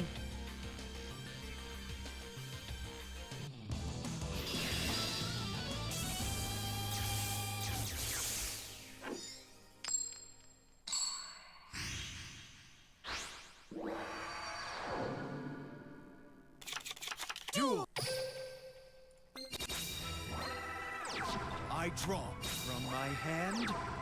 I activate a quick play spell. I activate my monster's effect. I special summon a monster. I activate my monster's effect. Not like this, Show Paradroid. yourself. I special summon a monster. Parandroid, excuse me. I Xyz summon a monster. Not like this.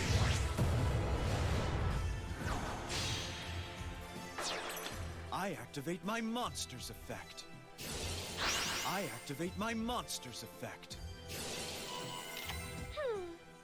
I flip over my face down card. I activate my trap card. Skill Prisoner, which can be used on a monster even if it's face down, which is incredible. Gonna keep that monster from being banished. Come out! I Xyz summon a monster.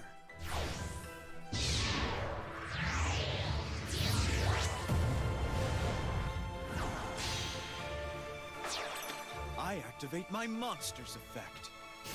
Appear! I special summon a monster. Battle! Take this! I'll attack with my monster.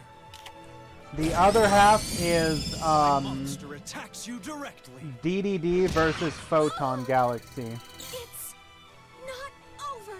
Now, We can't watch it though because it's a bugged match. My turn. I draw.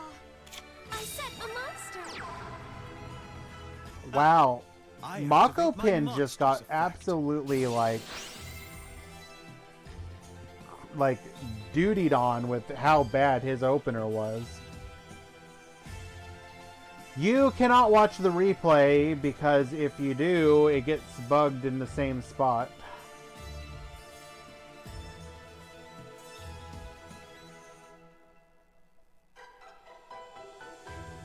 Yep. It's a lot of fun. Really hope they get that one fixed ASAP, especially before Worlds.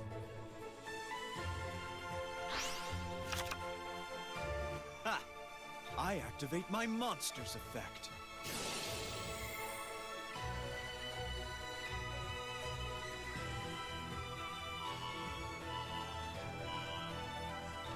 Ah!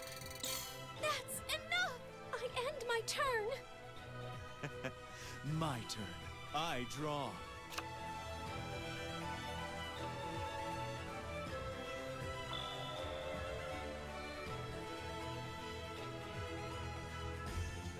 Battle.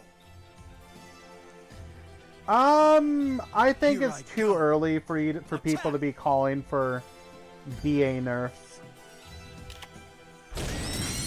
Here I go. My monster attacks you directly. Oh! That's enough! I activate my monster's effect. I mean, here's the thing. A deck like DDD has yet to be hit, and it's already got contenders I activate my monster's effect. contenders for decks equaling it. Like, we don't know what the next release is. With the way that they've been releasing cards, they may release I something that activate just my makes this monster's perfectly effect. acceptable. I personally don't think they need a hit yet. Come out. I special summon a monster. If you want to have a conversation like I activate 2 my months from monster's now, effect. if they're still like a dominant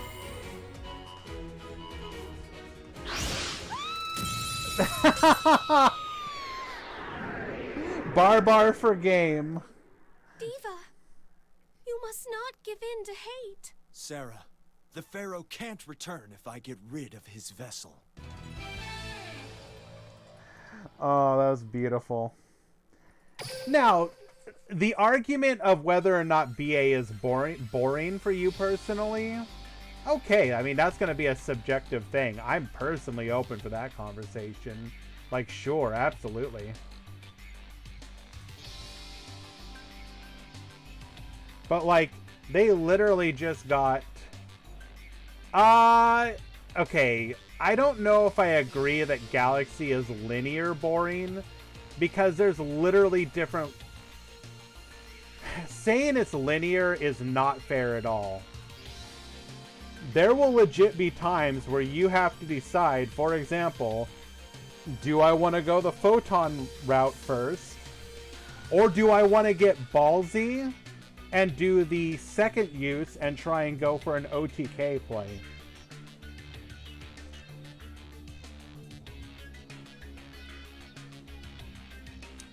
It's not that it's the most non-linear, but calling it linear is a little unfair. Compared to like some of the decks in this game's history,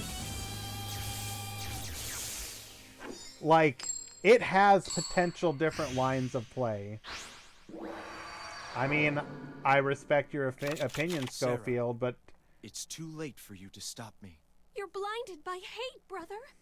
If you don't stop, it will destroy you. Duel! You're no threat to me. Appear! I summon a monster. I activate my monster's effect. Show yourself!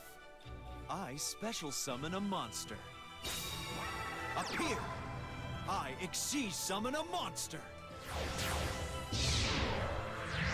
I think maybe we just have different definitions of what linear I is and activate my isn't. monster's effect. I set a card. I activate my monster's effect. To Now, me, what linear will you means do? I am going to do It's the my same turn. plays I draw. regardless Come out. of what I summon a you monster. have or do. I activate my monster's effect. I'll do. Like, literally, I will look at my I special opponent's summon board a state and monster. ask myself, I synchro summon a monster.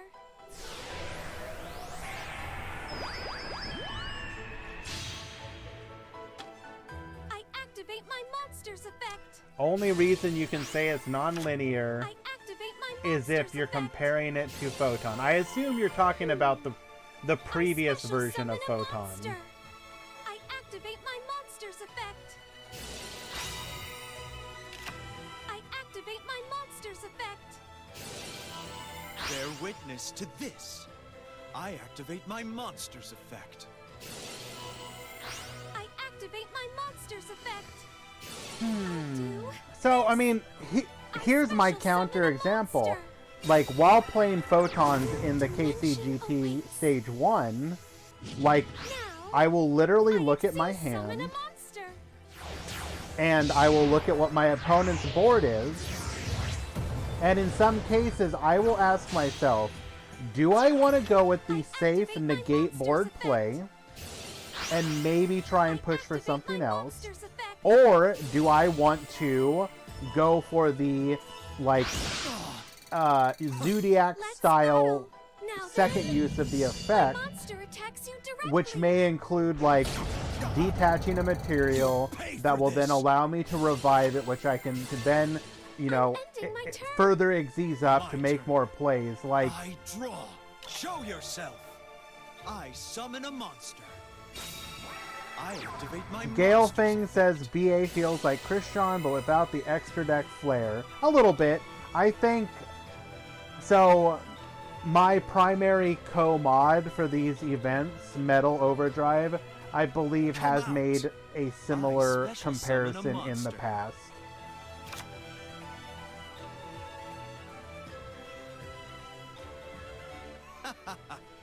I exceed summon a monster. No, I understand what he's talking about, A2.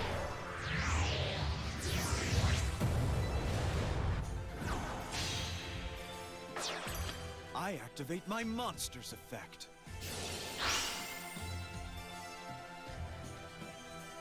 I activate my monster's effect. Whoa, whoa, whoa, whoa, whoa, whoa. Do not bring that ritual beast truther nonsense into this chat, my friend. I activate my monster's effect.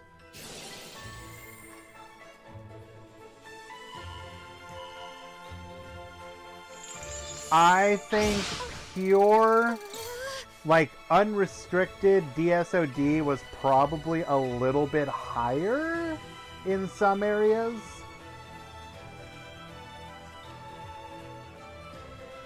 But it's hard to say.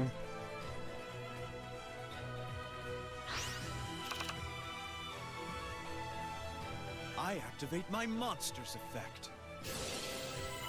Come out! I special summon a monster. Because, I mean, then you're talking about stuff like, Appear! I exceed summon a monster. probably. There's I do not doubt that there would be decks that exist now that could Activate hold my their own monster's effect. in DSOD format, for sure.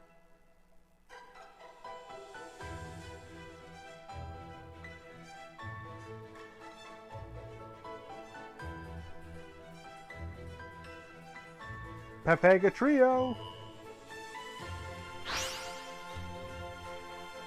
Just you wait. Alistair will come back one day.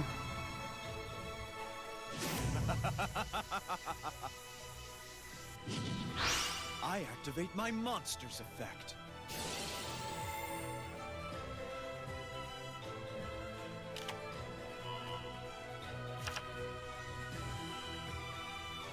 Like, I activate maybe my this is monster's just effect. me, but would BA even want to play grass I end my in turn. this meta? turn. I draw.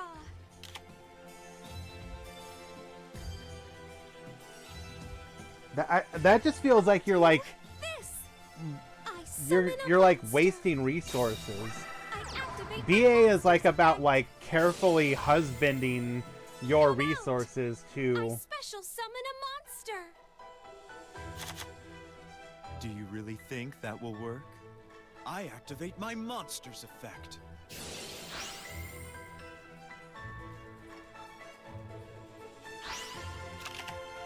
Bear witness to this.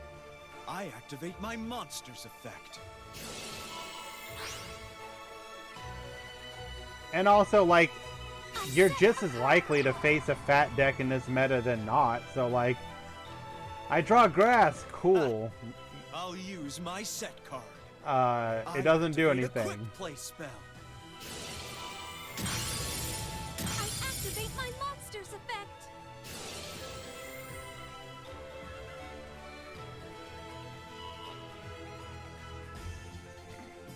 I'll do this. I special summon a I activate my monster's effect. Grass TG. You'll pay for this. Maybe? I end my turn. The duel isn't over yet. I draw. I activate my monster's effect.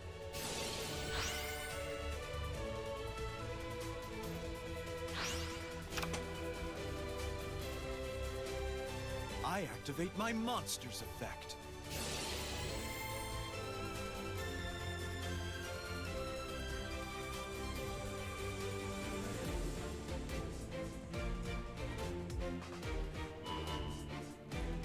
I activate my monster's effect.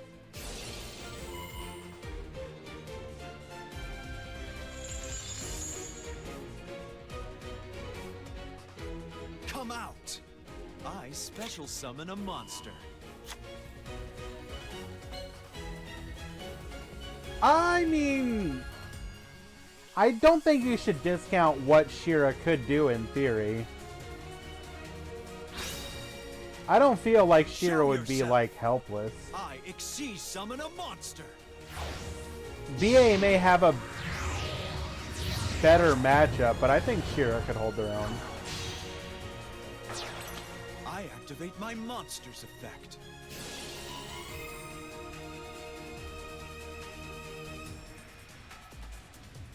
Now, I activate my trap card.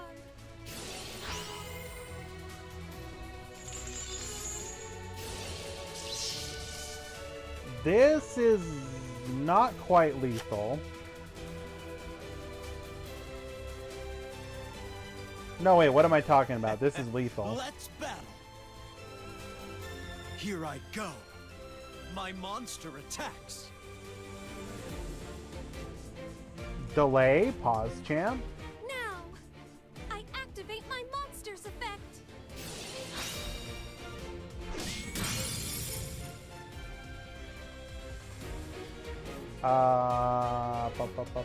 So that's 600. Yo, we still in it. I activate my monster's effect. I activate my monster's effect. Appear. I special summon a monster. Was that White Princess a little early? No! Couldn't we have waited? They were gonna crash regardless. My monster Couldn't we have attacks waited you till directly. Virgil hit the field? Ah, you haven't won yet. No! It's my turn. I draw. Diva, you must not give in to hate. Sarah, the Pharaoh can't return So if I close. get rid of his vessel. Was a pretty good game regardless, but Viper is going to go ahead and win it, defeating Makopin at the end of this top 4 match. Let's go take a quick peek. It looks like Hero Monkey made it to the finals. Oh dear God, we're gonna have a bugged finals, aren't we?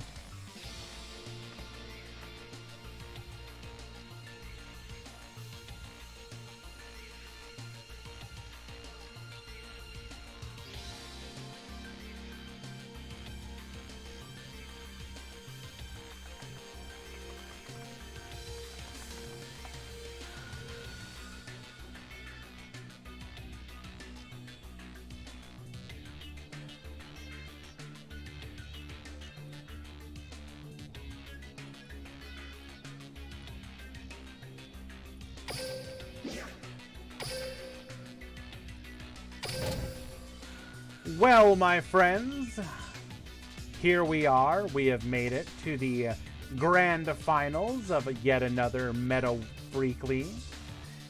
Today, it will be Hero Monkey on his Galaxy Photons versus Viper on his Burning Abyss. This is a mirror, not a mirror, but this is a matchup rather that we've been seeing a lot of lately.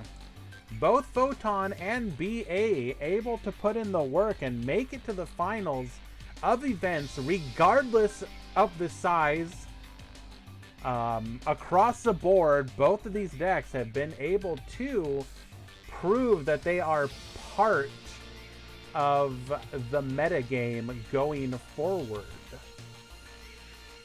This is a difficult matchup for Galaxy most of the time, I believe so, yes. I'm not sure if we have any examples of the Galaxy player winning this matchup, but if any player was able to do so, I do believe Hero Monkey is one of them. If I'm not mistaken, he actually got to second place this... Wait, no. Hold on. This literally is just a repeat, isn't it? Like, not just the decks, the players.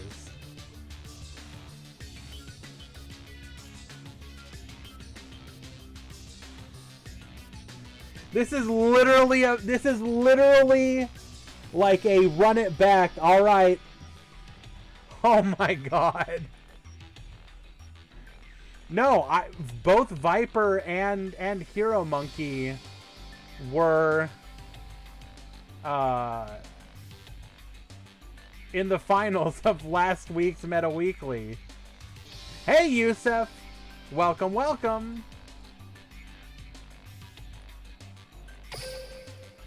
Without further ado,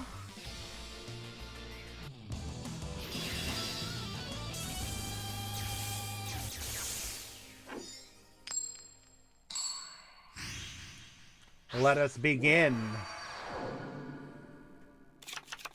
What will you be without your memories?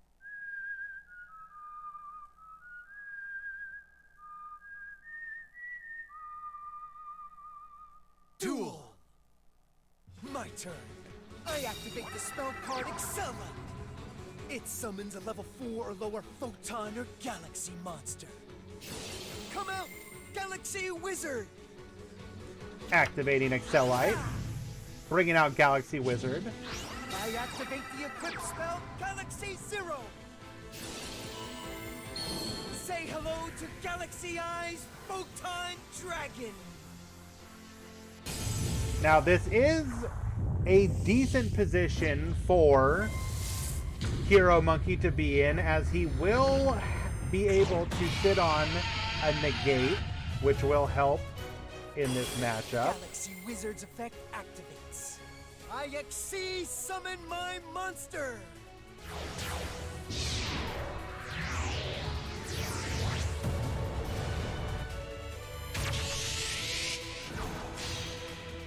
Appear! Number 90, Galaxy Eyes Photon Lure! I end my turn. You're up. Photon You're Lord no threat to pass. me. I draw. Show us what you got, Viper. I summon a monster. I activate my Starting monsters. things off with a bang. Tour guide from the underworld. I special summon a monster. Bringing out a copy of Fiendish Rhino Warrior. I activate my monster's effect. Going to activate White Princess. This will make Photon Lord easy to get over. Does not Come bait out a out. negate. I XC summon a monster.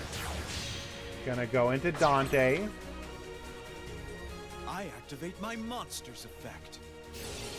Dante milling. Rhino is gonna activate.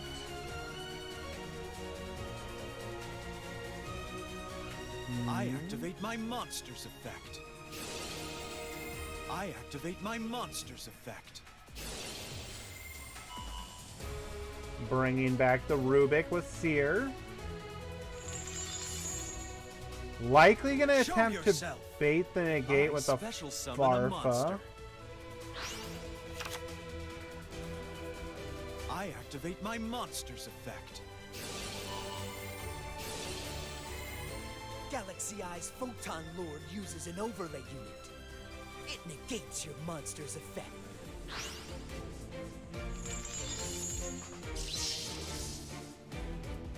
I activate my monster's effect. I special summon a monster.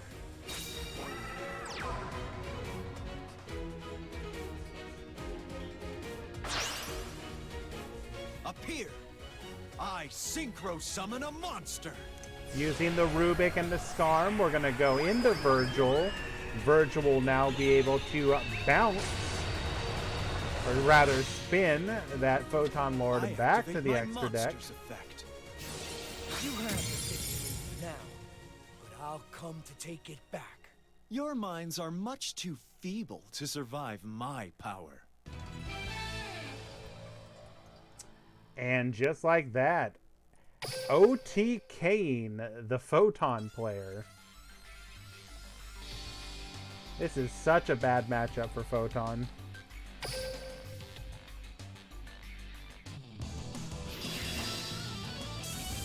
No, do you not hear me?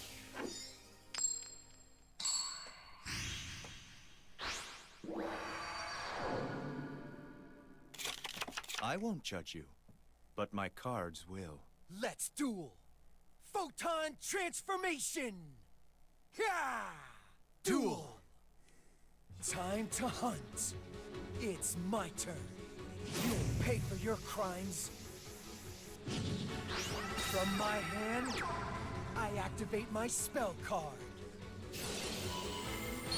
Say hello to Galaxy Eye's Photon Dragon!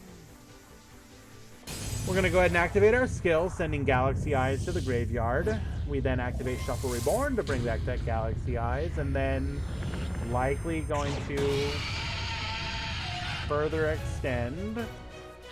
I activate my spell card, Galaxy Expedition! It special summons a Photon or Galaxy monster from my deck. Let's go, Galaxy Knight! I build the overlay network. I exceed summon. No, there's music in it. It's just like a little bit more subdued. It's like a ethereal, spacey sound. Appear! Number 90, Galaxy Eye's Photon Lord. I set a card. I set a card. I end my turn. You're up. It's my turn. I draw. Now we're going to be looking for some disruption my here. Monster's effect. Come out. I special summon a monster. I activate my monster's effect. Show yourself. I special summon a monster. At this moment, I Well, my Treacherous. card. I summon a monster. Treacherous is a hell of a card. I activate my monster. Come out. We're going to go ahead and go into our Dante. Then go further into Virgil, or Beatrice, excuse me. Except in this scenario, Hero's going to be at a massive advantage. Its effect. We survived the push and now get to actually play the game. I activate my monster's effect. However, Galaxy Eye's Photon Lord uses an overlay unit. It negates your monster's effect. Now, what will you Time do? to hunt. It's my turn. I draw.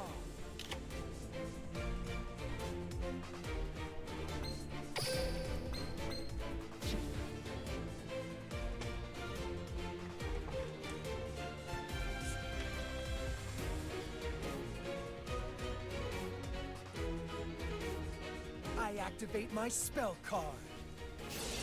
I'm pretty sure the order that he... Beatrice, she has Dante, Scarm, Farfa.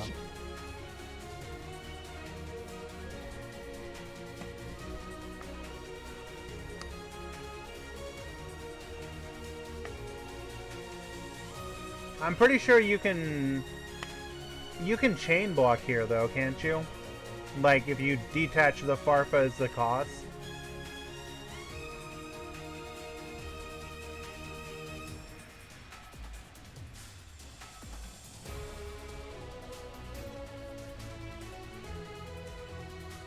I activate the equipped spell Galaxy Zero!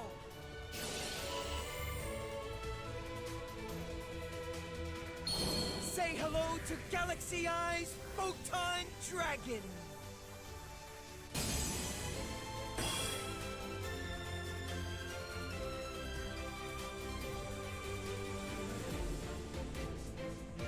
You will pay for your crimes.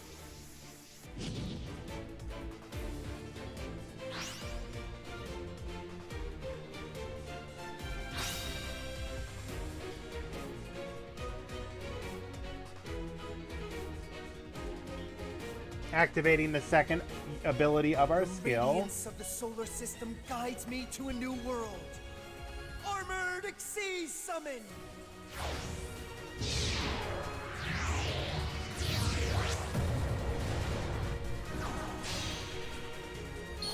The new embodiment of pure light. Galaxy Eyes Full Armor Photon Dragon! Ha!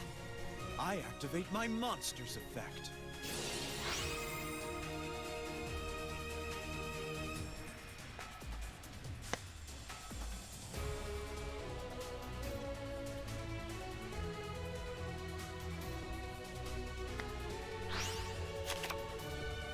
Do you really think that will work?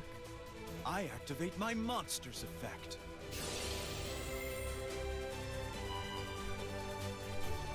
Do you really think So we send the Farfa and then we send the Lich. A Lich is going to attempt to negate. Farfa banish.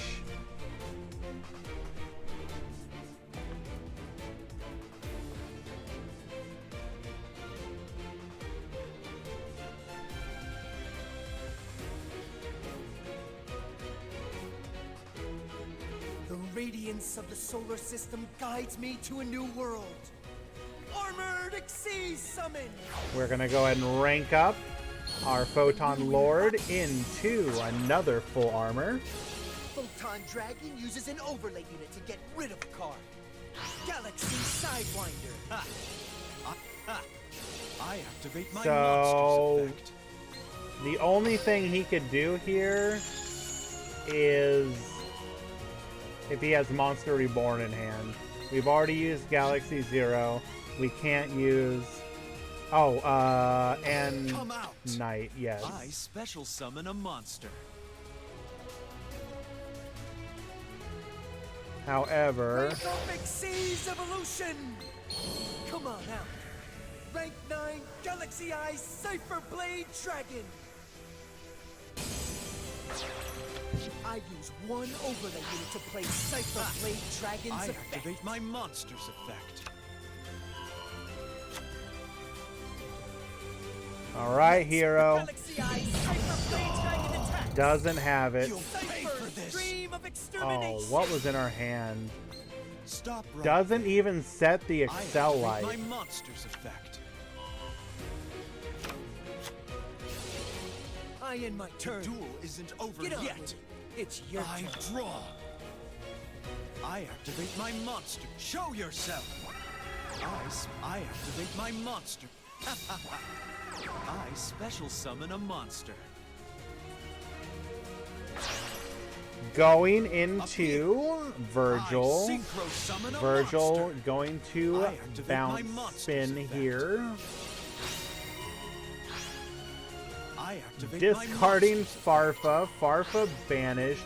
We're now going to activate our skill. Goodbye forever. I activate my monster's Oh, effect. Jesus. Brother. I special summon a monster. Come out! I Xyz summon a monster. Take this! And just like that, Viper once again shows Hero I won't let this be Monkey. my final duel. This is what happens when you meddle with us. Exactly.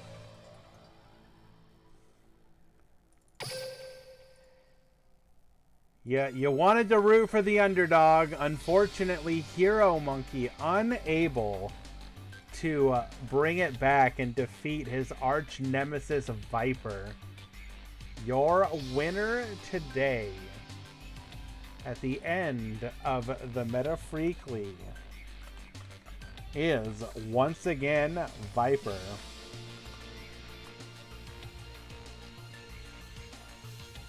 In a literal mirror match repeat of the Meta Weekly, Viper and Hero Monkey both made the finals of that event as well.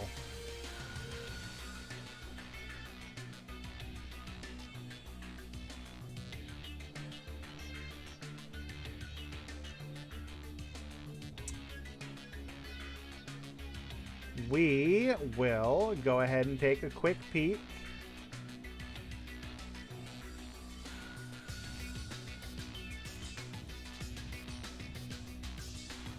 at today's top performing decks.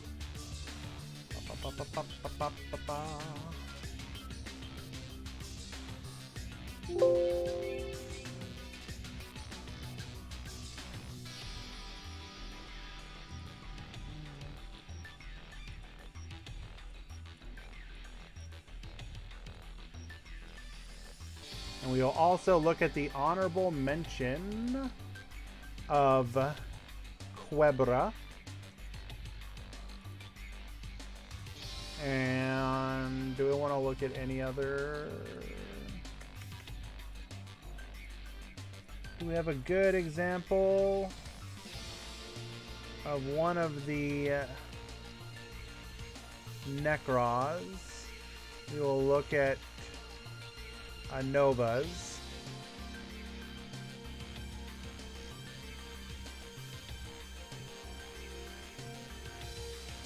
Give me just a minute, guys, and I will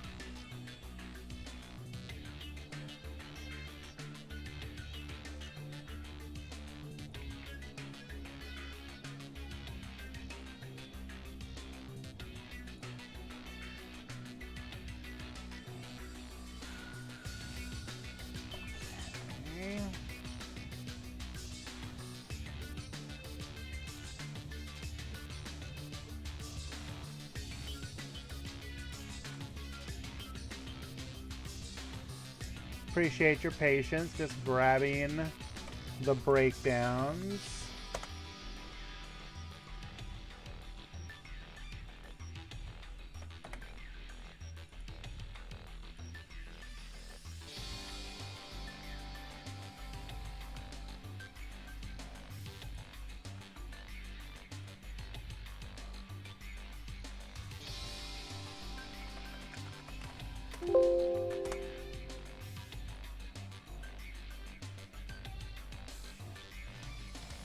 Okay. Thank you for your patience. Appreciate it.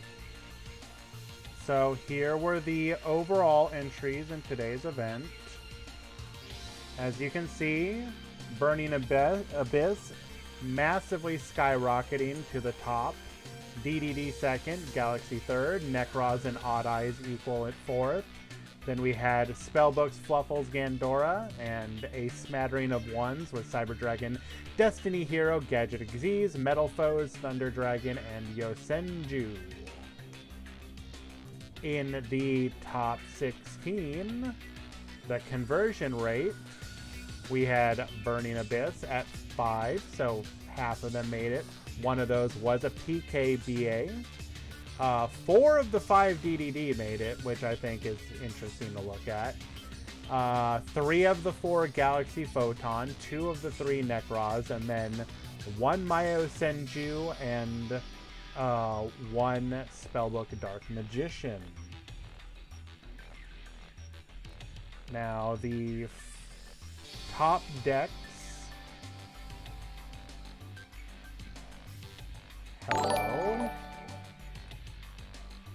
Thank you so much for the follow, DJ Gummy Bear. Let me go ahead and fix this. Jesus, criminal. It is.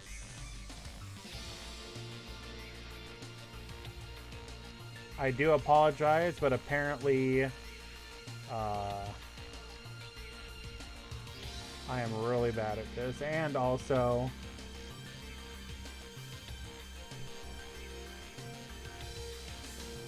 Whatever Viper is using to take his screenshots likes to take it at like 1600 or 16,000 K. So, looks pretty standard overall, except in this instance, we are running one additional back row hate. So, previous versions were running 2 MST, 1 Cosmic.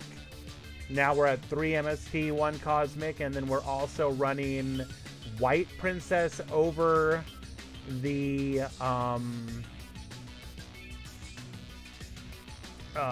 Kiteroid. The Libics have been dropped to 2 instead of 3. Aside from that, it looks pretty standard. Looking good. We are still running the Nightmare Shark. We're on 2 Dante, 2 Beatrice. That's probably getting pretty much close to the correct ratios, I think. His opponent today, Hero Monkey, was on this list. 21 card. We're running MSTs over Lances. We are running 1 Galaxy Cyclone, 1 Excellite, 1 TTH. Interesting that he's only on a single copy of Galaxy Knight, and he's on 2 copies of Galaxy Eyes Photon. Interesting. I think 1 Galaxy Knight might be a problem. I feel 2 is correct, but regardless, Hero Monkey has been seeing success with this build, so congratulations to him. That too, Thunder Charger over Sanafond. Let's see. And then Mako Pin's build of Burning Abyss. Looking very similar to Vipers, except we are running 1 Skill Prisoner over an MST. It is interesting to note here that we are seeing White Princess replacing Sphere Karibo, or Kiteroids. I think that's probably the correct call, especially in a KC Cup style event, just because it's also going to give you plays against a deck like Luna Light that you would otherwise have difficulty outing. So expect White Princess in Burning Abyss in Stage 2 of the KC Cup, for sure. Let's see. This is Varro's DDD deck, if I'm not mistaken. Pretty standard. 21 cards so that he can keep 3 Thomas and 2 Swirl Slime. I didn't pull the extra deck, but let's see. Extra deck is kind of standard now. It's the High King Genghis, the Photon line, the DDD Super Doom King, Gion Trainer, and Zombie Stein, which is kind of the standard list now. Here is the Dark Magician list, piloted by Quebra, making it to the top 8. 24 cards. We're not running Apprentice Illusion in this build. Interesting. It might be... Okay, I do not know if Quebra just doesn't have Apprentice Illusion, because it is a selection box card right now. If you have it, I would probably play one copy of it over the Dark Illusion. Otherwise, we did see that Dark Magical Inheritance or whatever pop off one time. That was pretty cool. We never saw Dark Veil, at least when we were spectating. Otherwise, I think this is also a deck list to keep your eyes on. You will probably see something like this. At least a couple people, if not a couple, more than a couple, doing well with it in the KCGT Stage 2. Excuse me. I apologize about that. No Big Eye. He may not have... is it possible he just didn't go into the box for it? It would probably be correct to play Big Eye. I'm guessing he just didn't go into the box. Because you don't need to. So...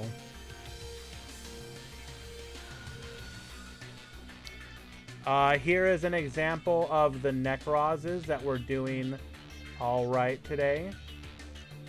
I do think Necroz is a deck you guys should have your eyes on. It has got some pretty good matchups against some of the decks in the meta currently. It may not be the top tier, but it is one of those best of the best rogue decks against the current meta. I'm not sure about this particular build personally, but looks pretty clean for the most part.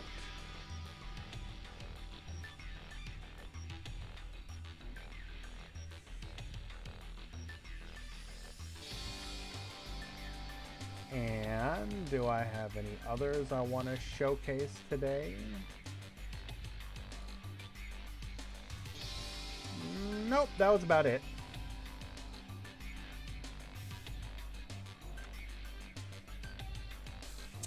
Alrighty, so once again, your winner today was Viper. Your runner-up was Hero Monkey. To both of them, congratulations. I will contact you on the Discord with how you can receive your prizes. Little service notification for the rest of you. The Meta Weekly will be on Thursday of this week instead of Friday. Same time, however, 12 p.m. EST.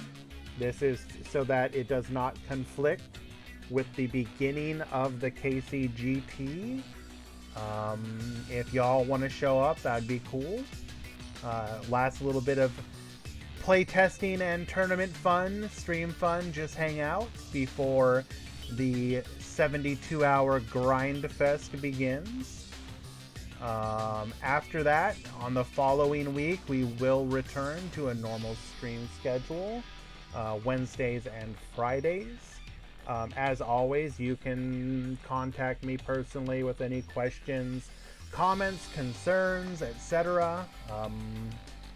If you know me, I'm always open, I'm always approachable. I'd appreciate it if you would let me know what you're thinking. Other than that, yeah. Appreciate y'all. Once again, big shout out to everyone that followed.